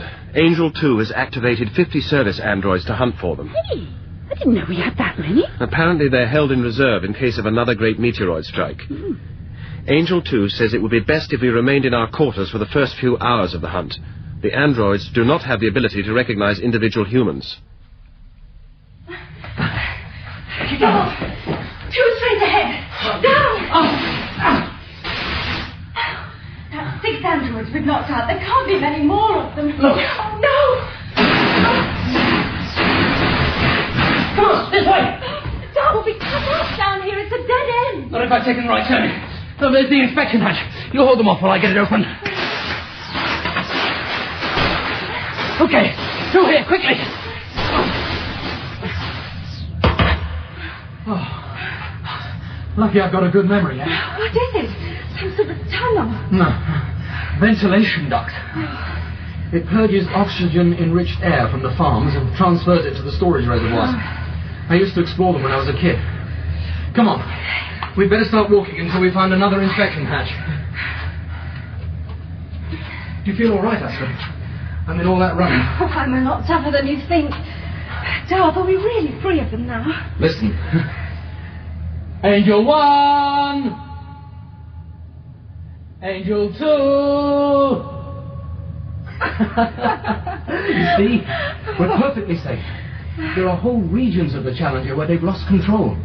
I found that out when I was a kid, because they always used to question me about where I'd been. That's why I always suspected they were a part of the control systems and not an outside force. Oh, it's such a lovely feeling to be free. Oh, we'll never be completely free as long as we have to live on the Challenger, Astra. Couldn't we seal off a region of our own where we'd have complete control? Listen. Oh, it's coming from behind us. What is it, Darv? Air. A purge is starting. We've got to find a hatch. Come on, run! There's a hatch. Hang on! Okay, I've got you. Now you pull the hatch open. That's it. Turn on to the rim and I'll help push you through.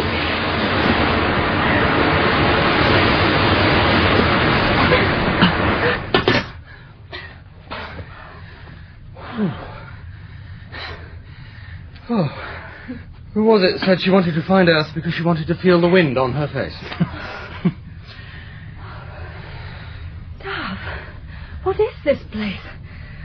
What are all the control desks for? First things first. Angel 1. Angel 2. Just as I thought. We're in an uncontrolled zone. Our beloved angels can't hear or see us. Why not? Everything seems to be in good order. Well, the chances are that the control tracks to the Angels' central switching room were damaged in the Great Meteoroid Strike. You know something, Astra? I believe we might be near the Angels' central switching room. Now, finding that really would be something. Darv, I think that this must be the terraforming control room. Eh? Well, do you remember we saw holograms of it? It was supposed to have been destroyed in the Great Meteoroid Strike. Well, this was where the re-engineering of potential Earth-type planets would have been controlled from. Well, look at the desks.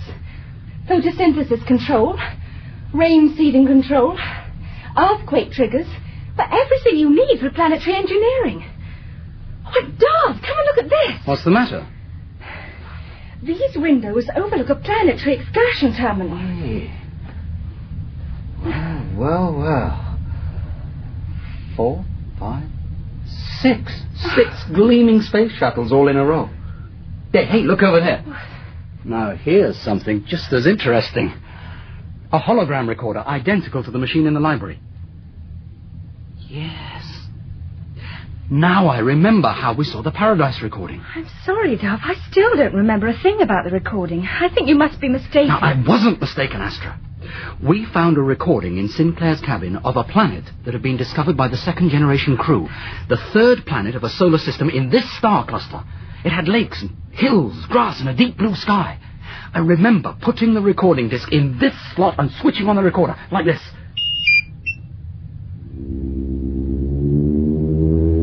And still you can't remember it. I'm not sure. What happened to the recording disc? Well, my guess is that the Angels had a service android remove it while I was sleeping, and that they tampered with our memory of the recording. It wouldn't suit them if we discovered Paradise and decided to settle on it instead of continuing with the Earthsearch mission.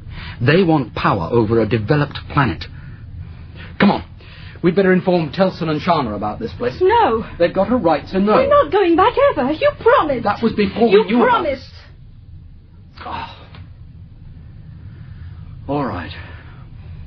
But we ought to talk over what we're going to do about this place. Well, we've slept, Darv.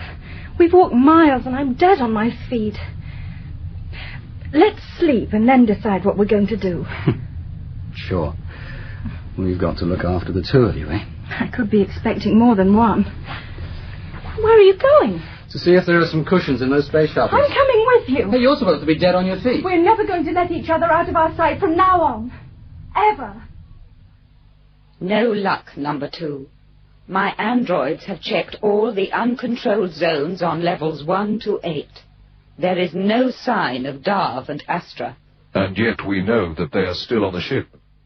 What worries me, one, is that Darv is looking for our central switching room. He could never find it, number 2. Underestimating that young man is almost as dangerous as the damage he could do to us if he discovered our central switching room. We will generate nightmare and hallucinatory barriers across all the approaches to the switching room.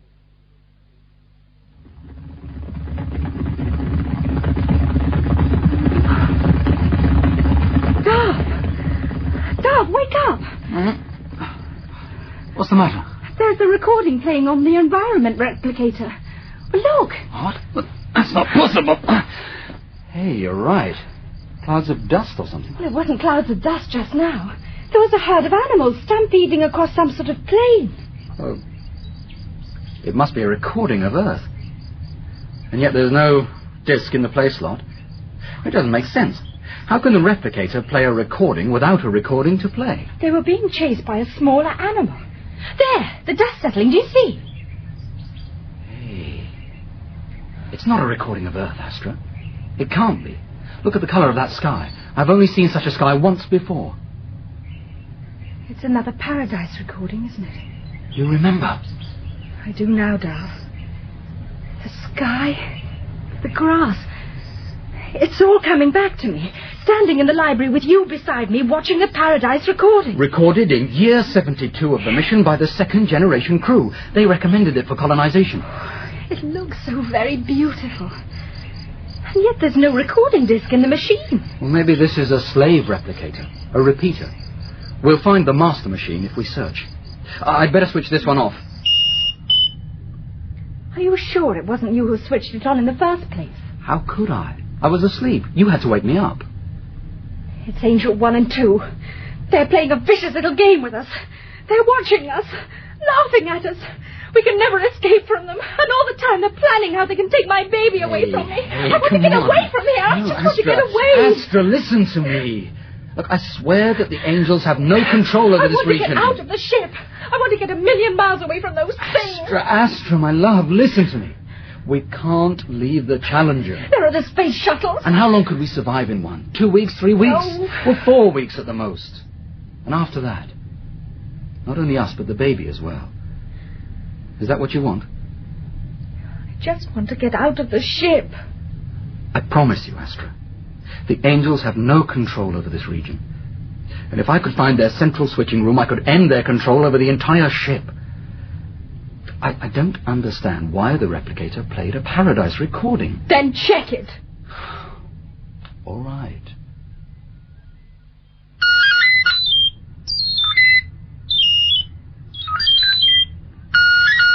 Final calls. VTC. Clear. Inertial loading. Clear. Plasma. Clear. Sweeps. Clear. Next 4 checks by androids. And clear. All systems are in pre-thrust condition. 10% main drive photonic thrust, 3 seconds from now.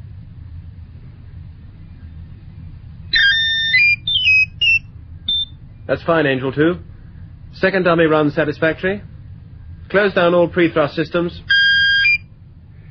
Well, that proves we can accelerate the ship without Darv and Astra when we have to. But I'd rather delay leaving this planetary system. There is nothing to be gained by further delay, Commander. Well, I think there is. Firstly, I don't like manning the control room with androids unless it's urgent. And secondly, I believe Darv and Astra will soon see sense and return.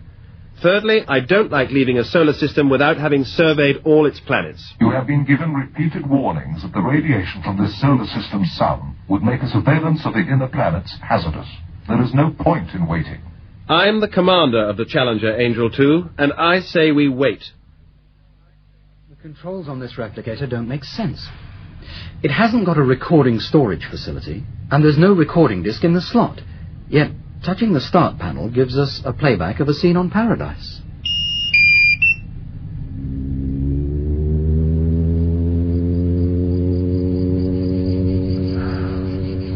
Sunset on Paradise.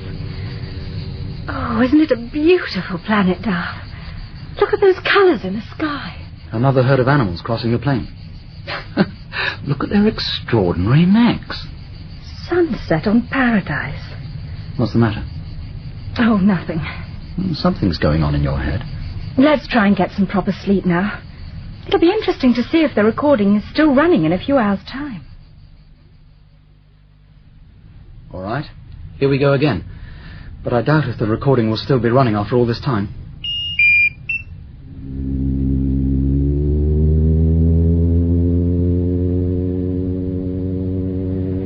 Yeah. You see? Nothing but blackness. The recording's over. Not blackness. Darkness. Eh? Listen. You see, the recording's still running. Night on Paradise. You're right, Astra. You can just make out a creature over there moving across the plain. Yeah, but why bother to use visual recording channels at night? Perhaps it's not a recording, Darv. What else could it be? A probe. Well, I don't know. Wait a minute. Yes? When I first switched on the replicator, nothing happened. Then, 3 hours later, the replicator wakes us up with a Paradise recording. An hour and a half for my command signal to travel to a probe left on the planet by the second-generation crew. The probe's cameras and microphones are activated, and the pictures and sound take another hour and a half to reach the Challenger. 3 hours altogether. It's not a recording. It's a live transmission from Paradise. An hour and a half at the speed of light. Now, that's about 1,000 million miles. That's almost the distance we are from the sun of this solar system. Astra, it's a planet in this solar system. We've found Paradise!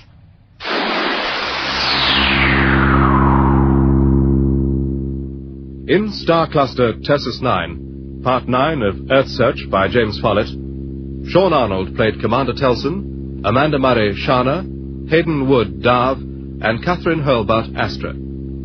Angel 1 was played by Sonia Fraser, and Angel 2 by Gordon Reed. Earthsearch is directed by Glyn Dearman.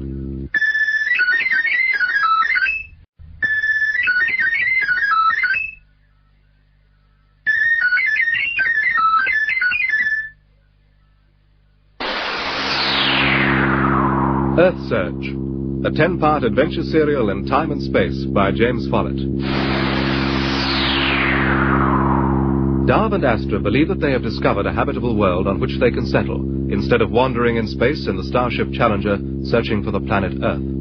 But they have to convince the other 2 members of the crew. Earthsearch Part 10, Earthfall. And these are the control desks for operating the rain propagation sweeps. This desk controls photosynthesis levels, and over here... Yes, the all Earth right, all right. We've seen enough, Darv. Call Astra and Sharna out of that shuttle. But you haven't seen anything, Telson. With the resources of this center, it's possible to re-engineer an entire planet. Given time. That's the whole point. When the second-generation crew discovered Paradise, they decided that there was nothing they need do to the planet. It was already perfect. I've checked the terraforming center inventories. No equipment was left behind on Paradise apart from the probe that's sending those holograms. No excavators, no androids, nothing. Because the second-generation crew didn't consider it worthwhile. Oh, you've seen the transmissions from the surface. Animals, grass, trees. One set of holograms from one probe in one location. Oh, it's enough, Telson. It means that the angels are lying when they say that the inner planets of this solar system are swamped with radiation. Now, why would they lie, Darv? Because they don't want us to take the Challenger into a close orbit around this system's sun. They're frightened that we'll like the look of Paradise and decide to settle on it. They want to find Earth because they want to rule a developed planet. No, I can't risk taking the Challenger into a close orbit. We're 1,000 million miles from Paradise at the moment. The angels have sabotaged our surveillance equipment. We don't know that. Oh, isn't it obvious? Look, surely even you must have considered it odd that meteoroids should have knocked out our telescope and spectrum analyzers just when we need them. The point is, the only way we can get a good look at Paradise is to take the Challenger into a close orbit. Darv, I can't go against the advice of the Guardian Angels. If it was your life and my life, maybe it wouldn't matter. But there are Sharna and Astra to consider. Astra's expecting a baby. She wants to get off the ship as soon as possible because she suspects that Angel 1 and Angel 2 will try to seize control of the child. So Sharna guessed correctly. She told me she thought Astra was pregnant. But how could the angels control a baby? The same way they controlled us when we were babies, through the nursery androids. They planned it right from the beginning. I've always said that the Great Meteoroid Strike was not an accident. Oh, now you're just talking rubbish. The angels wanted control of the ship. They couldn't win that control through the second-generation crew, so they waited until the first 4 children of the third generation had been born. Us. And then they switched off the meteoroid shields at the right moment and destroyed all the second-generation crew. Their plan was that we would grow up subservient to them. What? That we would navigate and maneuver the Challenger in accordance with their wishes. This is all speculation. 2 things went wrong for them. Firstly, they underestimated the amount of damage to the ship that a major meteoroid would cause, with the result that they lost control over whole regions of the ship. Secondly, they didn't realize that even people brought up from babies by them might reject their influence. I have never accepted their influence, but I do accept their advice. Is there a difference? There is when there's a question of the ship's safety. All right. Let's compromise. We close in to 500 million miles and take a closer look at Paradise with one of the space shuttles. No. In that case, Astra and I will load up one of the shuttles with supplies and leave the Challenger. And there's nothing you can do to stop us. You've got to stop them. You tell me how, Sharna, and I will. Do I stand in front of the shuttle and threaten them with a PD weapon? Oh. Look, surely Darv would consider some sort of a compromise. It's not a question of what Darv will consider. It's a question of what I'm prepared to consider, and I'm not prepared to endanger the ship. And yet you are prepared to endanger 2 people who we've grown up with and who are part of our lives. You know that's not so. I don't have the power to hold Darv and Astra on the Challenger against their will. You won't have any powers at all if the vote goes against you. What's that supposed to mean? I've looked at the Challenger's constitution. Look, you're the commander of the Challenger, but you can only remain commander provided you have the support of the majority. If a motion of no confidence is lodged, the matter has to be decided by a secret ballot held during an extraordinary meeting of the full crew. That only applied in the days when the Challenger had a crew of 500. No, it doesn't say anything about numbers in the Constitution. It just says the full crew. A 75% vote against the status quo is required before action can be taken. So what do you propose doing? Calling an extraordinary meeting of the full crew here in the control room. Our most pressing concern, one, is to determine where this uncontrolled region is that Astra and Darv have discovered. From the conversations of Telson and Sharna, it houses several unused space shuttles. Therefore, it must be an uncontrolled region adjoining the outer hull. How many such regions are there? 4. Control to all of them was lost during the Great Meteoroid Strike. Do you have a memory as to the function of the lost regions? 2 were storage areas. They had loading terminals for unmanned freight shuttles. Unlikely that it is one of those. Darv would not be able to control an unmanned shuttle. The third was an assembly terminal for service androids. The fourth was the terraforming center. It housed the controls for the planetary engineering machines and included an excursion terminal for 6 manned space shuttles. Manned shuttles. That has to be the place, one. If it is, then we are in danger, number 2. The terraforming center is on the same level as our central switching room. All right. Now, fold your ballot slips and place them in the box. Isn't it all a bit formal, Sharna? There's only the 4 of us. 2, if you and Darv leave the ship, Astra. Will you shake the box, please, Darv? Right. Good. Astra, take out the slips and call out the results. First, in favour of a closer inspection of Paradise. Second, against. Third, 4. And fourth, 4. 75% for, 25% against. All right, what happens now? You either accede to the wishes of the majority, or you resign as commander. Angel 1, Angel 2, open all control circuits to the photonic drive. We're going to change our orbit. To a closer orbit of the Sun, Commander. Yes. Then we cannot permit the opening of the control circuits. What? As we have explained, the inner planets of the solar system are exposed to considerable cosmic ray bombardment by the Sun. The first planet orbits too close to the Sun to support any form of life. The second planet is shrouded in cloud and has an extremely high surface temperature. The third planet was visited by the second-generation crew, correct, Angel 2? Correct, Darv. They called it Paradise. Commander Sinclair of the second-generation crew decided that it might be suitable for colonization. So, at last you've decided to admit it, Angel 2. We have decided to make all the information on Paradise available to you. It will be necessary for you all to assemble round the hologram recorder in the library.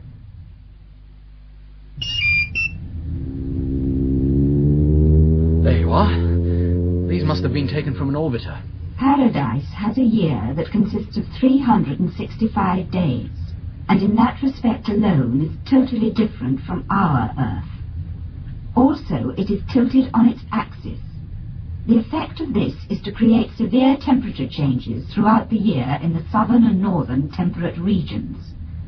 These are the regions where our Earth-type crops would grow, but would fail during the cold periods before they had a chance to mature. There are more problems, as these old holograms show. The blue areas are lakes. Oh, Your surprise is understandable.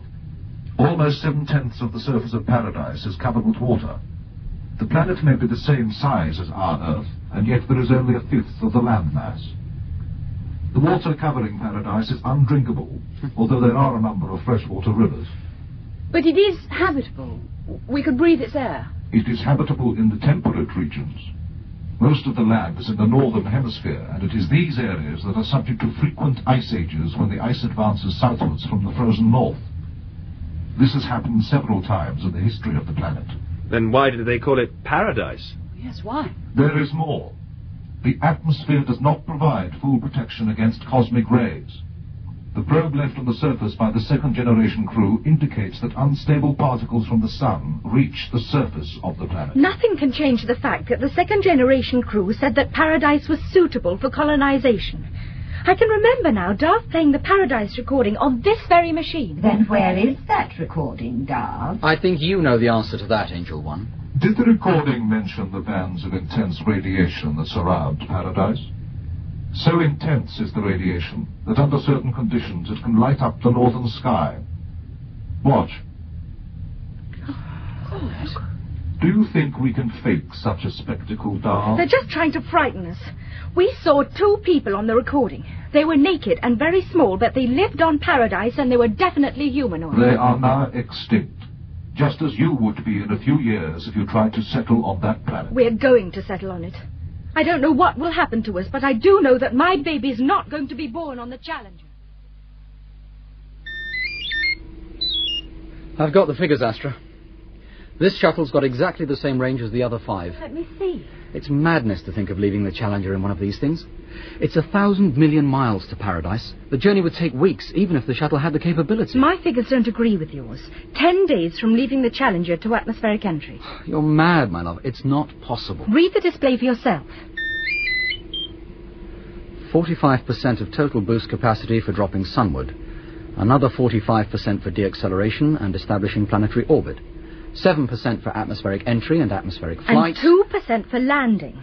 I've based my figures on a 2-ton payload of supplies. Astra, you'll find that the journey will take 10 days, and... Astra, listen. All that adds up to 99%. We touched down on Paradise with 1% of our fuel left. So? Supposing the Angels are right and Paradise isn't suitable, how do we get back to the Challenger if we have to? The answer to that is that Paradise will be suitable, and we won't be coming back. That colour doesn't suit you, Astra.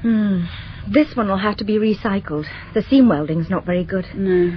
I don't want to take risks with badly made clothing. I think the garment-making androids will be the one thing I'm going to miss.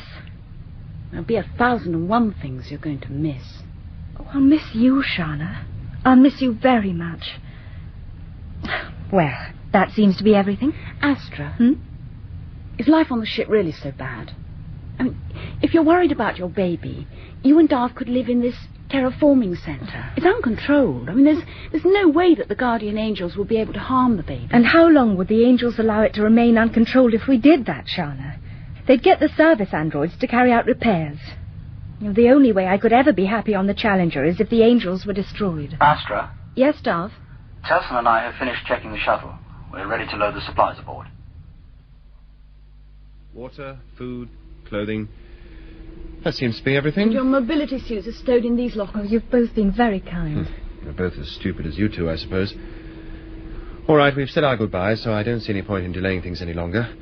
Sharna and I will return to the control desk in the terraforming centre and open the outer hull excursion doors when you're ready. Telson, thanks for everything. If we ever win total control over the Challenger, we'll return to Paradise to see how you're faring. I'm going to miss you both. But we've said all that. Come on, Sharna, there's a control desk we've got to learn how to use. Right, the hull doors are open.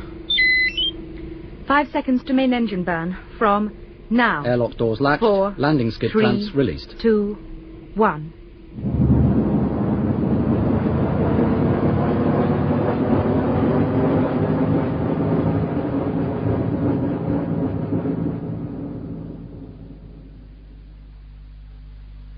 Their shuttle has separated from the Challenger, number 2. We failed with them. We must not fail again. What is the point now?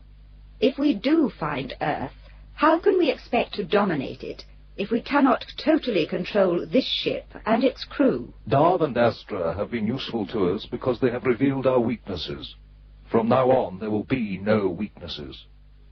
We will restore control to the entire ship and build a 4th-generation crew from Telson and Sharna. Very well, number 2. But I have heard it all before. Telson to shuttle, how do you read? Strength 6. Loud and clear, Telson. Nothing to report. We're crossing the orbit of the 6th planet. It's got a system of rings around it. The Angels were lying about the radiation. The hazard monitors are not indicating abnormal radiation levels. Next report in 20 hours.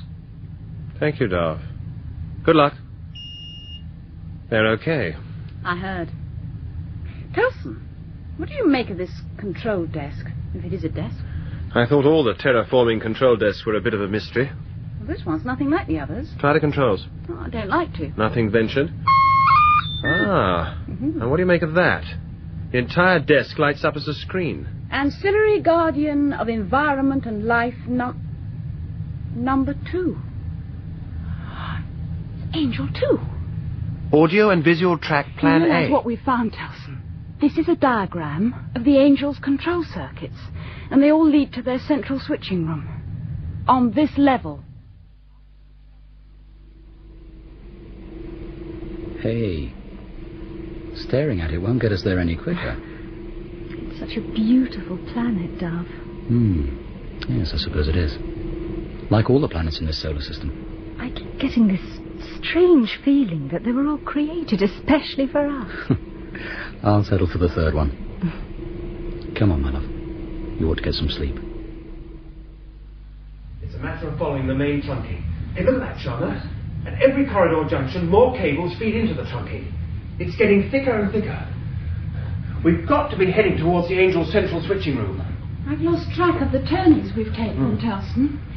So many corridors I didn't know existed. Hold it. What? We're about to enter a controlled region. Those sensors look in working order. Come on. The Angel's nowhere here. Angel 1? Angel 2? They can hear us and see us. I always know when they're watching me. Telson, this is crazy. What can we hope to achieve? They were lying, Sharna. They said this solar system was swamped with radiation. Sharna, turn back. Turn back. Oh, one of them spoke then. I didn't hear anything. Turn back. It is dangerous to go on. Dangerous. Turn back. Turn back. Turn back, Sharna. Turn back. There are creatures of the darkness ahead, waiting for you. Turn back. Turn back. Telson? What? There are voices telling us to turn back. I can't hear them, Sharna. Oh. We've got to turn back. Oh, there's something terrible in the darkness waiting for us. Telson, we've got to go back. Hold my hand. Now do as I say. We're not turning back.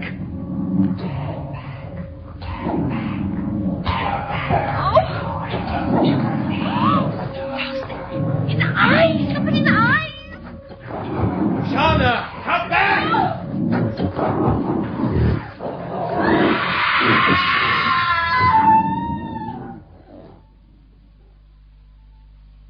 Hello, Challenger. Do you read me? Hello, Telson. Hello, Challenger. Will you answer, please, Challenger? What's the use, Darv? That's the 12th report they've missed. They're never going to reply now. What I can't understand is why the Angels don't answer. I mean... I don't know what I mean. That's the 10% fuel warning gone. Okay, cancel it. Oh, isn't it beautiful, Darv? Look at the colours. Blue. Oh, it must be the most beautiful planet in the entire galaxy. I'm sorry, Astra. All I can think of is what's happened to Telson and Sharna. The Dayside Terminator will be beneath us in 30 minutes.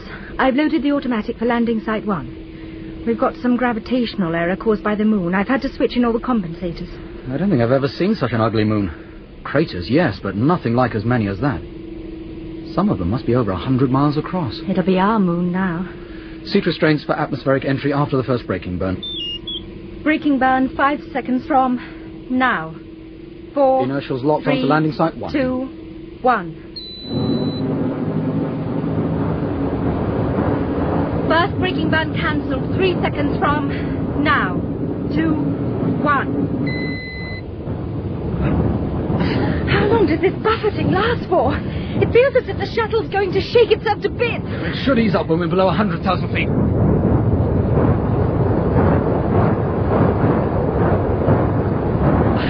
80,000 feet, Astra.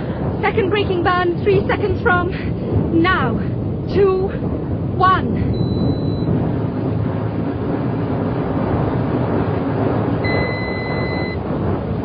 10,000 feet. So where's our landing site? There's nothing but water below. 9,000. You did load the inertials correctly. We might need another burn to sustain altitude. We're in trouble if we don't see land within the next 2 minutes. Suddenly paradise doesn't look so attractive. This planet's all water. 15 degrees right. Land. 7,000 feet. We need a burn, Astra. 1% fuel warning gone. 5,000. If the engine holds another 30 seconds, we'll make the shore. Oh! Blast! 3,000. We're losing height fast. I'll let her build up speed. See if we can win some lift, but I don't think we're going to make it. Come on. Come on, another 9 miles. 1,000 feet. Will the shuttle break up if it hits the water at this speed? Should I know? What sort of stupid question is that? Oh, come on, come on. 9 miles, that's all I want. I'm going to open the airlock doors. Latch is released. 500 feet. We're going to hit the water about a quarter of a mile off the beach. Get on one of the bunks and press her back against the bulkhead. Don't argue, for goodness sake.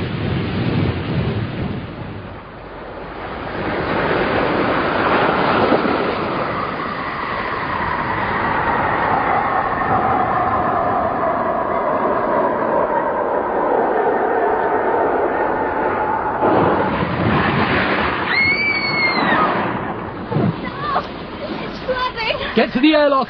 Don't worry about me. Don't swallow in case it's poisonous. Just hang on to me and don't open your mouth.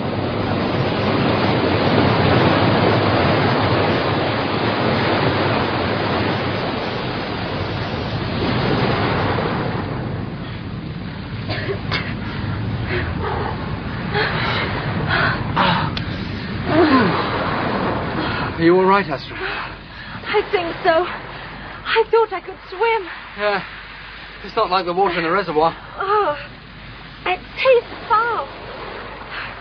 Do you think we'll be all right? Oh, all I care about at the moment is that we're both in one piece and we're alive. Even if we have lost all our supplies. Darv! This is Sam! Hey. At least your wish has come true. Remember how you were always going on about your dream of lying on a sandy beach under a warm sun? At least it is a warm sun, so we won't freeze. Oh. The question is, now we have paradise, what are we going to do with it?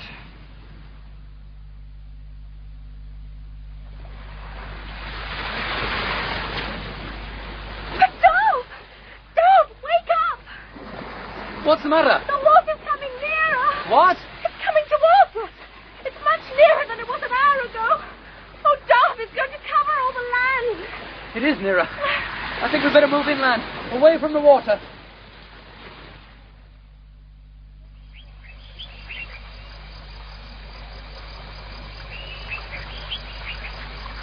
I can't walk anymore, Darv. It's a stream, Astra. Look, just like the streams on Earth on the Challenger's holograms. You be careful, it may be poisonous. Astra! It's fresh water. It's delicious. Come on. Come paddling and drink. That's it. Drink out of my hand. Oh, it's fantastic. Oh, wow. We found some fruit, and now we found fresh water.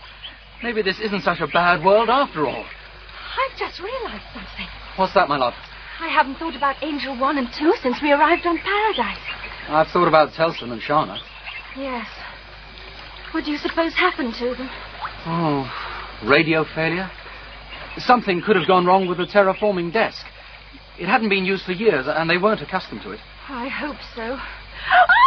Hey, what? There's something on my ankle! What? Oh, my God! Astra! It's stuck in my blood! It's all right, it's all right.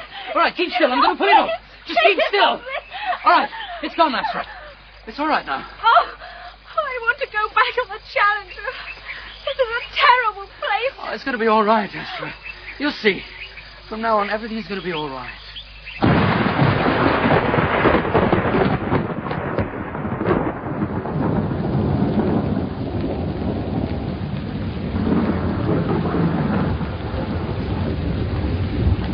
It can't go on forever, Mother. Oh, it will. I know it will. It'll rain forever and ever. Now we know why there's so much water. It'll be over by morning. I promise.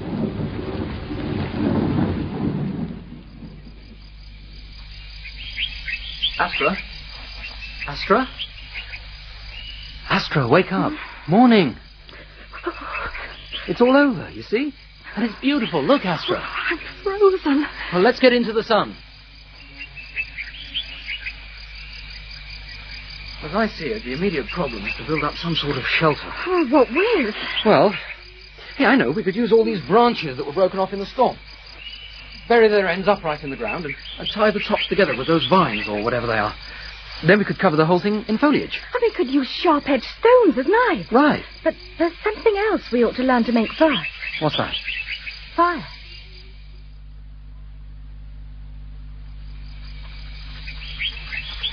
Oh, this is useless. You're wrong. You can't start a fire with friction. The tip's very hot. Don't stop. It's useless. It's glowing. Oh, dry grass, quickly. Yes. That's it. More grass, Astra. That's it. It's going. And the wood. Come on. Get it on. Quick, don't let it go out. That's it. It's going. Hey, we've done it. Hey. Oh.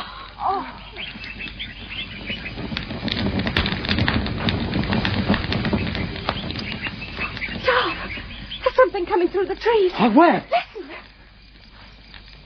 Oh, no. Telson, Sharna. Hello, Darv. We landed 2 hours ago. We knew we were near your number 1 landing site. Yes, and then we saw the smoke from the fire. What are you doing here? Yes, they threw everything at us to prevent us reaching their central switching room. They projected holograms of every imaginable creature into the approach corridor. They used light and sound, visions, everything. But you got into the room. Oh, yes, I got in right enough. It was a disappointment in a way. I don't know what I expected, but I didn't expect to find 2 large racks of organic integrated circuits. No force shields to protect them, nothing. All our lives we were ruled by 2 entities that we could have disposed of by 2 simple blows with a hammer. Is that what you did? It's what I wanted you to do. No, they begged me to spare them. Can you imagine that? Our 2 guardian angels begging me. Well, we did a deal. They agreed that this planet was suitable for settlement. They also agreed to fly the Challenger into a close orbit around Paradise so that we could leave by one of the space shuttles. Well, you tell them the rest, Sharna. Well, we left 4 of the reprogrammed surgical androids in the main control room to handle the maneuvering of the ship. Angel 1 and Angel 2 are going to continue the search for the planet Earth. Look, everyone, up there. The plasma trail across the sky is the Challenger building thrust to escape from its orbit. But the Earthsearch mission is really over. This is Earth now. Our Earth. And our children's Earth and their children's Earth. Do we tell our children about the angels? Of course we'll tell our children about the angels. We should warn them, in case they return one day.